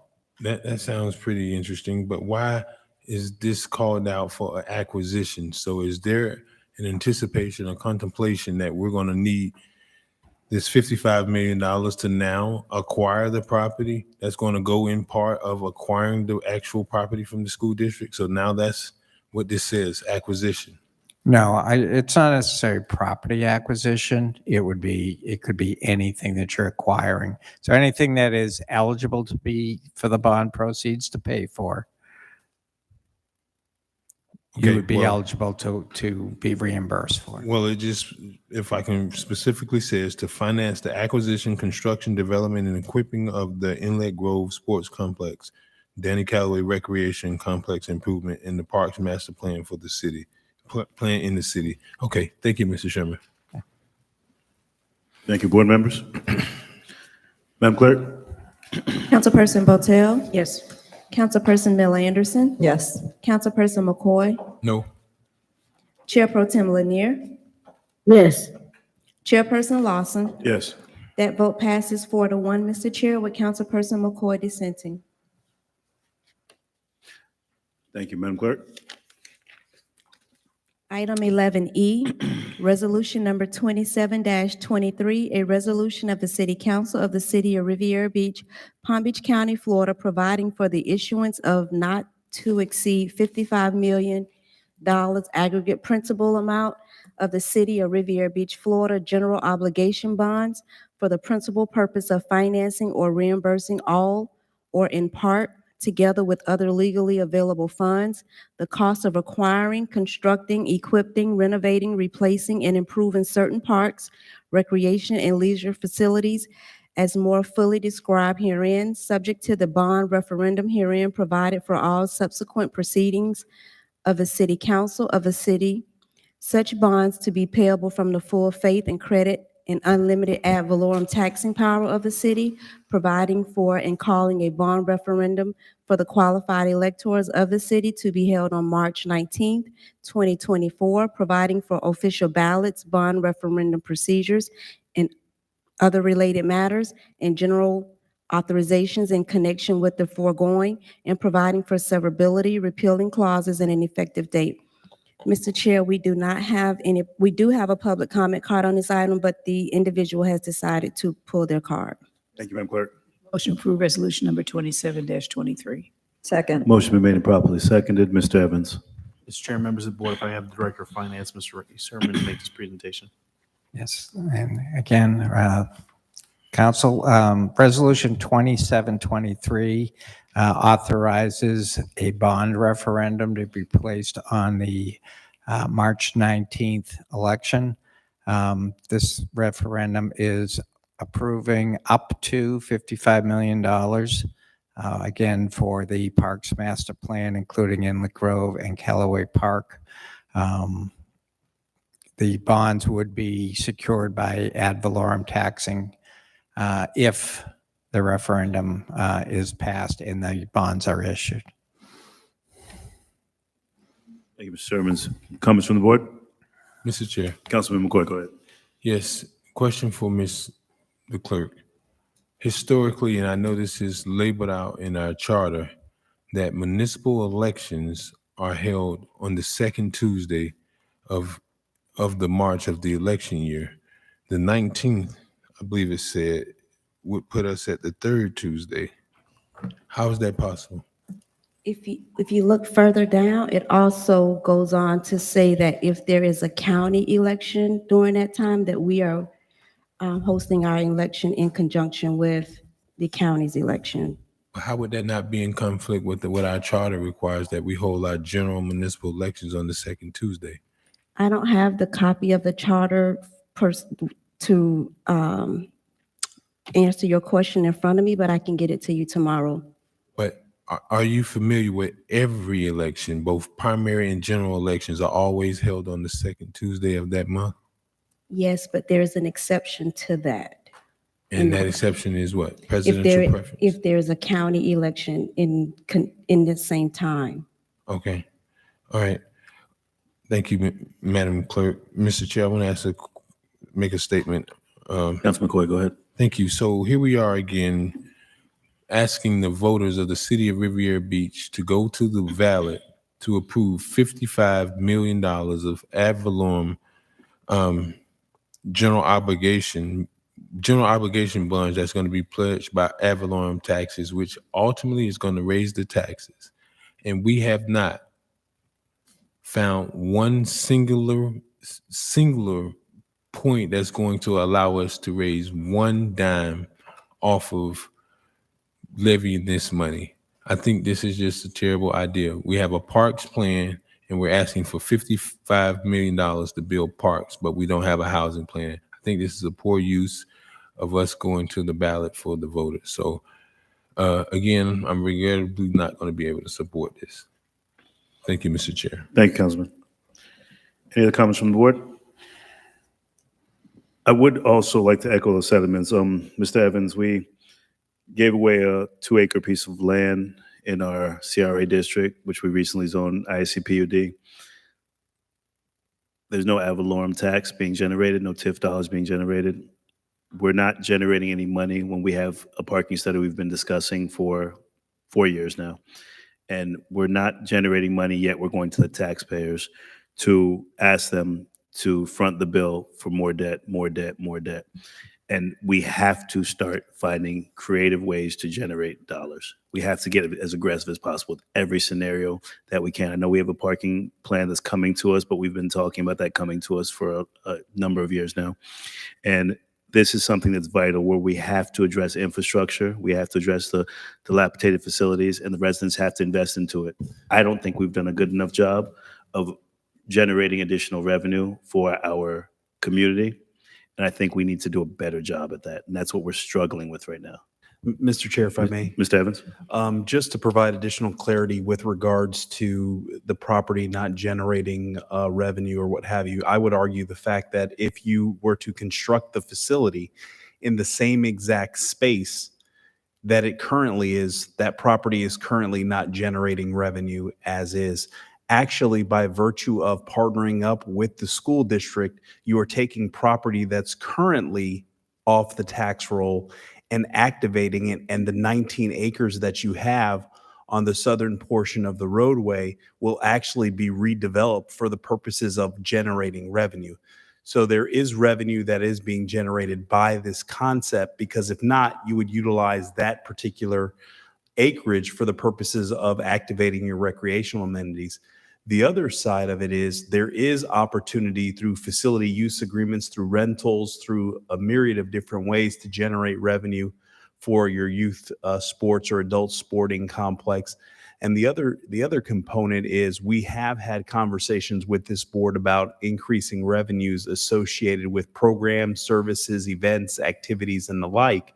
And we are certainly willing to have the conversations again, but we do want to see a situation where, we maximize the potential for the property. So I would argue that by virtue of a partnership with the school district and having two properties that are within 1,000 feet that are currently off the tax roll, if you take one and consolidate those services, your Riviera taxpayer right now is paying twice for the same amenities. By consolidating it, it would only be a situation where it would be paid for once, and you would have higher density and intensity on that property that's on the south side of the road, which is contemplated in the city hall solicitation. And respectfully, I hear what you're saying, Mr. Evans. I just don't trust the city is going to do their part in generating revenue, because we haven't. And I want to see that done, because yes, you're telling us a great story of what we can potentially do, but also the story we've asked for is get paid parking 4 years ago. That hasn't been generated. To make sure that we attracted development in our community, and we're struggling to do that. I want to make sure that we can generate dollars for our community, and this is going to be one's opportunity for us to potentially do that, but we have current opportunities in place that we're not taking advantage of, and I think we need to do a better job of offsetting the requests and demands of our residents and allowing for some additional dollars to be brought into the community all across the board. The land I was talking about was the land that we gave to Found Care that we're not going to be generating any dollars. And that's the land I was talking about we gave away that we could build the exact same facility and go up 20 stories because of what we passed with the ICPUD and generated revenue from that, adding to our base. So I'm looking at everything creatively and not wasting 1 cent, one piece of land, or one parcel that's going to generate revenue for our residents so that in 10, 20, 30 years, that they're not sitting on $200 million of debt that we haven't generated any revenue for, because that's what we just put on this bond come March 19th. Because we're going to be asking our taxpayers to eat $200 million and maybe generate some park fees, rental fees for what we're going to do, or some fees that we can actually generate from reciprocated usage. I don't think we're doing a good enough job of attracting additional businesses, of increasing our housing market, and putting things on our ballot that's actually going to generate some revenue. I think we got to be more creative, is my sentiments. Mr. Chair, if I may. Please. I do also want to remind the board with regards to the Marina Village development agreement, whereby we have remitted a portion of the TIF associated with that particular project for the purposes of economic inducement. So we are looking to bring roughly about 500 units to market. We help facilitate the Berkeley Landing development, and IHC PUD was not in existence when we had the conversation about Found Care. And so we are getting incubator spaces that are valued about $2 million for a property that we acquired at a fraction of what that cost would be, plus the comorbidities and the health rate and the challenges in our community were significant enough that this board decided to enter into a partnership with Found Care. So we are looking for additional opportunities. Can there be more? Absolutely. Can we expedite things, and can we do a little bit better? Yes, but you know, this staff and this board has really focused on a myriad of different projects, assignments, initiatives addressing infrastructure holistically. So this is certainly, we're trying to basically build a city from the ground up, infrastructure that was constructed in 1970, some 1958. So, you know, staff certainly hears the perspective of the board members, and will continue to push the needle even that much further. And you'll actually this evening receive the 48-page parking ordinance for your review, with the intent of bringing that item for first reading at your first meeting in October and second and final reading at your first meeting in November. And we also will have the resolutions that talk about the fees, as well as the staffing model and the technology associated with that. And agreed. Thank you for the work. We are honored that we're a part of this board that's moving the city forward. Do I think we can do more? Yes. That's what I'm saying, and that's what I want us to do. I want us to push as hard as possible because we are on borrowed time. So thank you for everything that we've done, and this board is honored to serve, but I want us to push more. Board members, discussion, deliberation, starting with our. Mr. Chair. I'm sorry. We need to take a vote. Where's late? Any other discussion, deliberation for this item? Madam Clerk, please. Councilperson Botel? Yes. Councilperson Miller Anderson? Yes. Councilperson McCoy? No. Chair Pro Tem Lanier? Yes. Chairperson Lawson? No. That vote passes, Mr. Chair, 3-2, with Councilperson McCoy and Chairperson Lawson dissenting. Thank you, Madam Clerk. Councilman McCoy, go ahead. I object to legal sufficiency. I'm sorry, Councilman McCoy, you said you object to the legal sufficiency? Yes, sir. Your objection has been notated. Discussion and deliberation. Starting with our city attorney, No comment, Mr. Chair. city manager, No comment, Mr. Chair.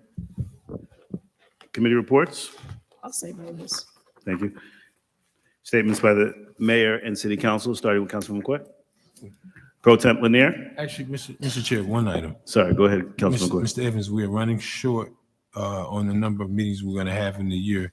Can you give me at some point in the next week where we are on redistricting and that being brought to the board. Thank you. Thank you, Councilman. Councilwoman Pro Tem Lanier? Yes, I just wanted to, two things. The first one is that I'm kind of disappointed that we had this conversation about Mr. Elam in the middle of a meeting that was not on the agenda. I think that given this gentleman's history and given the fact that I did look and did my research in regards to the issues that were brought up about Mr. Elam, having a 5 or 10-minute discussion about it does it no justice. There are a lot of moving parts to it. It is very, it is a very complex issue. And I just don't like for us to have these conversations about these sensitive issues without it being on the agenda and without giving it the time and the thought that it needs to be given. There are a lot of people in the audience and looking by TV tonight that had no clue what we were talking about. They heard words like sexual offender. They heard that was not good. That was not good for Mr. Elam. That was not good for the city, because this is a very complex issue, and to have this off the cuff conversation about it does nobody any good.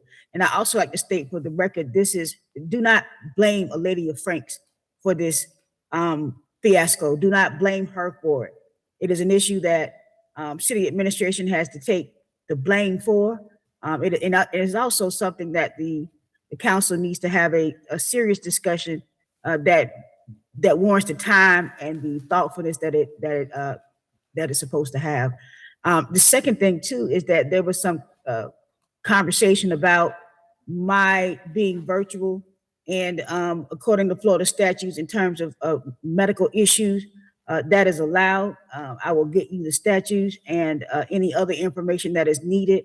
It is really just a shame that for the first, up until March of this year, I was elected in 2019, and into March of this year, I have not missed not one meeting in terms of a CRA or a council meeting. I was the only council person who had not missed a meeting in the first 3 years of my term. So to have medical issues and to be virtual because of it, and to miss 2 or 3 meetings, and to have this brought up as if it is a problem, that is very disheartening, and it does not do any good in terms of supporting of your colleagues or supporting of the council that we have. And I would like to say more, but I will hold it for our next meeting. Thank you. Thank you, Pro Tem.